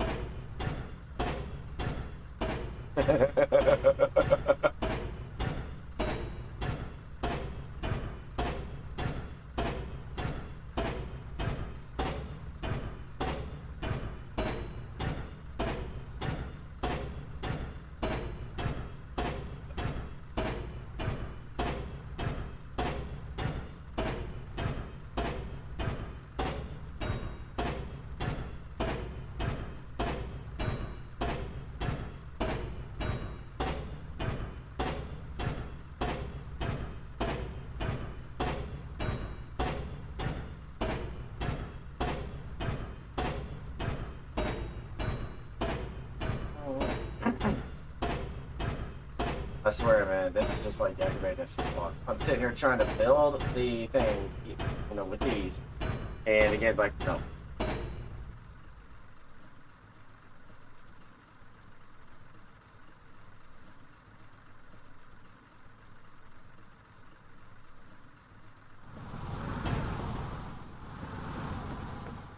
Alright.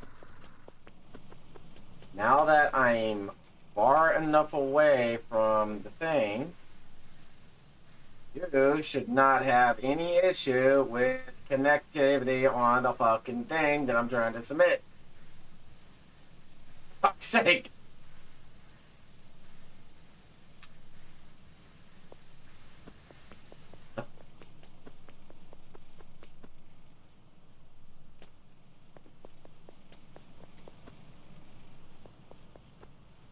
Jeez.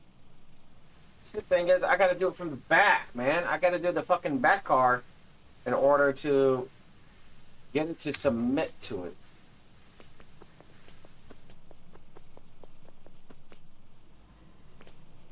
Like, 51 more and I'm good to go.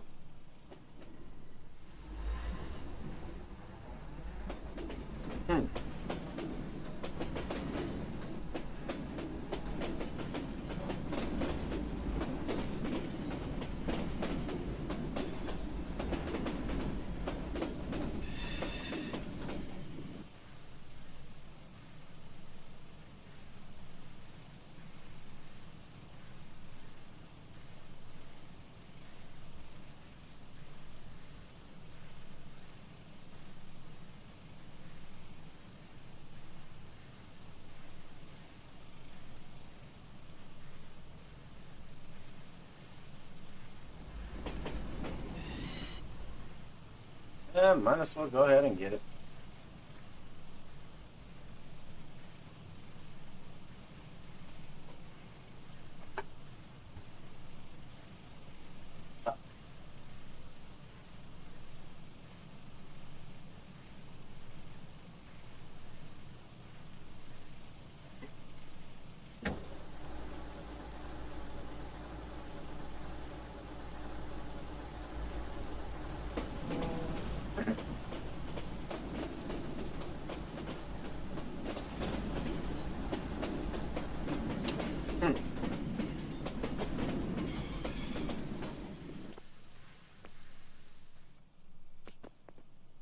Gotta be a little further. Like right fucking there.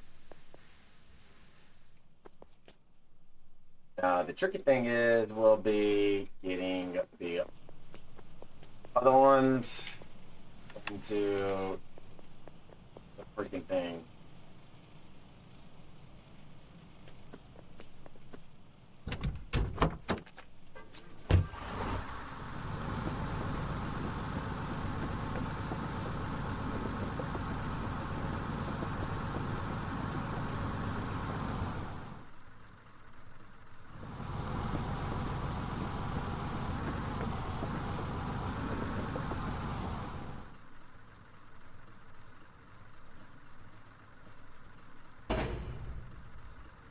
This is gonna get submitted in the wrong area. I guarantee it.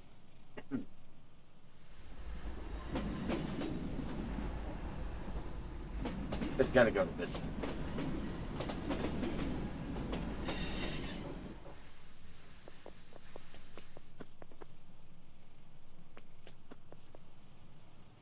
Surprise to myself, it did not.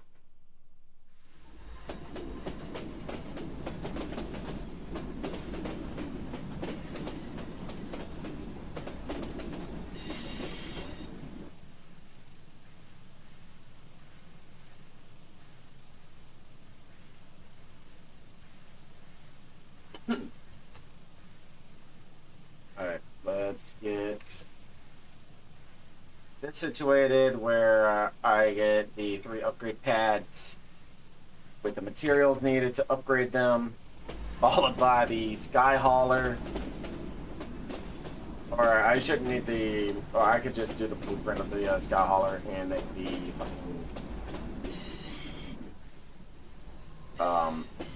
rack.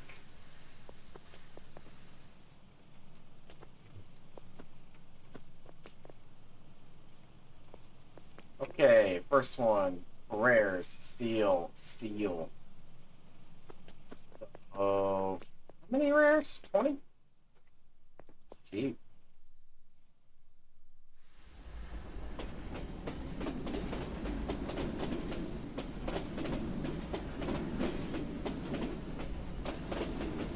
Now, like I said, I am going to do a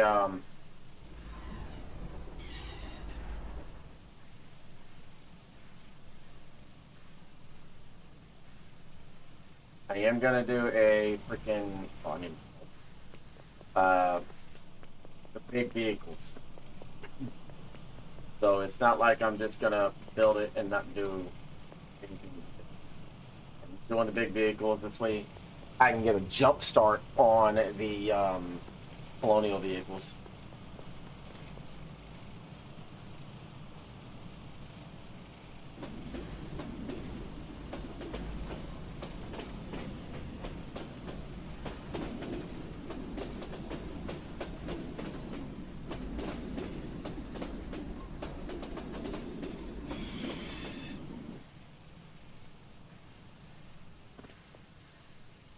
Go ahead and modify this.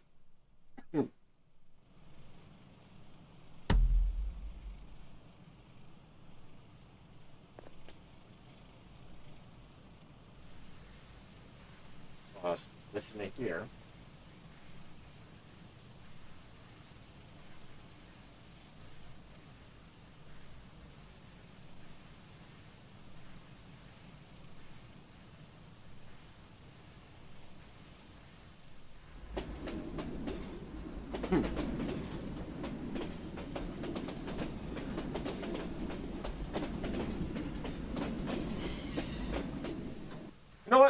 I'm actually gonna make.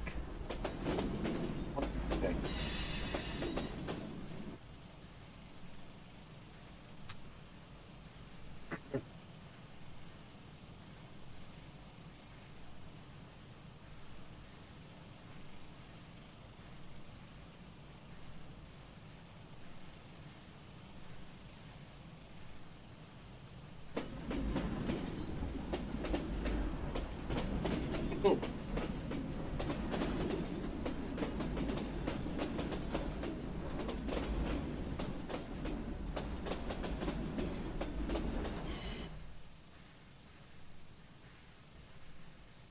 Minus the trains. The trains aren't really necessarily needed.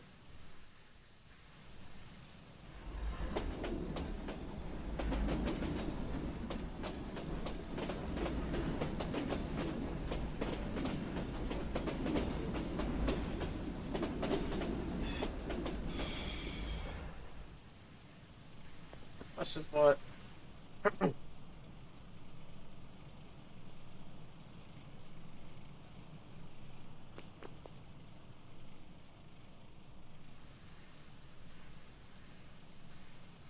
Steel next.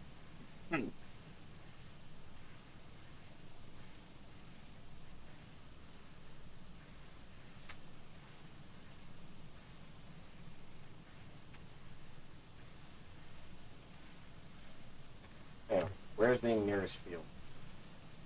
Ah.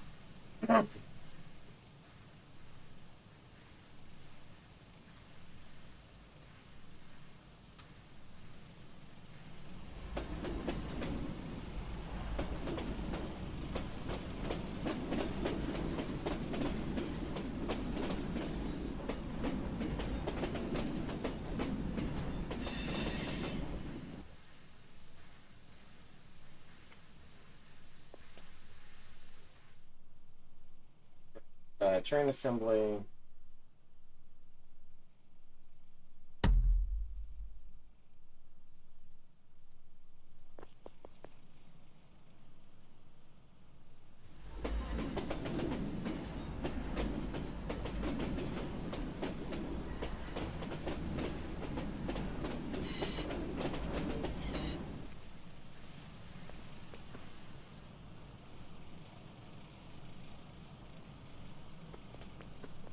I have put that's not even decaying.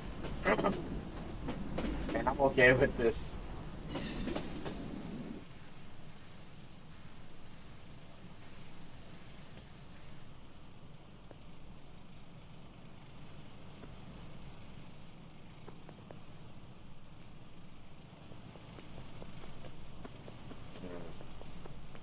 No, we'll stick with 2.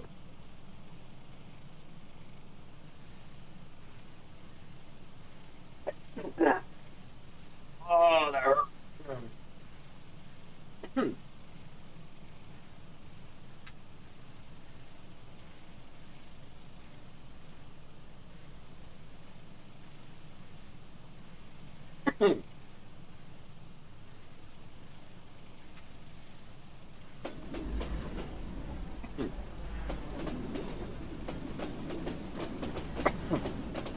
Now, I am going to have to build a stationary crane right freaking here, which is fine.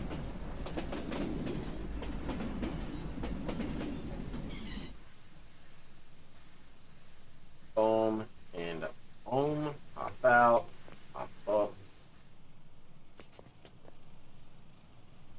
And last but not least, the heavy tanks.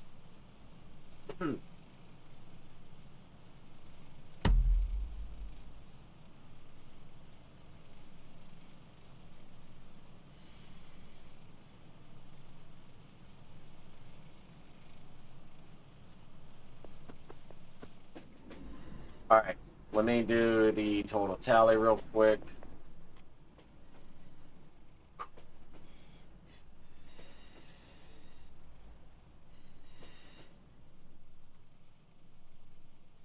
$75 steel, 5, 5, 5, 5, 3. alloys. 95 fours, rares.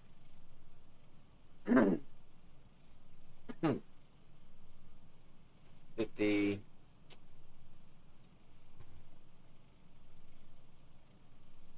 30. 60. 5.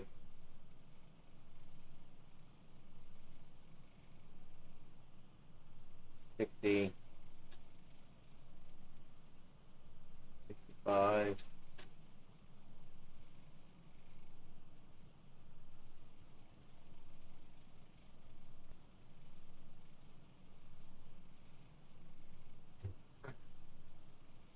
Long story short, just bring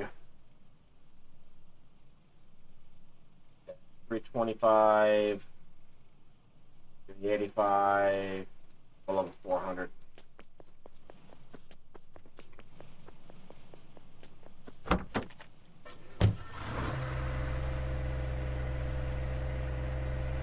Yeah, we might as well go ahead and make the two black cars. It's the only way I'm going to be able to do this.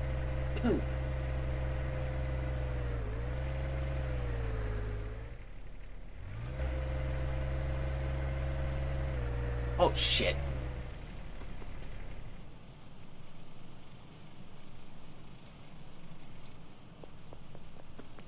Okay, last but not least, aside from Skyhauler, which is a very massive crane. You don't need to fill it up or even power it on. It comes with a little bit of fuel, and the only way that it operates is when you have this style track on the foundation. Everyone wants to cooperate. Probably right here. That's an area I've seen it. So you have that, followed by here. And you are good to go. Such as whenever I showed you the blueprint trick, do the same. Because the track itself is 25, and the Skyhauler is 250. You need 275 process construction materials alone.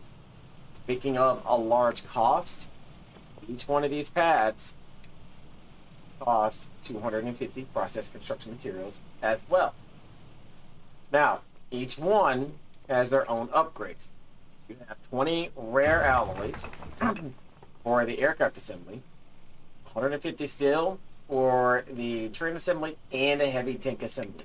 Like I said, I will have the bigger toys and everything built out once I have the stuff pushed over. We're going to start with the air. For the excuse me. For the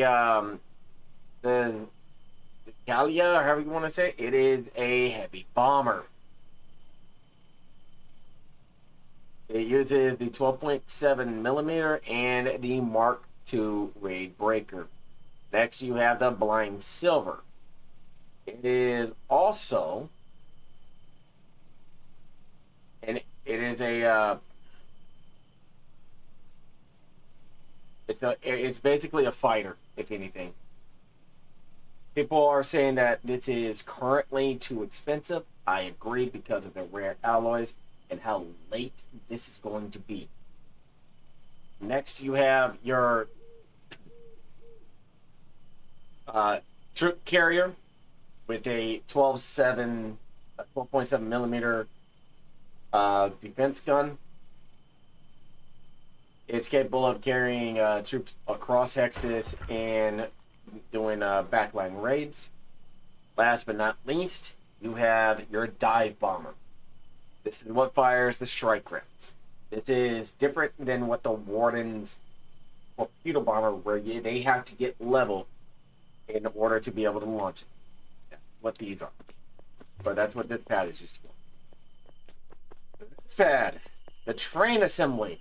Oh, and all three pads can build the locomotive, the coal tender, the caboose, which repairs the tracks so long as you have the steam mats in them. Oh, I know that is the infantry hold. The caboose is what I'm talking. Is what I was mentioning. If you have CMATs in the caboose, it'll repair the other tracks. And then you have the flat car. Flat car is used to transport shippables over long distances and also to stay out from being pirated by ships. All right, the blood tender. It is your first aid train car. It is a very useful car, a very useful piece of machinery when implemented because of the conversion rate from the wounded soldiers to shirts. It's very, very effective. Next, you have the battle car. If you don't have a battle train, build one of these and set it as a defensive structure.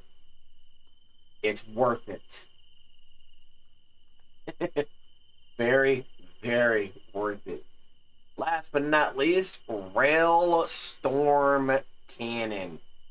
It has the ability to fire across hexes. It must be transported by track, and it has to use, I believe, heavy oil. There's also barrel heating. The time to build this is 3 days. 3 IRL days for this. This is 3 days. This is 30 minutes. This is 1 day, 12 hours. Let's take a look at the aircraft because I completely negated that. Your heavy bomber is 1 day and 12 hours. Your fighter is 18 hours. Your paratrooper plane is 1 day and 12 hours, and your dive bomber is 18 hours. Last but not least, the pad that everybody wants, but few build up to because they burn out on facility work, your heavy tank assembly. We're going to start with the SPGs, self-propelled guns. These fire 150 shells at a very rapid fire rate. They use heavy oil for fuel. It takes 1 full day to make. Next is your battle tank destroyer, the Hostile. Heavily armored, does not have much on the turret traversal, so it's up to the gunner and the driver to coordinate. If the gunner says, "Hey, I need to pan right," the driver has to compensate for it, no matter the situation, because the gunner is the one that can see further ahead. The Lance, the battle tank. By the way, 1 full day, 1 full day. The Lance, the battle tank, fires a 75 millimeter shell and has a 12.7 infantry gun. It takes 18 hours to make. This tank is very effective on solid tank lines, and when you have 2 or more on a front, don't be scared. Play aggressive.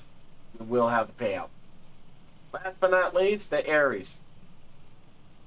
A dual 75 millimeter turret that fires a 75 millimeter shell. It takes 2 full days to make. It is insane. The Ares is one of my favorite tanks to use. The Hassa is up there as well. But Nemesis has my love. I'm sorry. It does. When I cover all the vehicles and everything, I will have everything built. I will also have the nuke built up as well, to include the items and materials needed for it. Showcase what that looks like. I'm not going to fuel it. I'm not going to do the Intel Center or any of that. This way we can see what it looks like from the pieces being made to the items being placed on the pad. So with that, I will show it once everything's set.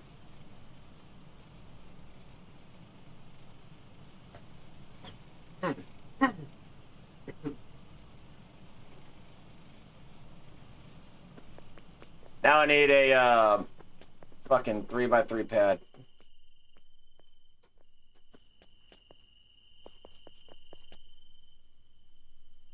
Or not 3x3, fucking 6x6.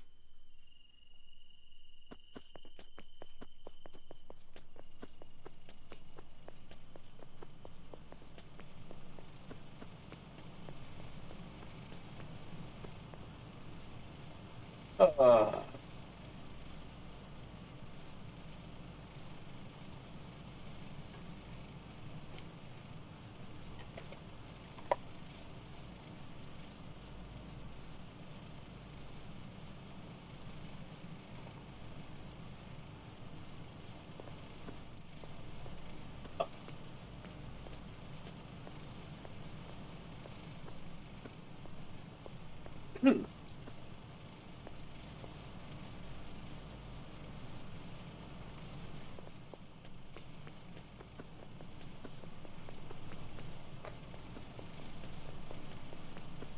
'Before I do that, I'm gonna build the 2 more flat cars, and I'm not joking. I am going to get the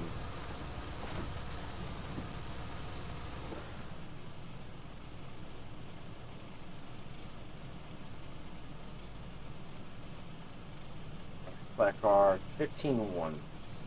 That's one.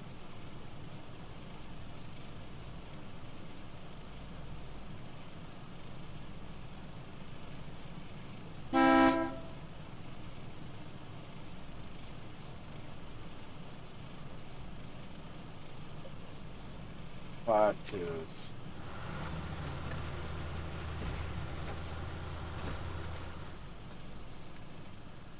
Oh no.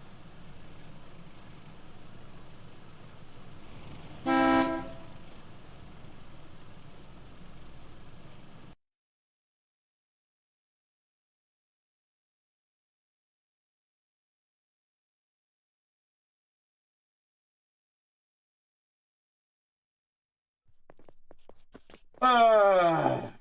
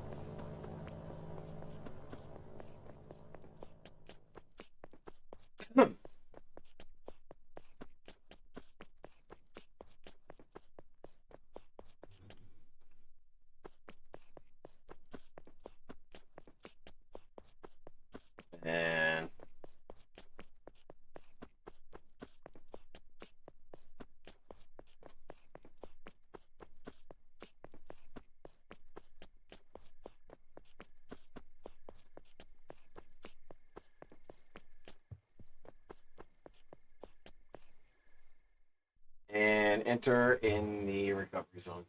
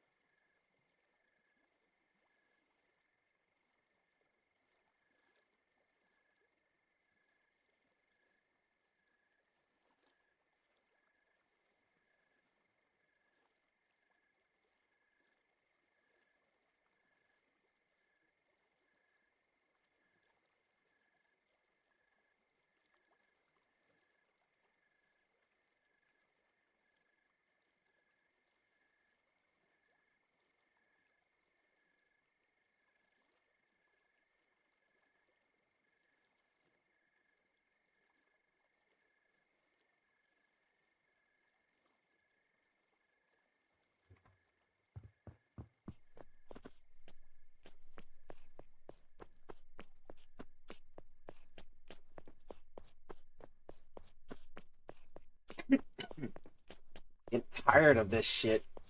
Yeah, it's a recovery. I'm gonna go to live for this one, like the actual live spot. Like I said, I don't necessarily care about the the NDI or overlay because it's Devbranch. Nobody gives a fuck. Oh man, good thing that this one ain't gonna be uploaded immediately because, like I said, there's something that I want to take care of first. It is building the items for the nuke. I want to make one of everything by the that the large pad has to offer. And go from there. Tomorrow I'm gonna do the bunkers and like the basics of it, because in a live war I can do the advanced and everything else as well. But I'm still going to take care of the freaking. Hold on. Do this.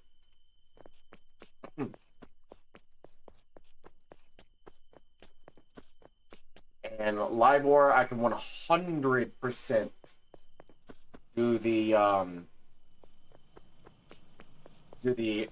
like late war. I can 100% do the fucking advanced stuff. Build station, yep, thought so. Box, bam, bam, bam, bam, bam, bam.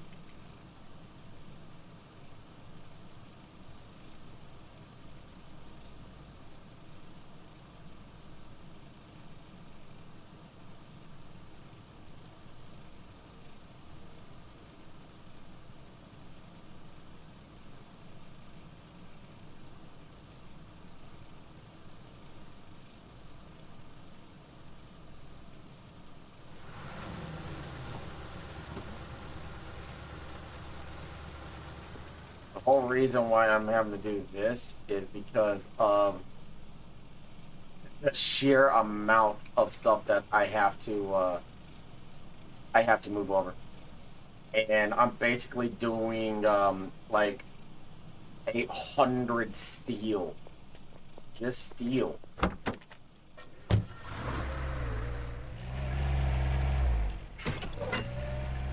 Even more.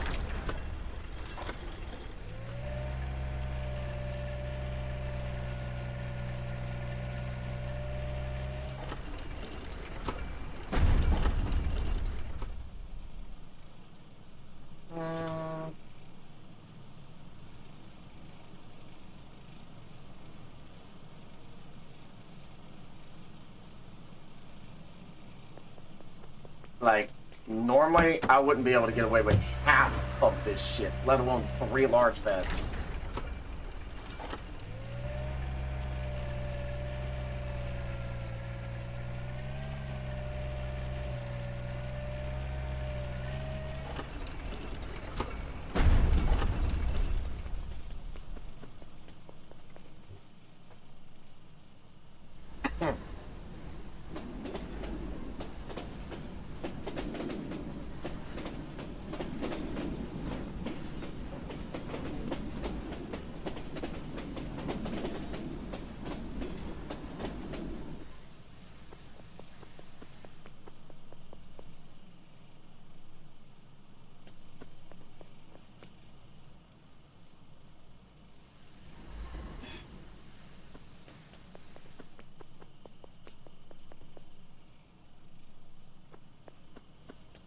Alright, so 275, 325, 385, plus another 150, fucking 530, 530. That's just on this pad. And then we got 330, 285, fucking 60. And then 110, 250, 25, and then 250. There's 500 just in this one. Facility LARPers are going to suffer.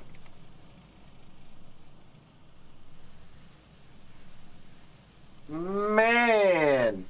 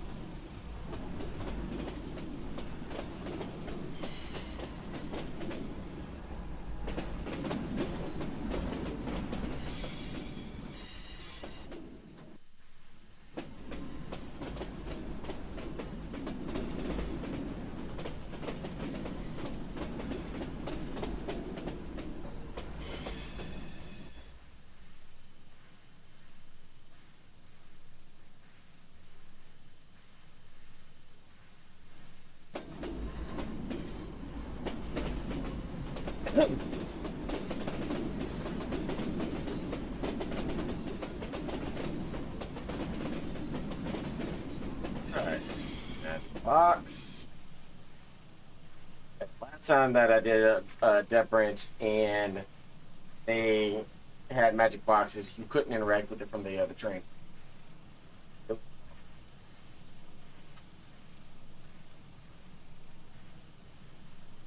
That's 500. This all will be going straight into the heavy tank.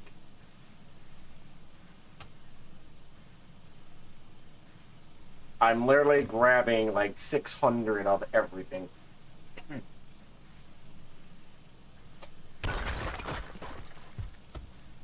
Well, there goes another building. I'm literally grabbing 600 of everything so I can just make it. And then once things get to get delivered to here, I'm just gonna queue up the items and go from there. I am gonna build a crane probably here, like right here, so I can move the stuff off to the side. Boom, boom, boom, and boom. Making sure that's up.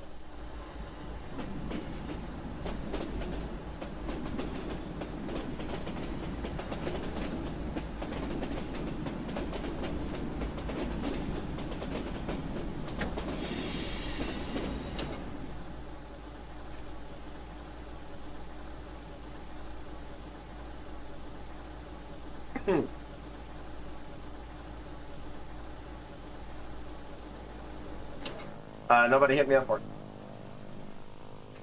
And I told them if they needed one, shoot me a message. I told them I'm only a DM away. They all know this. Everybody knows this.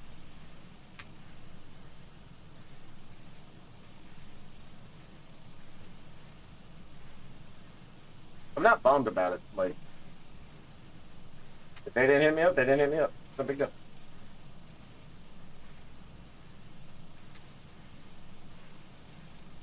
And this is gonna be one fucking insane video.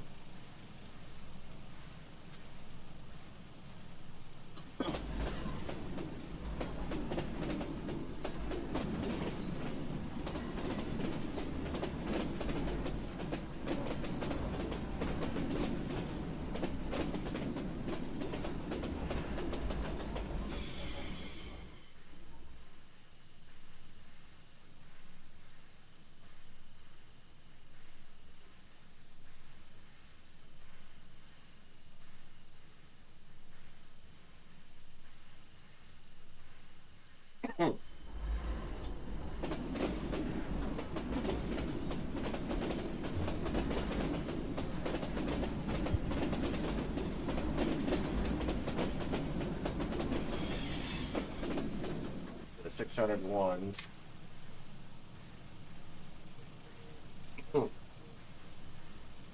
This will be 400 twos, which means I'll need 200 more, and I can get 200 threes on the same track on the next go, not this one.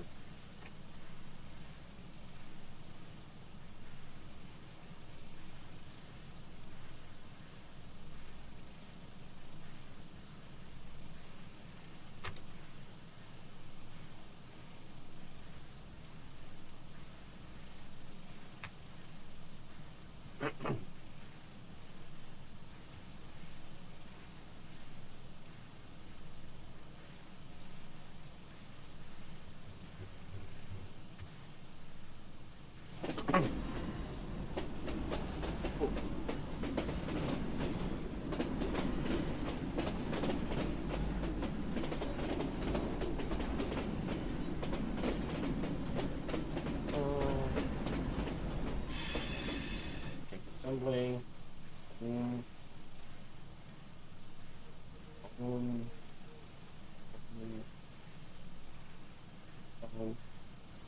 Yeah, what up, man?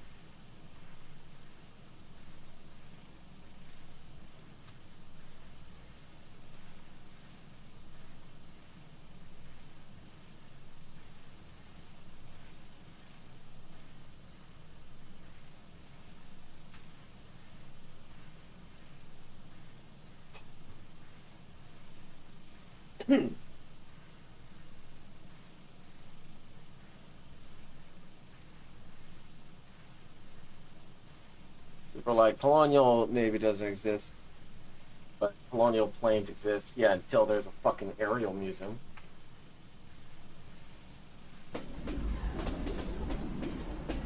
Oh, 100%, because they're not expensive. They only cost formats. Have you seen the cost of the other ones?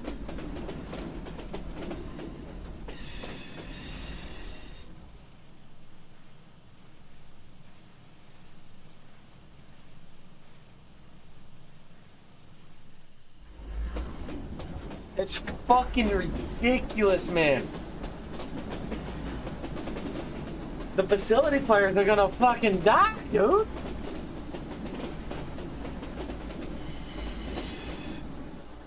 They're gonna get burnt the fuck out.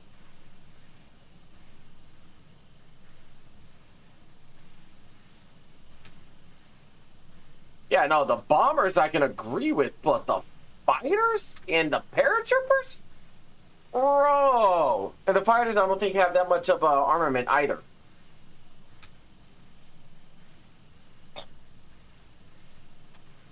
Hmm.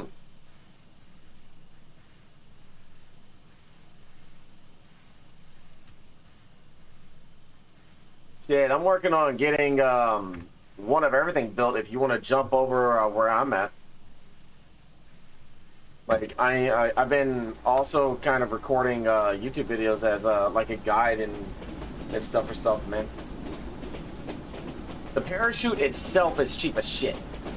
The parachute uniform is relatively cheap. The expensive thing is the pilot's uniform.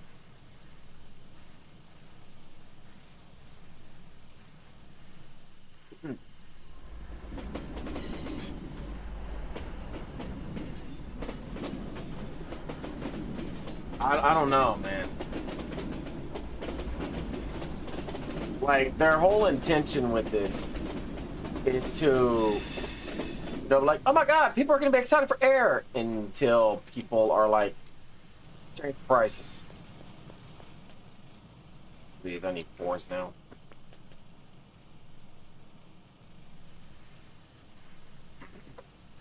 Right now, thank God for the magic boxes.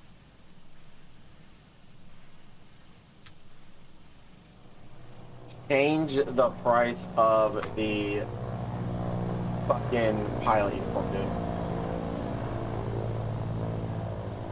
Yeah, not even that, but you're also gonna have to have skilled pilots within your regiment that are, you know, on at that time. This really puts a time lock on stuff. I'm sorry, but no, if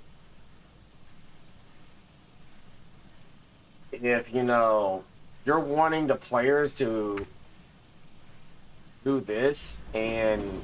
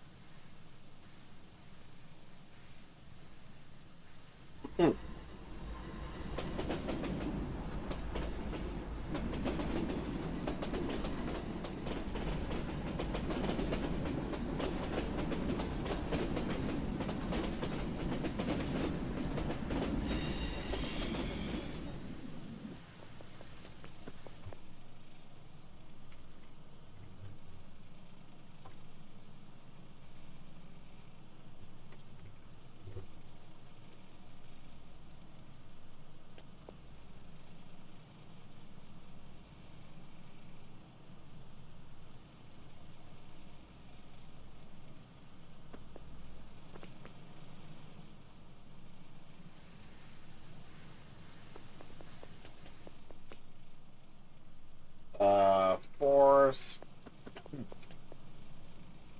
No, I'm wanting to see what the damage is whenever they carpet bomb the shit out of an Ares. No, honestly, like I seen I seen the dogfighting in Chamberlain stream, and I'm like, those are War Thunder mechanics.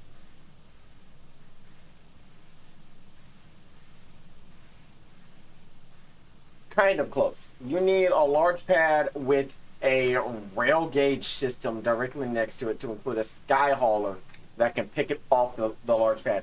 And you're going to need multiple pads just to make this shit.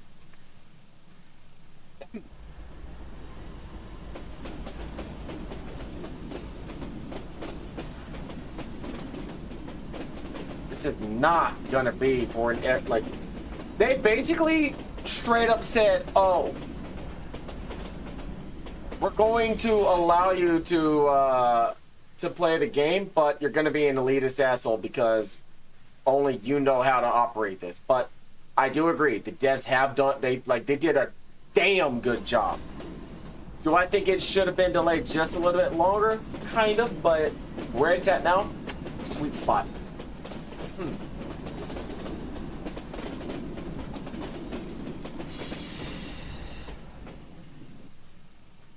And I just told them I want them to bomb my Ares when they see it.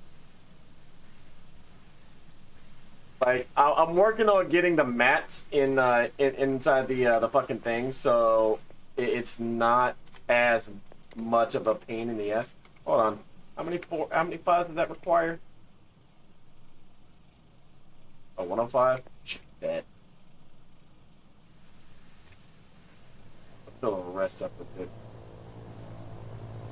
Yeah.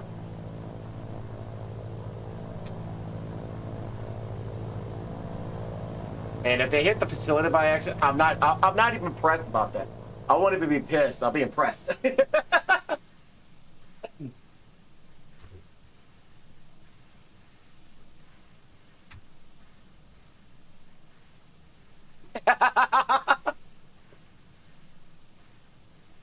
All right.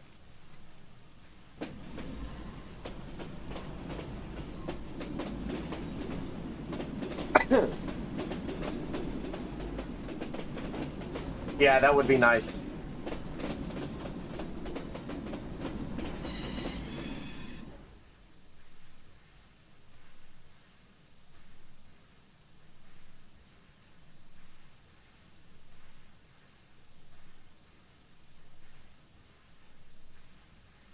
Oh, I need power.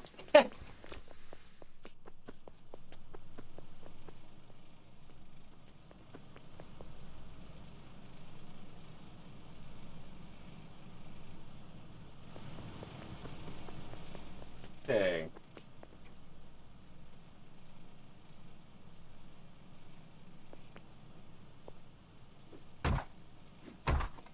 Yep.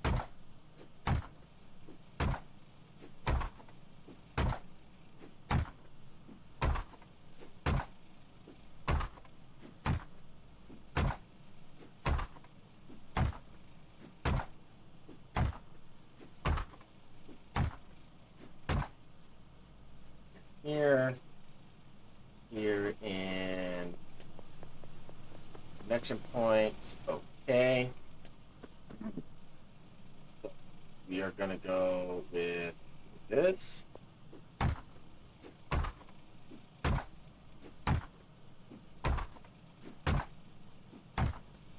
gonna connect that power pole that, over here to this one, and there's one off to there's one behind me as well. So.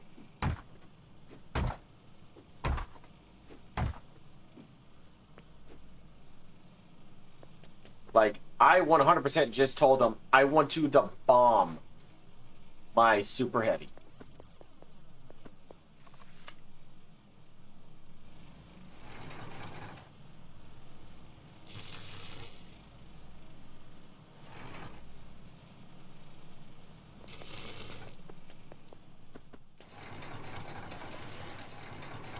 Okay.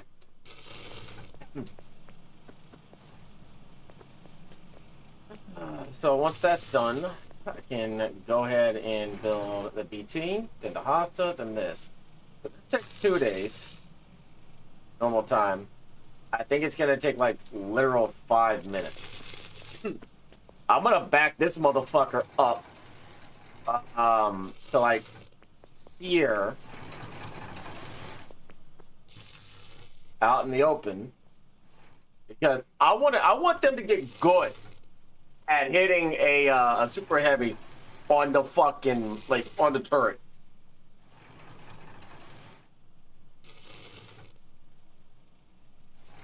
Because if you're able to do that, that's a fucking wrap.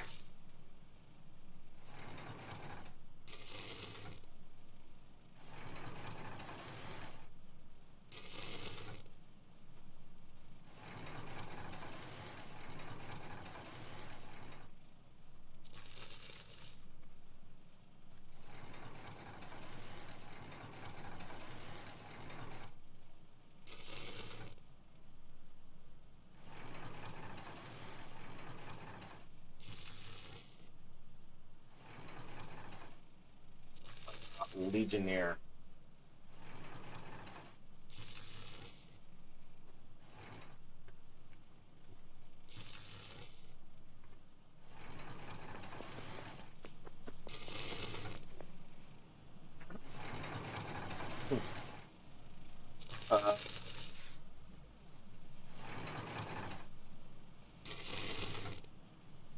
High explosive damage, a lot for press bombs. It's one. Yeah, yeah, no. It's not bad.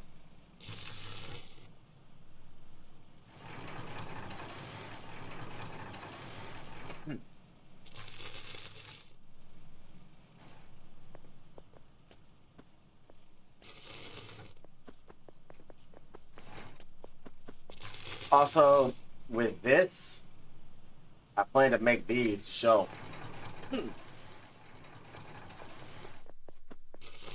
Here's the funny thing about this. It's a neutral faction style vehicle.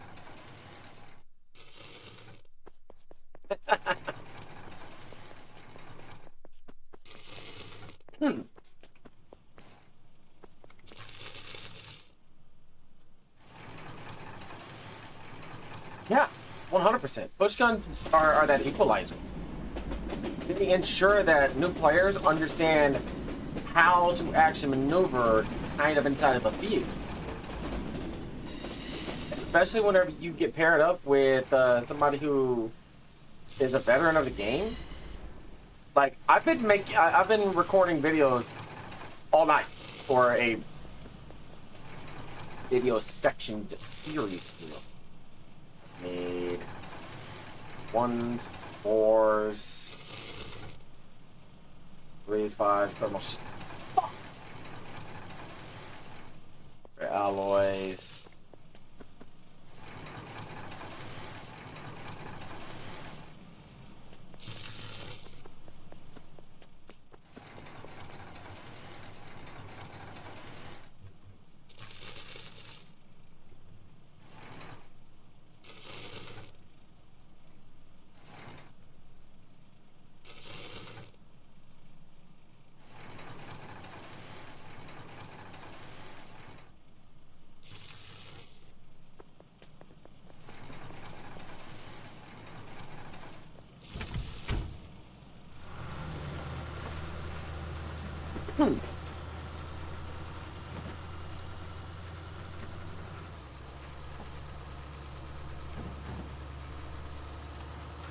Ain't, homie, you gotta fucking.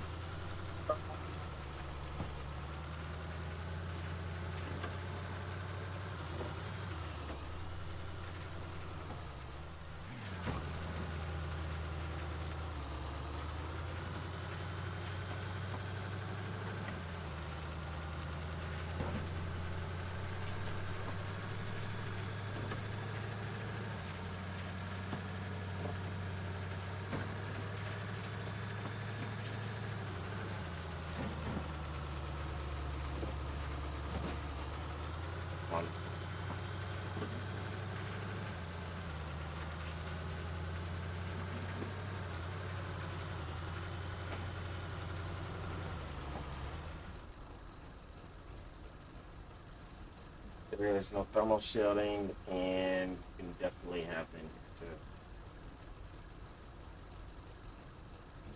Like, I'm actually gonna have to make it between game.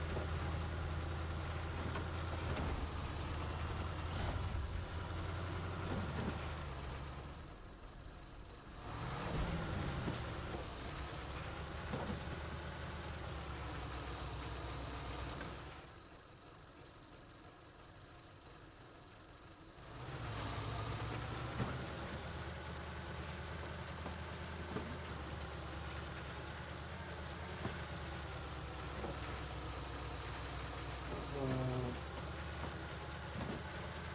100% agree.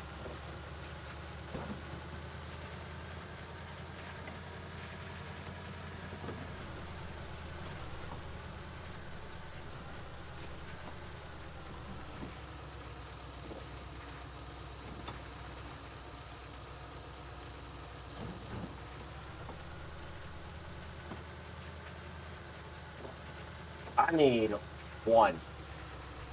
One thermal shield.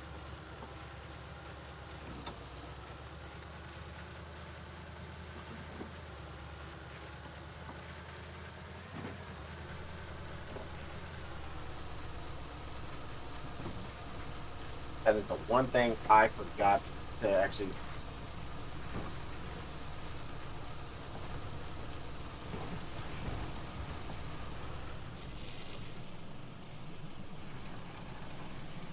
So I think I squeeze the ammo pack and make the thermal shielding here. Because this ain't being used.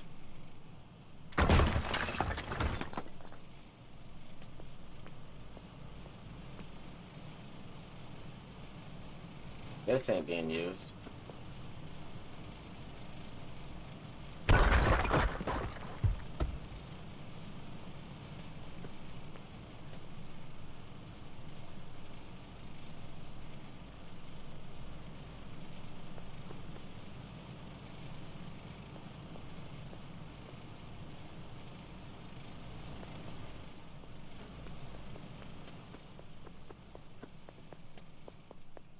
They've got just enough.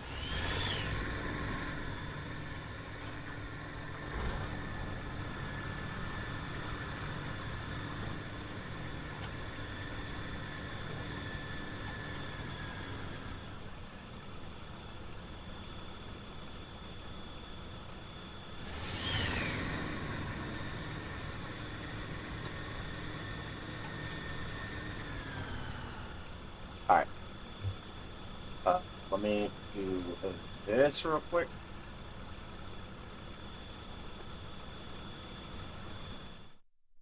So now we have covered the vast majority of the vehicles. We are going to talk about the largest land vehicle that the Colonials have. The Ares.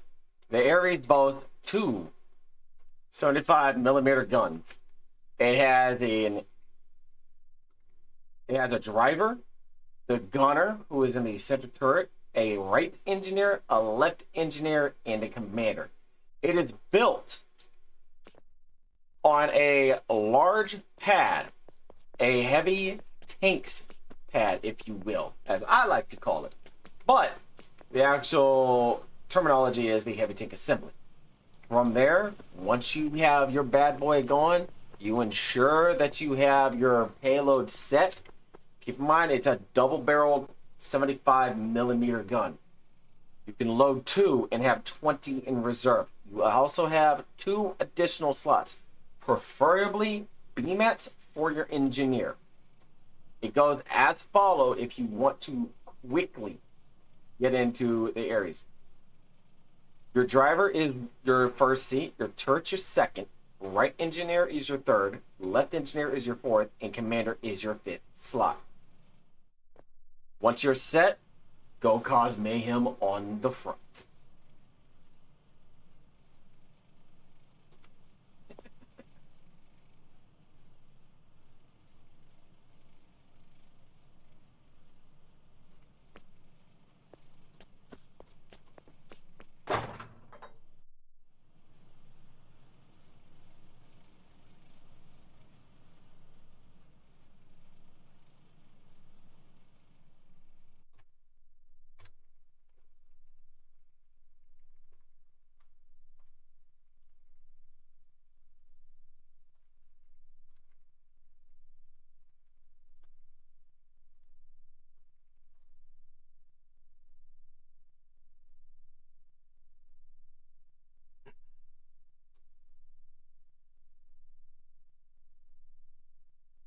Rampart push gun fighting with the tank.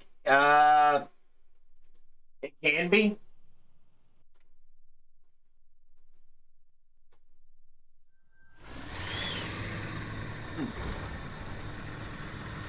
Oh my god, low fuel. Don't say it ain't so. Say it ain't so.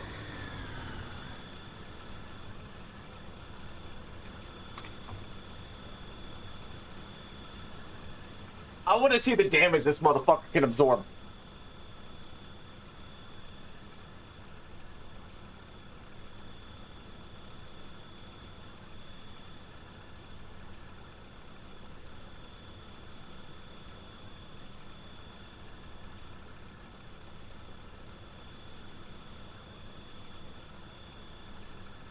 Yep. No, this has been around for a while. This is just the super heavy tank, the Ares.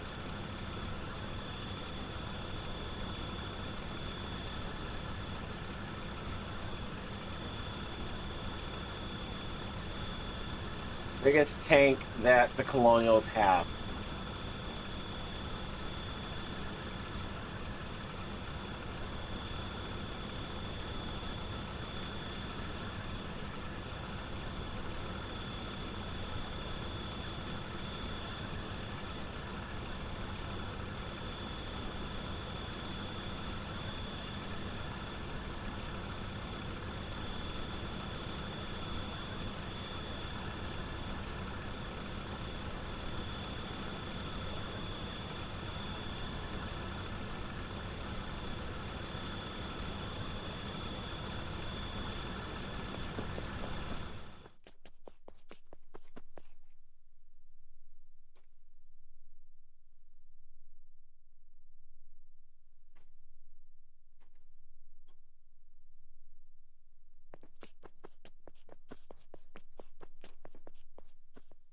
Oh yeah, no.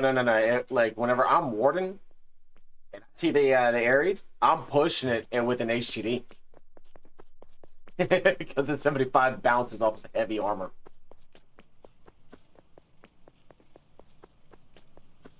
Let's get a lance built.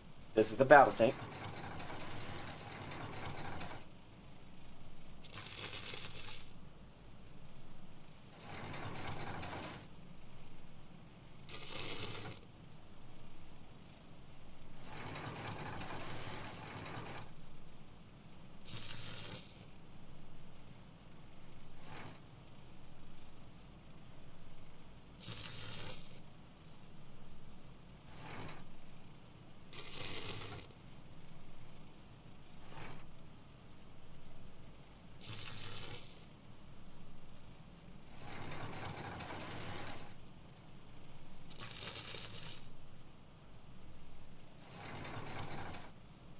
Let's see, it's going pretty good. I need ECB. Do I have the guns in here? I do not, but I do in here. Maybe it takes 2 tons? Nope, steel. That does.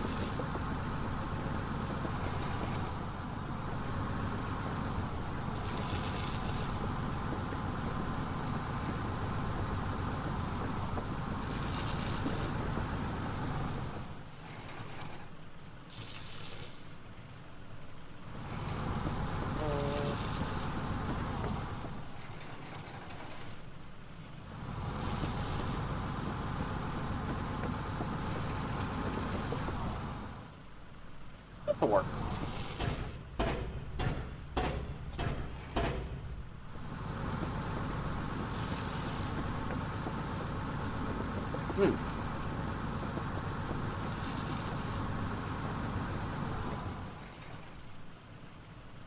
I really want them to hit the super heavy. I want to know what type of damage like it can sustain.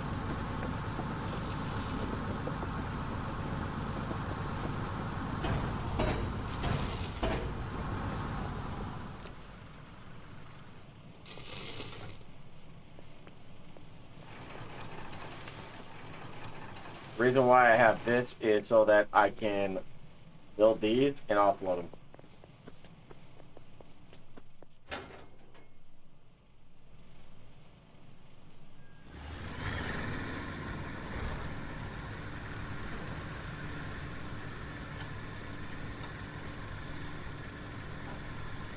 Alright. Let's do this. gonna get the SPG going. Pasta, I should say.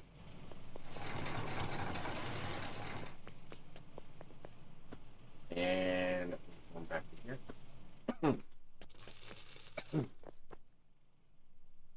Also built on a large pad. Hold on. Also built on a large pad, unlike its predecessor, the Hasta, the battle tank for the Lance 36, does not fire a 94.5. It fires a 75mm shell with 1 loaded and 15 reserve, along with 1 canister of 12.7 with 30 reserve. You have an armament to not only hold but push any front that you come across. When you have a combination of 2 or 3 of these battle tanks in conjunction with a Hasta, any front can be turned in your favor. Do note that the positions of the Hasta of the Lance 36 are as follow: the driver, the center turret, which is the 75mm gun, the front turret, which is the 12.7 gun, the commander, and the engineer to ensure repair and reload of this behemoth. However, it is not without its qualms. It cannot go toe-to-toe with the Ares, which is, in essence, its big brother. And in comparison, you can see why the Ares is as big as it is. You have at least 2 of these behemoths out on the field, and you have a really solid tank crew, you're hard-pressed to find failure.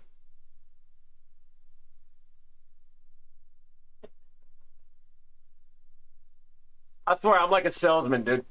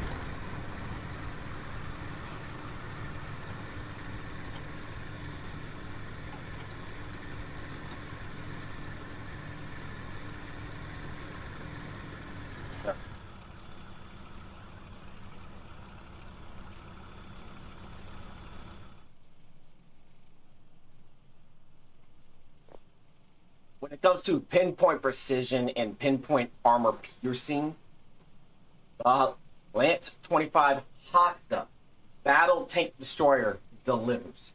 With this 94.5mm shell and its pinpoint direct fire rate, it's no wonder that tanks get absolutely deleted when they are out on the battlefield. Kind of similar to a Panzer tank that is a you know, it's generally a tank destroyer. It does live up to the name as a fucking turtle with a turret. It is heavily armored, very slow, but very effective. The Lance has the driver slot, the main gunner, the commander, and the engineer. The gunner has to coordinate with the driver, as there is very, very little traversal. 4 degrees in total. So if you want to live in a battle tank destroyer inside of a Hasta, you need to coordinate with your crew. Because trying to be a lone wolf and trying to maneuver this turtle is not going to cut it. You can see the twins here, both Lances, and his father, the big brother, the Ares.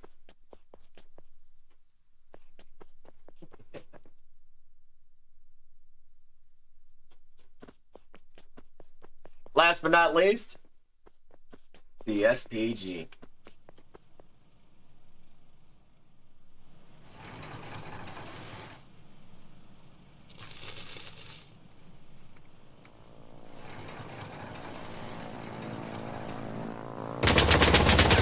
Wrong one! To the left, to the left! Hit the one left!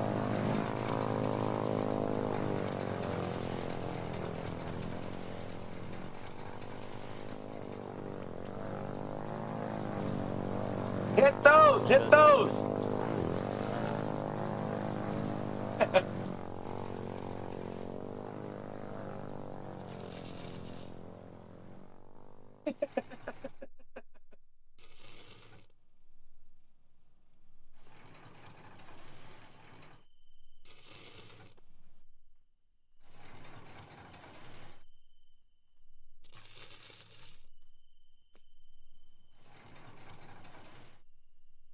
What's damage did that do?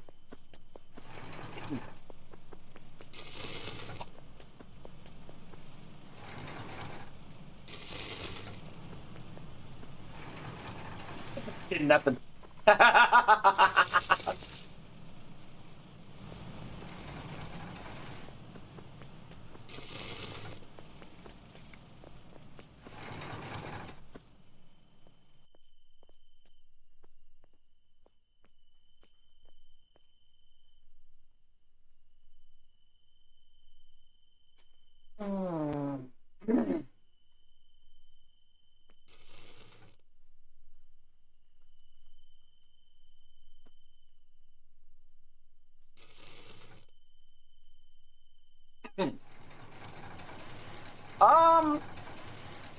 I don't think their water fighter will be as useful as people think it's gonna be.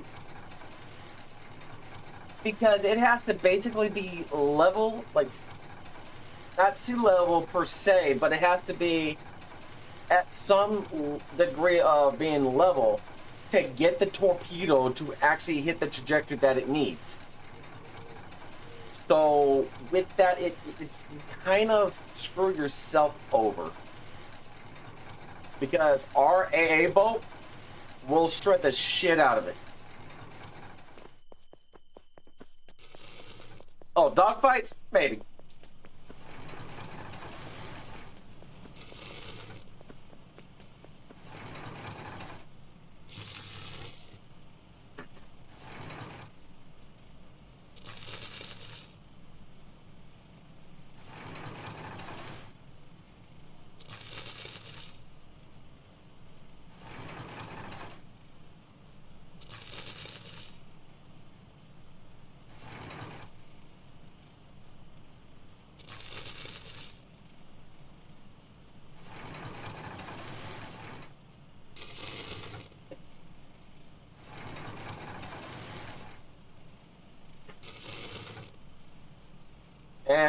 We'll see.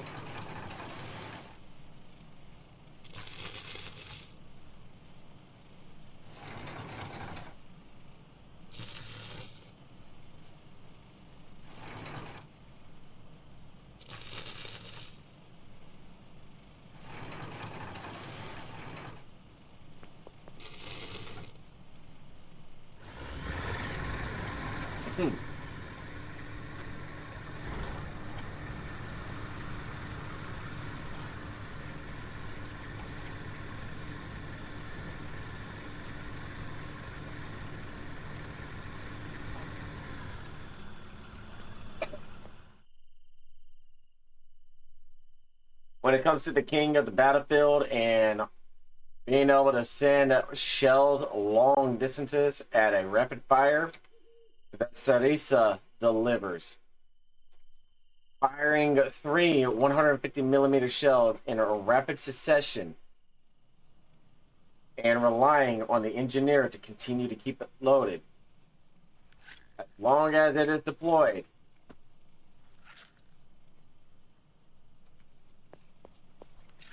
You are good to go to fire.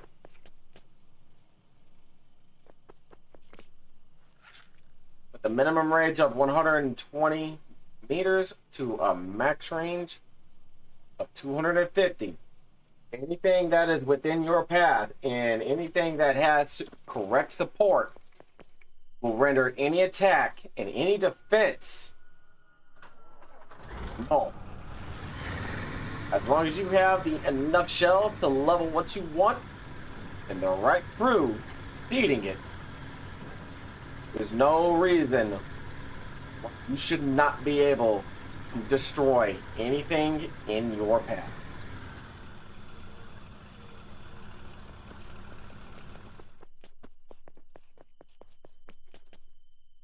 The Cereza has the main cannoneer, the engineer for reload, the driver for deploy and reposition, and 4 side passenger seats. And as a passenger, you can pull out your secondary to provide immediate cover for the gunner and the engineer. Defense and offense play a very, very vital part here.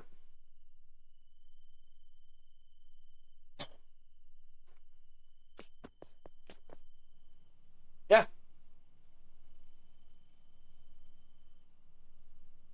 100% true.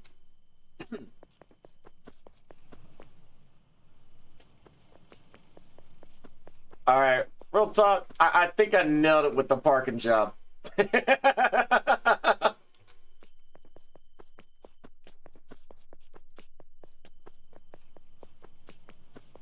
Well, remember, the subsystems do take damage, so you might not need much.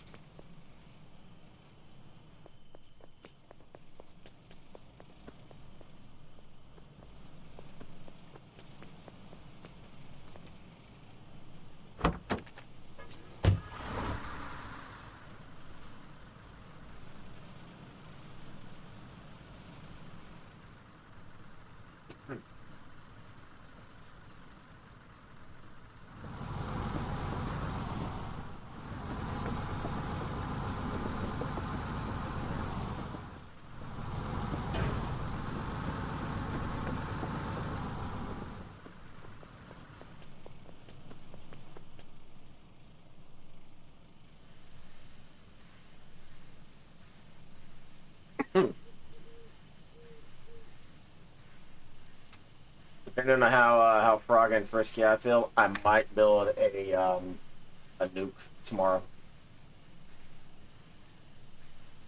I'm gonna be ending the stream here soon.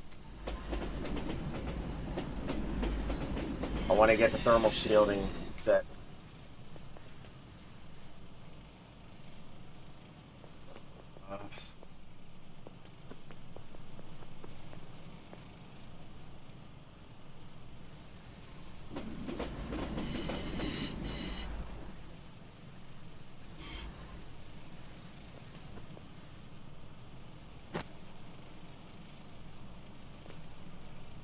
Large shell, 175.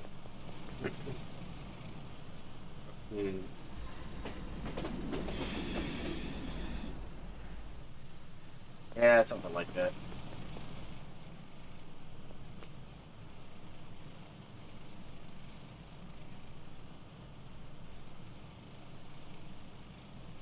Bunch of what?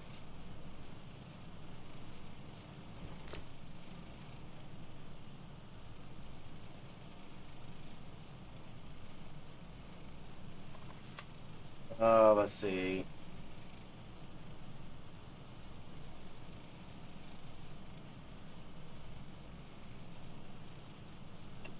That's right, that's made here.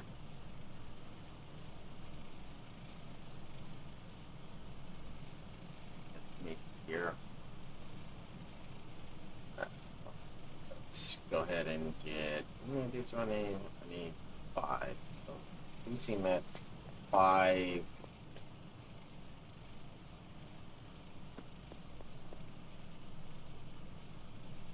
Oh, 5.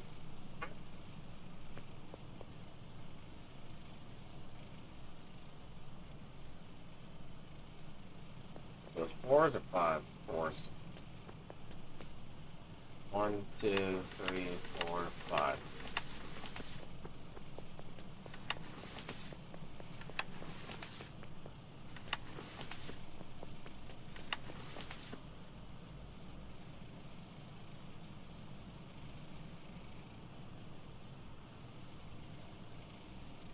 Personal public.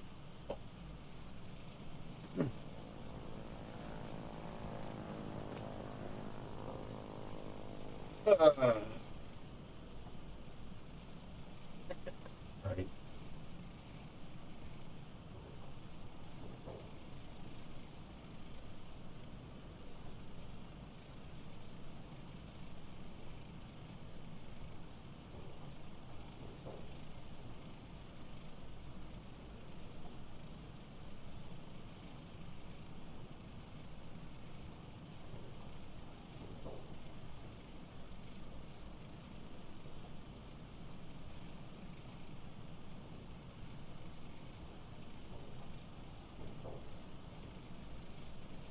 Once I get this into here, I will be good to go to start getting stuff in here. That's a lot of shit that I'm gonna be doing.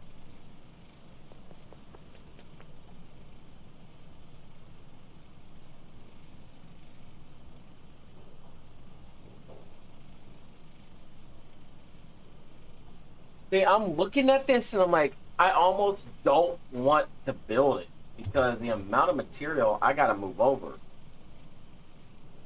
It's ridiculous.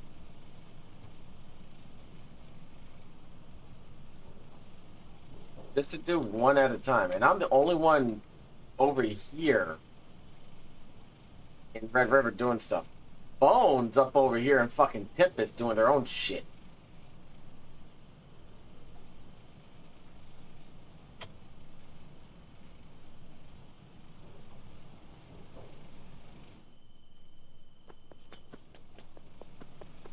But it'll be worth it because there's probably thermal shieldings that I need within the within the whatchamacallit, right here, the advanced structure manufacturing.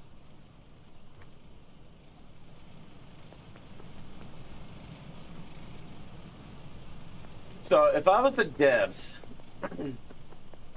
one, I wouldn't have the fucking fighter be on a large pad. I would have it in sections on a small pad. You know, the engine, the body, and the wings. 2 wings, a body, and an engine. Compile it at the hangar. I like the I like the amount for Azimuth 2s. I like the amount for Azimuth 3s. Lower the Azimuth 4s by 25. Lower the Azimuth 1s by 25. Get rid of the rear alloys and cut the pecans in half. And then split it amongst the 3.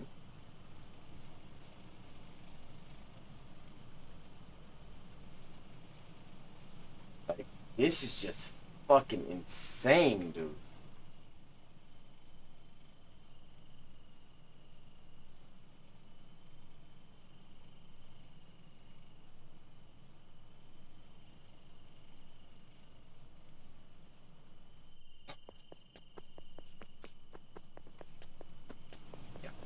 Honestly, I may not build the nuke because of like the actual rocket, but I am going to build the site. So. Let me go ahead and get rid of all this shit.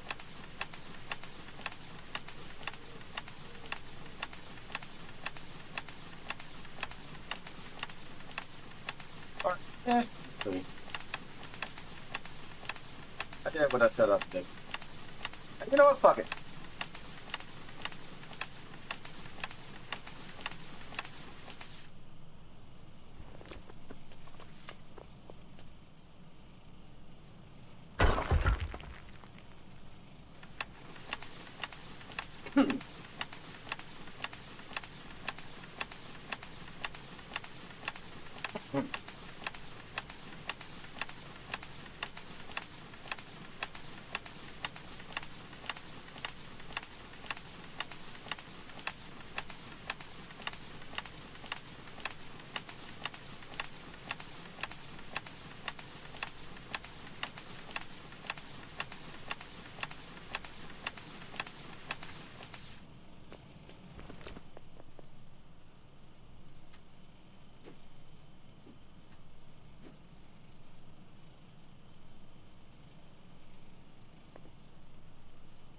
Boom.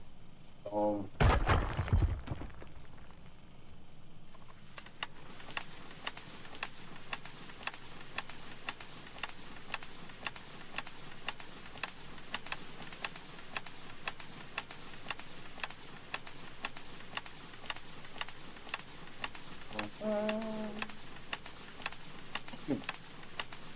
I'm gonna build out the nuke and I'm gonna set it to where I'm gonna let the fucking hex know.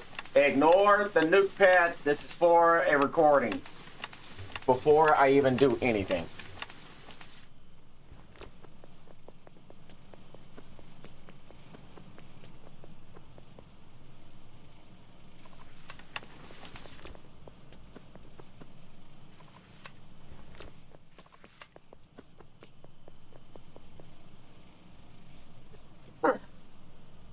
Oh, that hurt.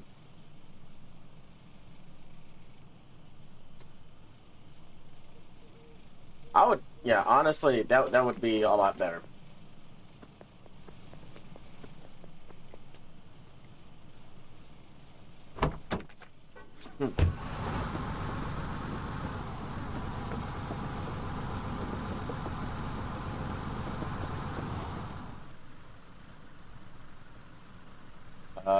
Small pad.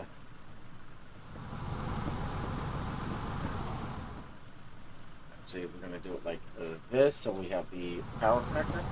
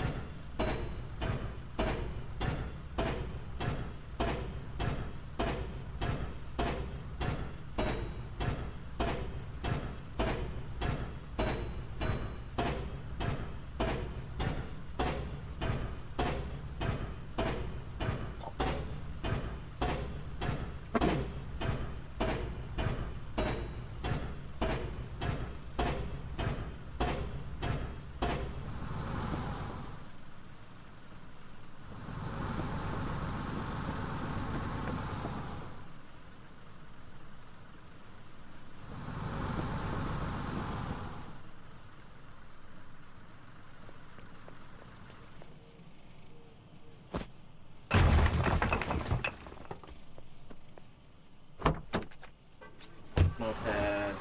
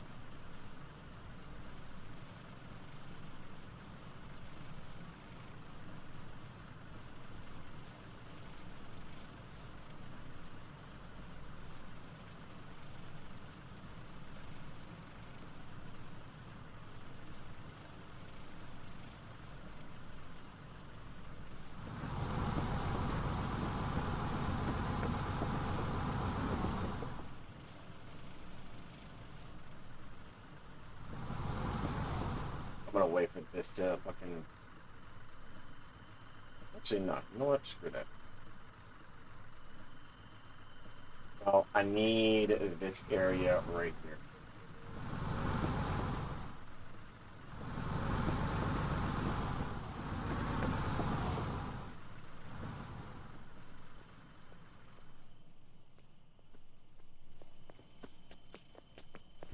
Can I squeeze this into here?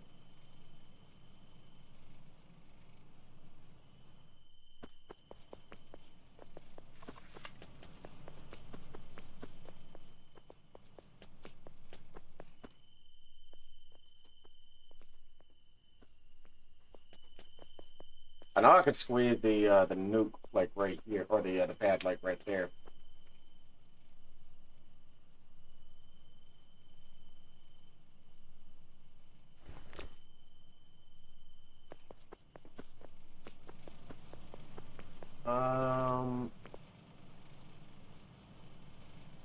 I get rid of the rail, and I get rid of that. I can definitely do that. So let's get that.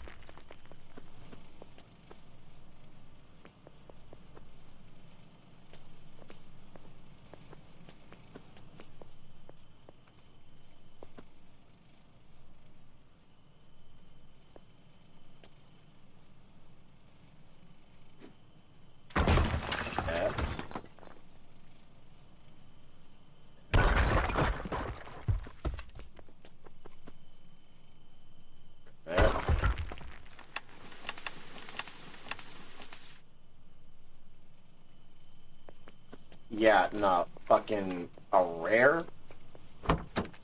Nah, dude.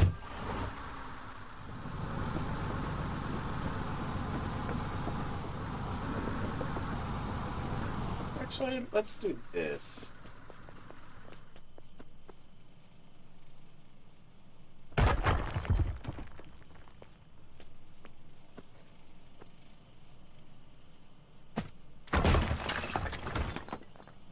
Curious. I want to at least build a nuke and record it for anybody who's curious about how the process goes and all that other shit.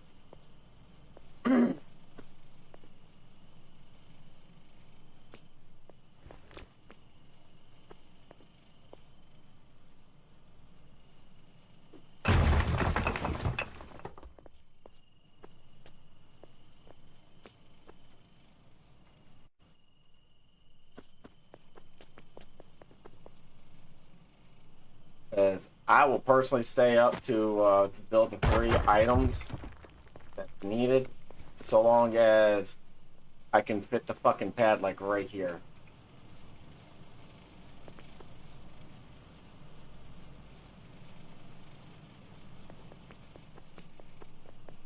And lo and behold, right?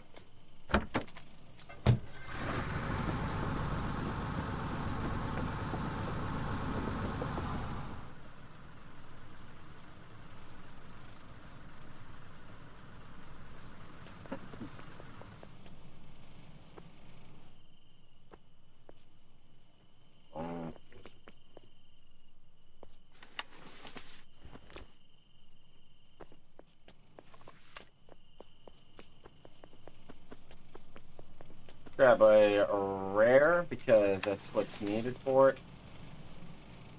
You. Let's get the blueprint first and foremost.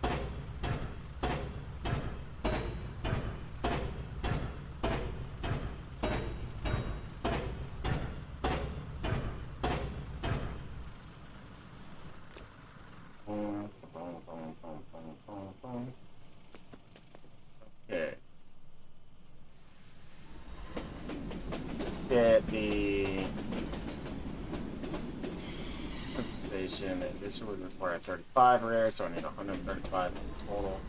Technically 134. And the box. Over here.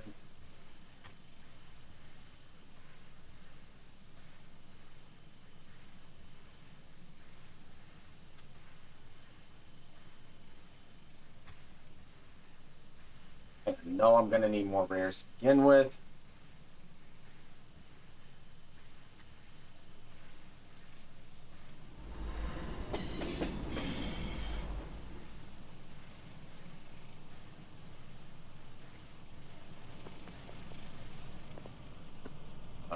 Right here. Grab the fucking crane.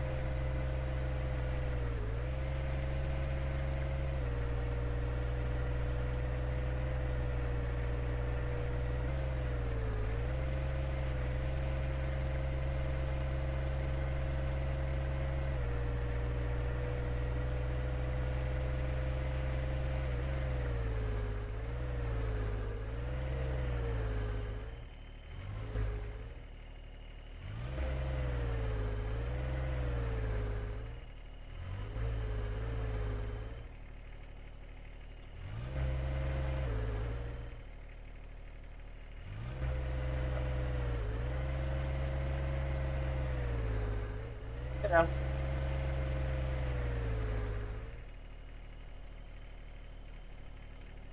Alright, let's see. We need... Oh, yeah, I was right. 150 rares alone. 20 steel, 20, 75 thermal. Alright, so let's go with starters.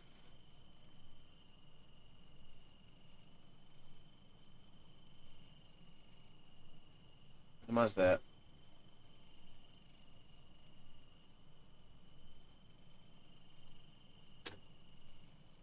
Steel, 75 thermal shield. 55 AM 2s. 150 rares. And then 25 AM beats. Okay. I already have the rares, which is a plus.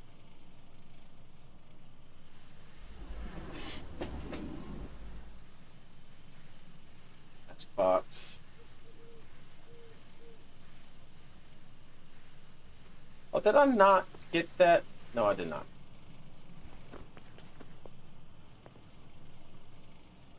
What?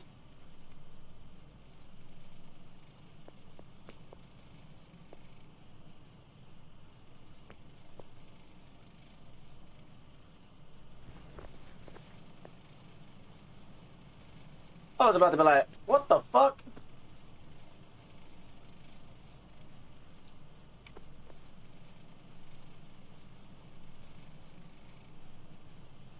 There we go. Alright, magic box. Thermal shielding.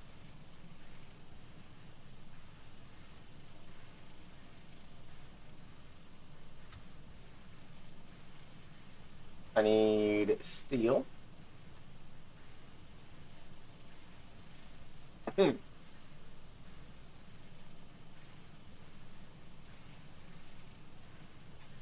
Similar materials too.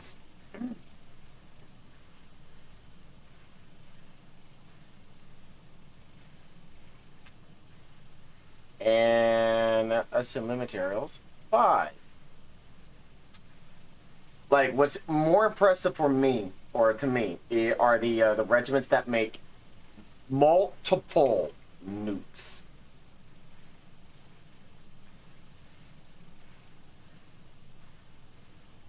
Because I know how expensive this is, this, and this are.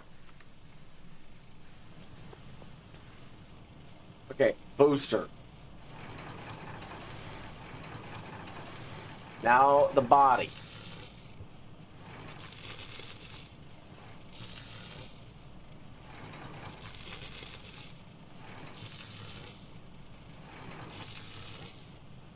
20 steel.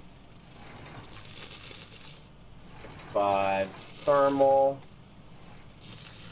5 AM1. 5 AM5. And 25 rares.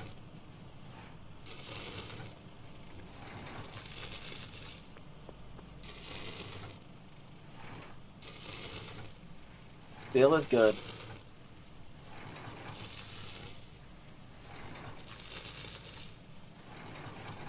Almost shield. How much should I have in there? 25? I need 50? Okay.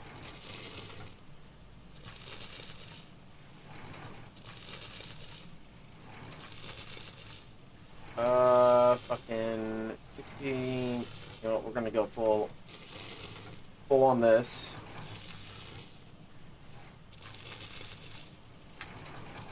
To check the 5s.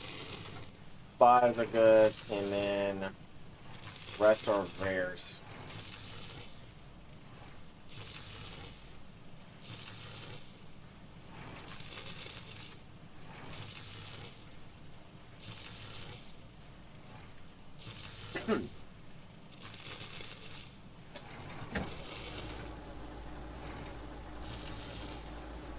That.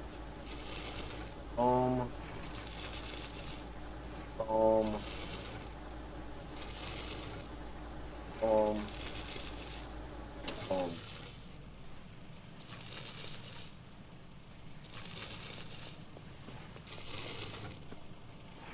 This thing's massive.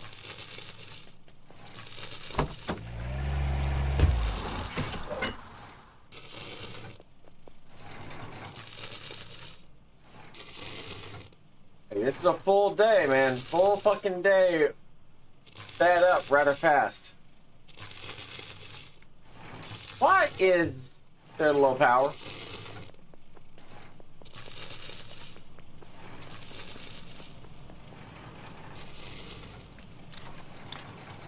What's it in here? Oh, 20. Alright, the fuck's going on?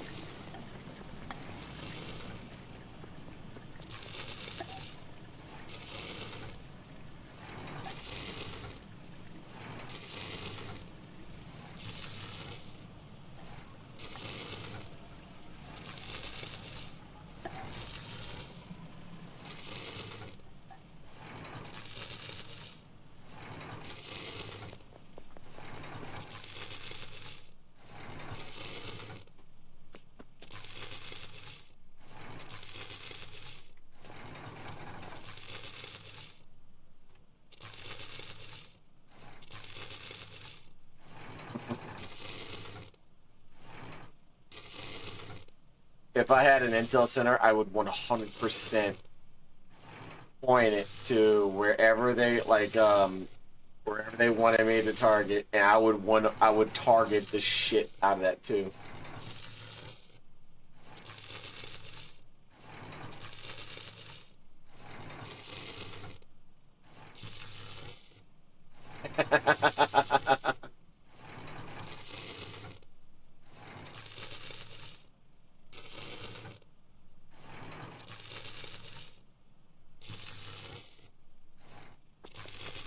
French is where you can get away with a lot of shit, man.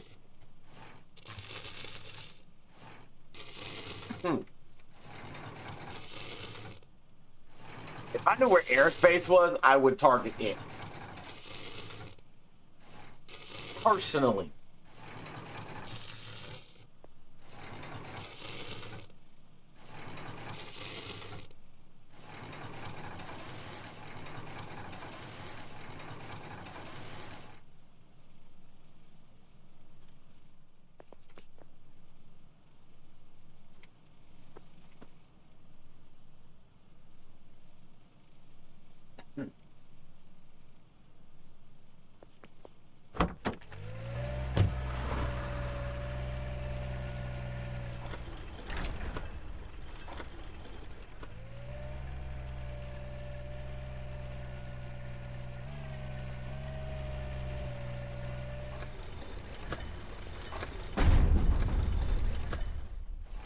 75 rares check.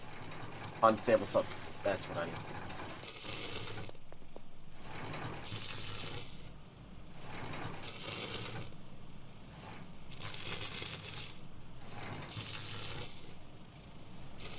All I need is HE powder, and I'm good to go because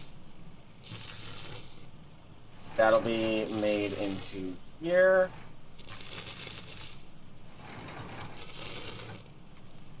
Yep.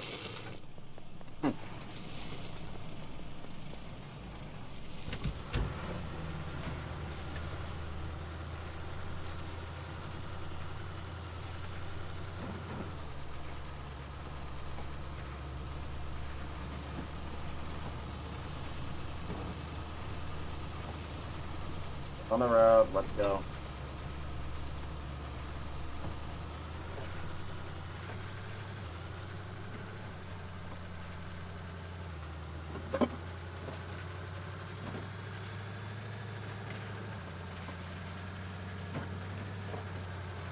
They still haven't killed the bridge.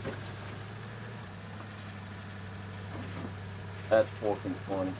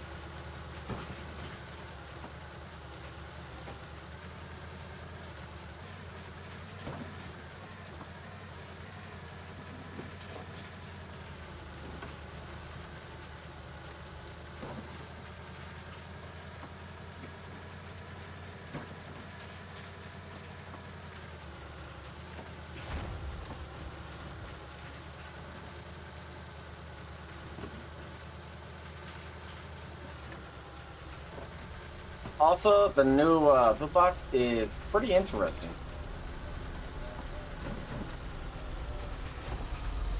I'll take that.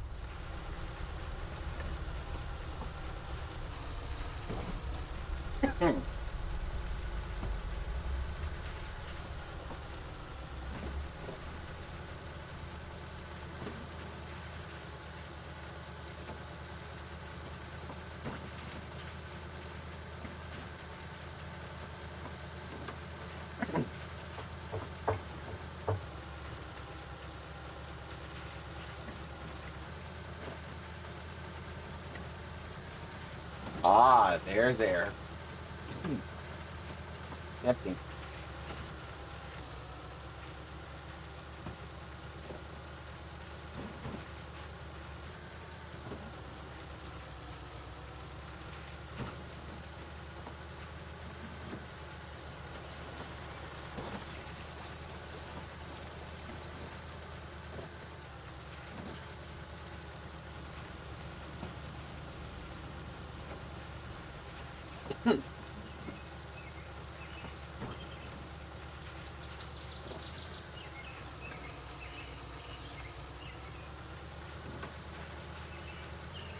By the way, me building this nuke solve everything that I've done.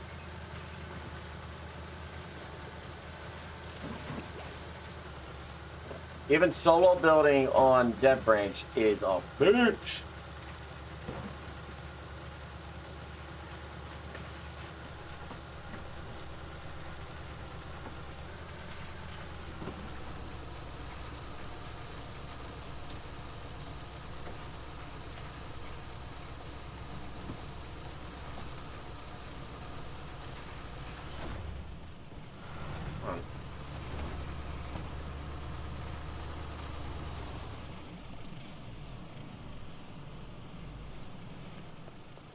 See, I need, what I need to do is get this off.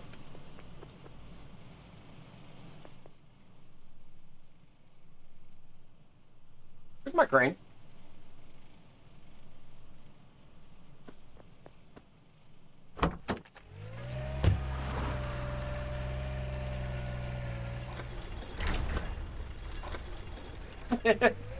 I have an invisible crane.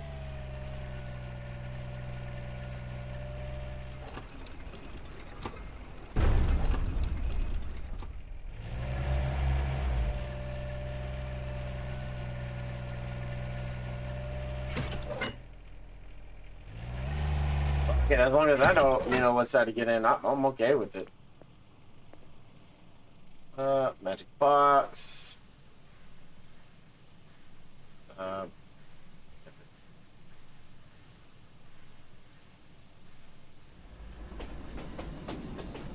And a rocket battery. Here, the flame ammo cost is relatively cheap, so public.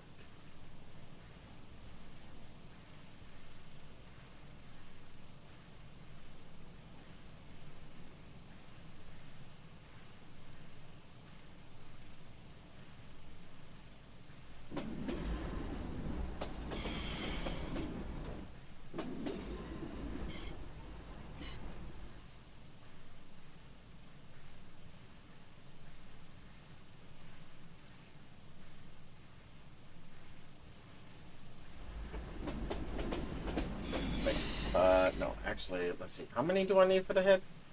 165.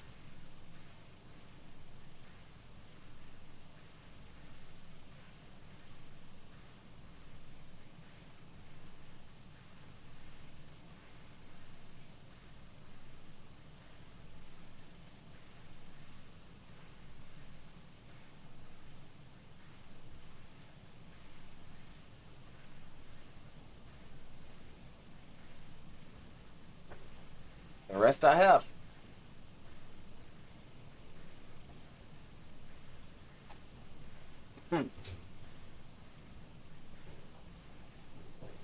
Fucking crazy, dude. This is why I wanted to do this shit on Devbranch. Because being on high alert while all this builds, you need 165 unsaleable substances. Imagine for a second that shit goes kaboom.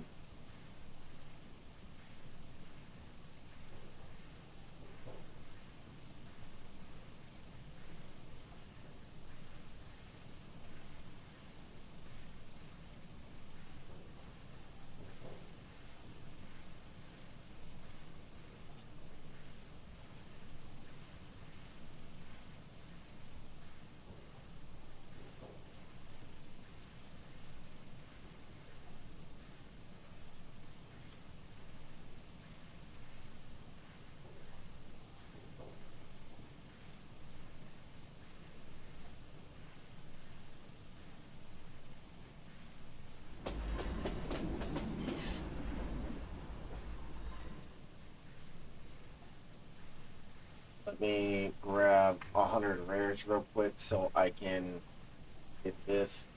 So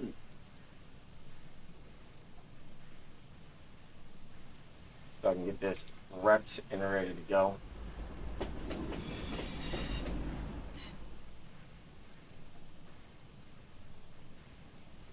And as soon as this is done, I'm grabbing the stuff from here. So it takes 3 flame ammo, which is 25 seconds a piece. But it takes 30 minutes just to make one. It's as if it was in a real war setting. It does not have this accelerator on it. 30 IRL minutes. Absolutely bonkers, dude.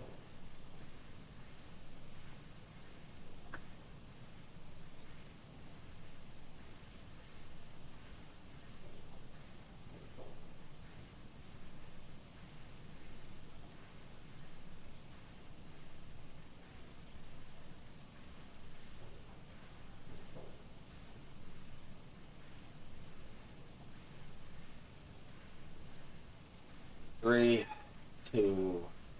And then, oh.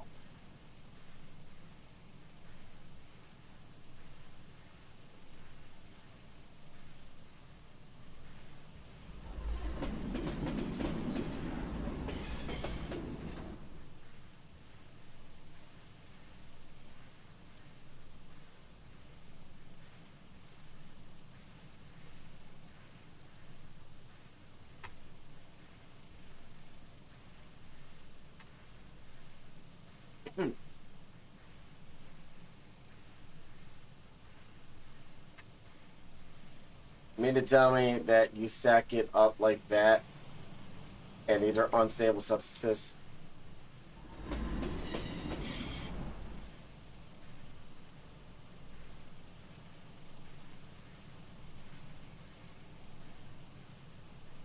What am I missing?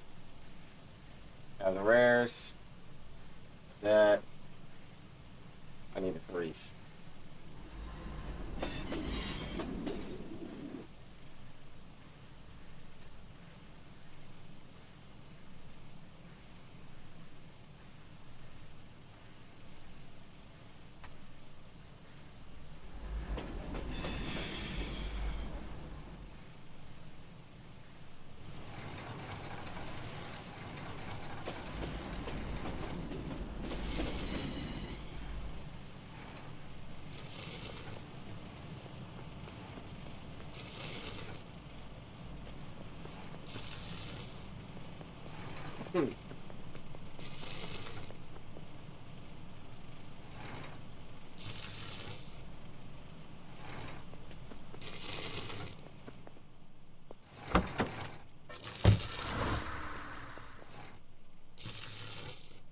One full fucking day.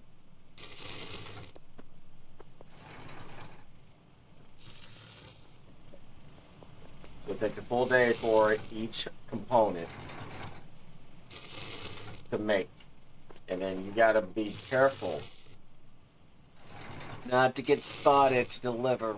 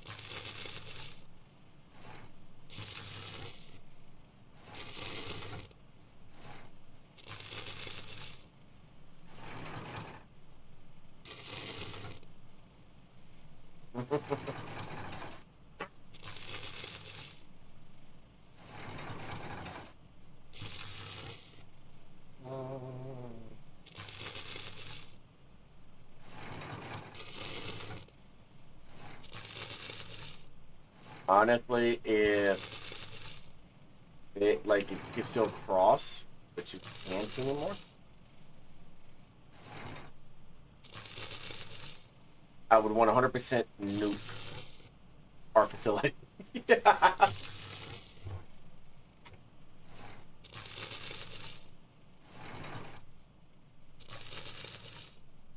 Ooh.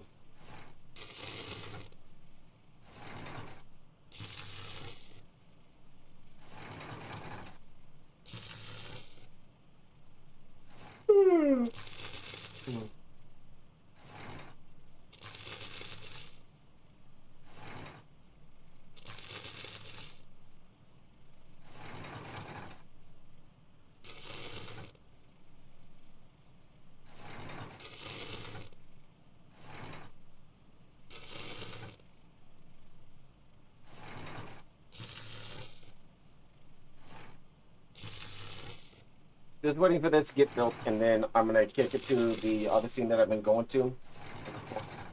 I plan to get as much recorded with all the tanks on the colonial side as possible. Warden faction will be on Saturday, if anything, if power doesn't go out. And then I'm gonna take care of all the fucking weapons. All of them. That's gonna be painful, by the way.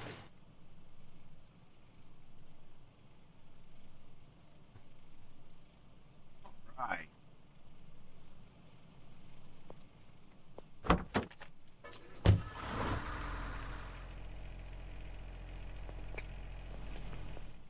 Okay. Here we go.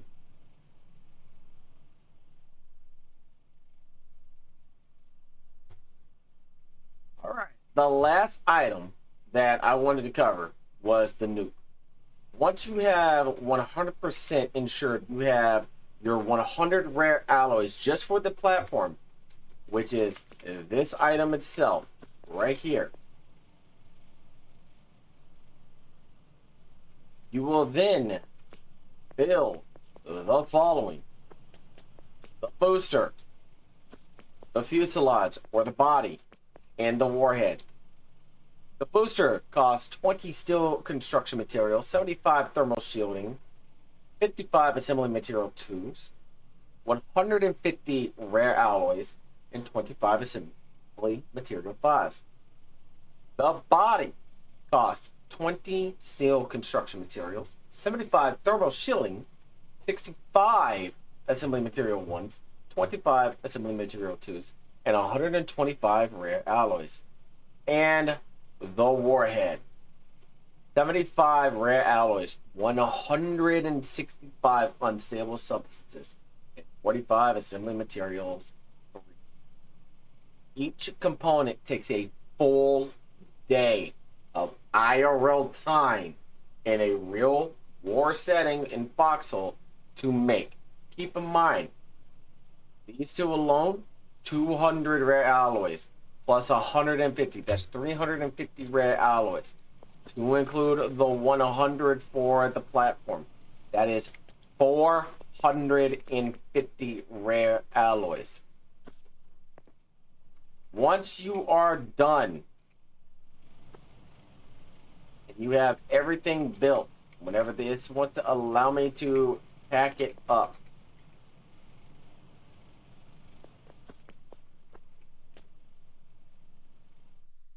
my Invisicrane over here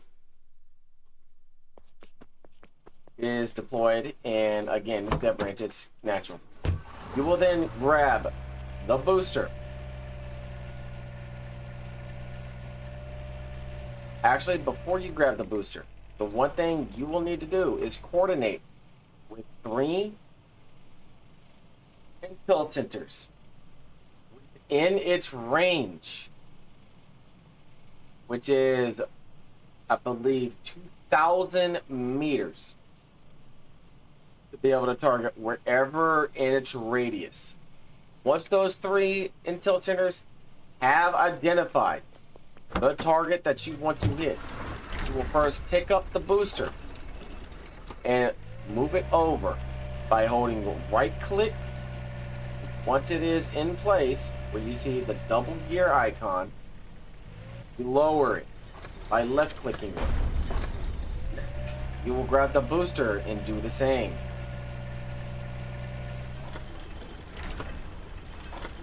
And lastly, you will finish the warhead and complete the sequence of stacking this on.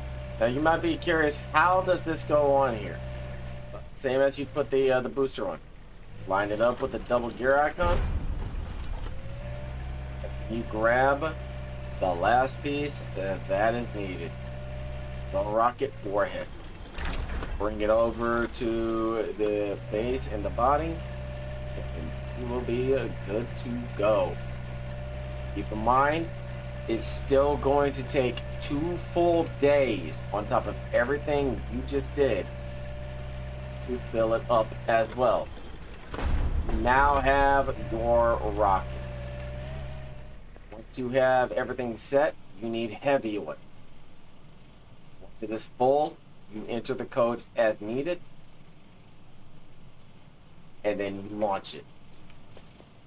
Once it's launched, it will completely remove anything from being able to be built in the area, such as if I was to target the blemish, for example. If I target the blemish and I hit this this down base, it will go from green to red. Red means it is completely gone. And this is what the full icon on the map looks like. That takes care of all of the advanced facility stuff that I know of.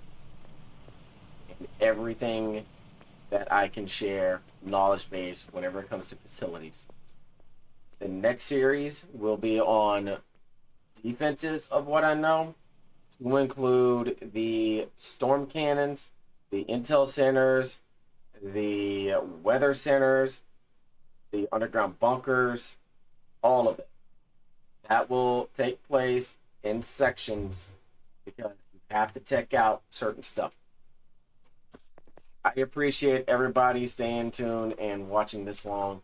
And if you could, please give the video a thumbs up, hit that subscribe button, and if you didn't like it, hit the thumbs down. I understand it's lengthy, but there is a lot to go over. And I mean a lot. With that, I will definitely catch y'all on the next one. Have a good one. Later. I wasn't ending the stream, that was just ending the video.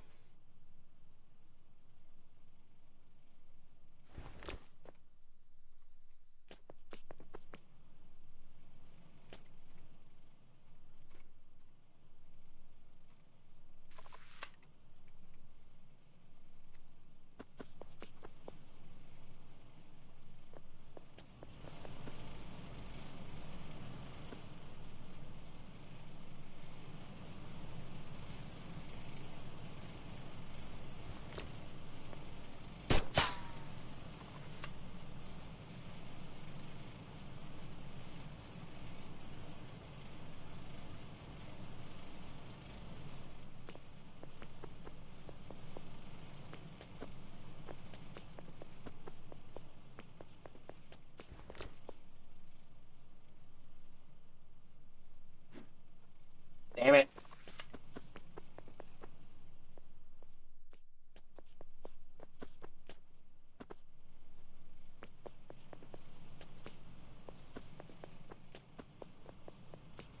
All right.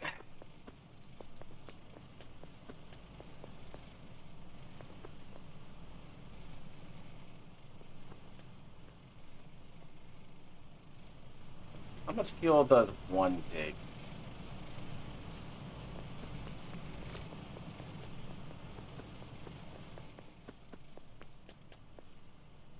$500 liters.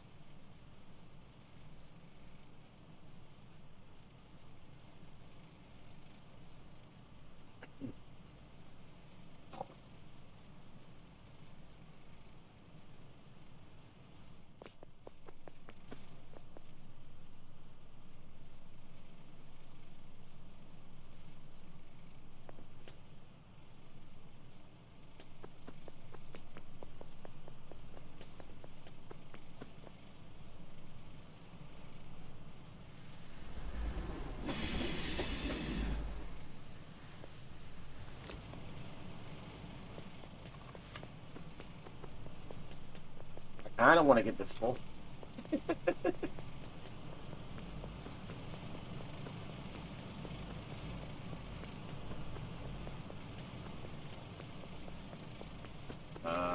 Nope. Nope.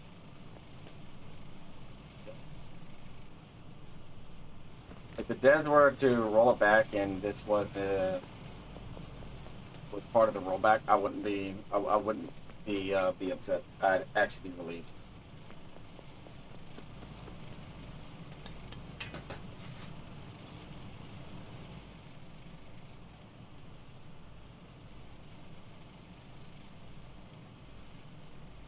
Yeah, that's everything that I know whenever it comes to facilities.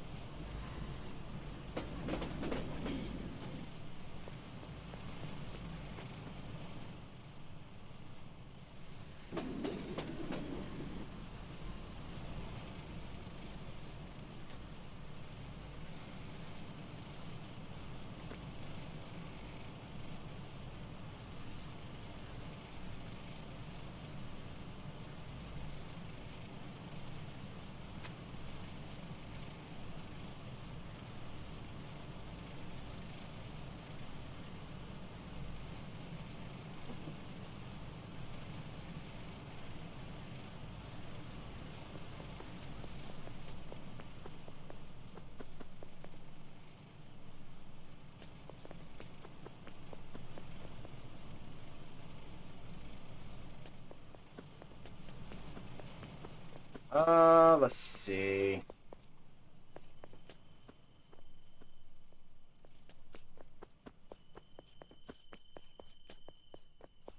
I got an idea.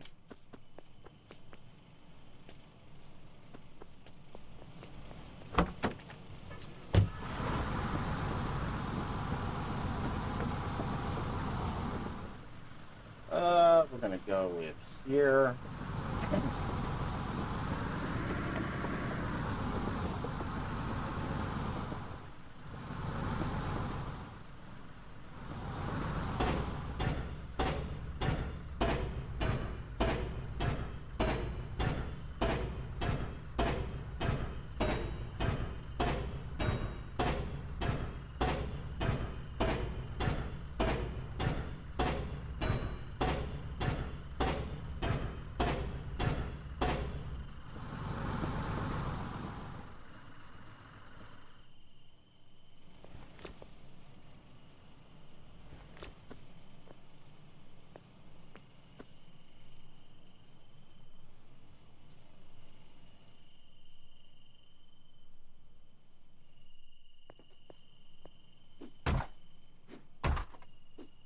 All I'm gonna do is just grab a underground.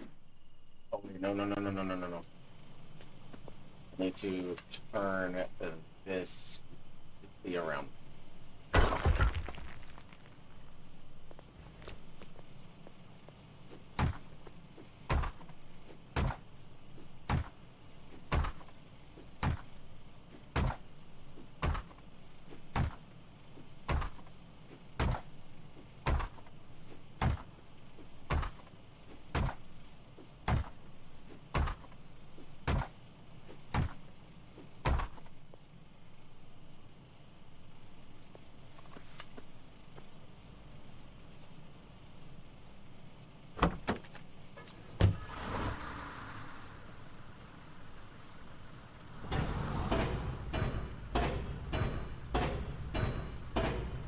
All I got to do is run a pipe, and I'm set. The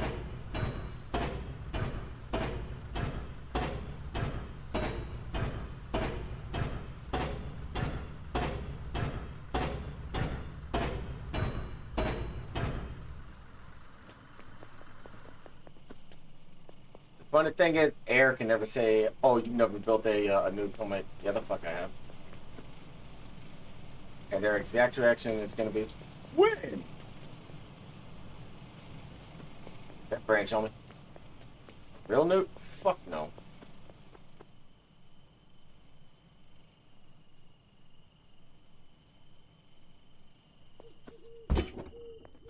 No.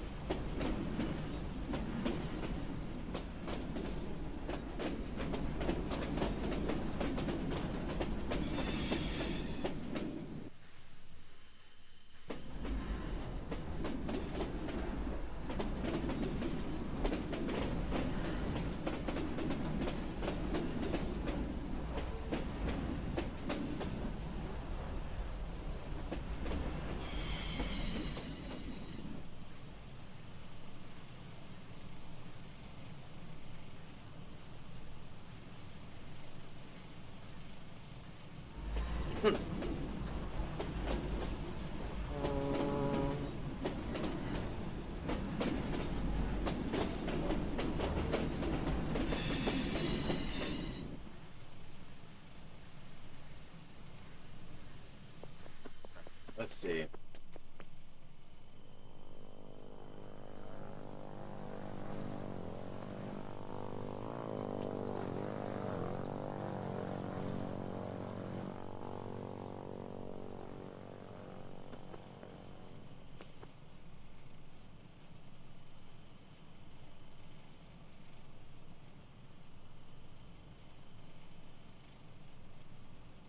$30,000 liters.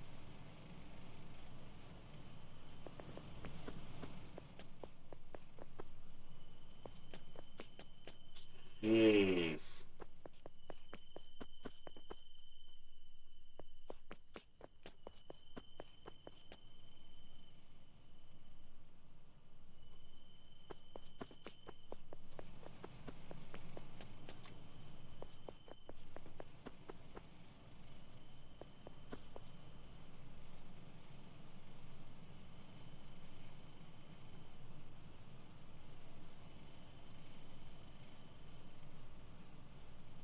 it's a slow ratio. This holds 500 of that. Each one is that. Yeah, it's gonna be a minute.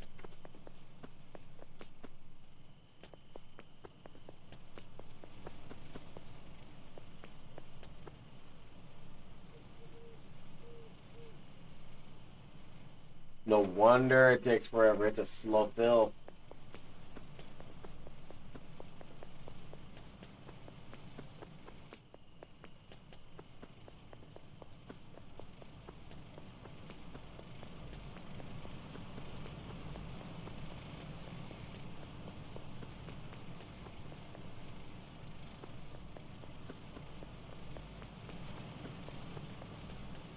Jeez.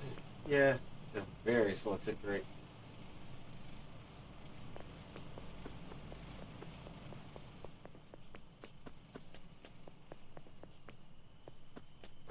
So if that's 500, I would need, and it's at 30,000 liters. Each one holds 30 liters. That's 100 of those. Oh, that's a, no, that's crazy, man.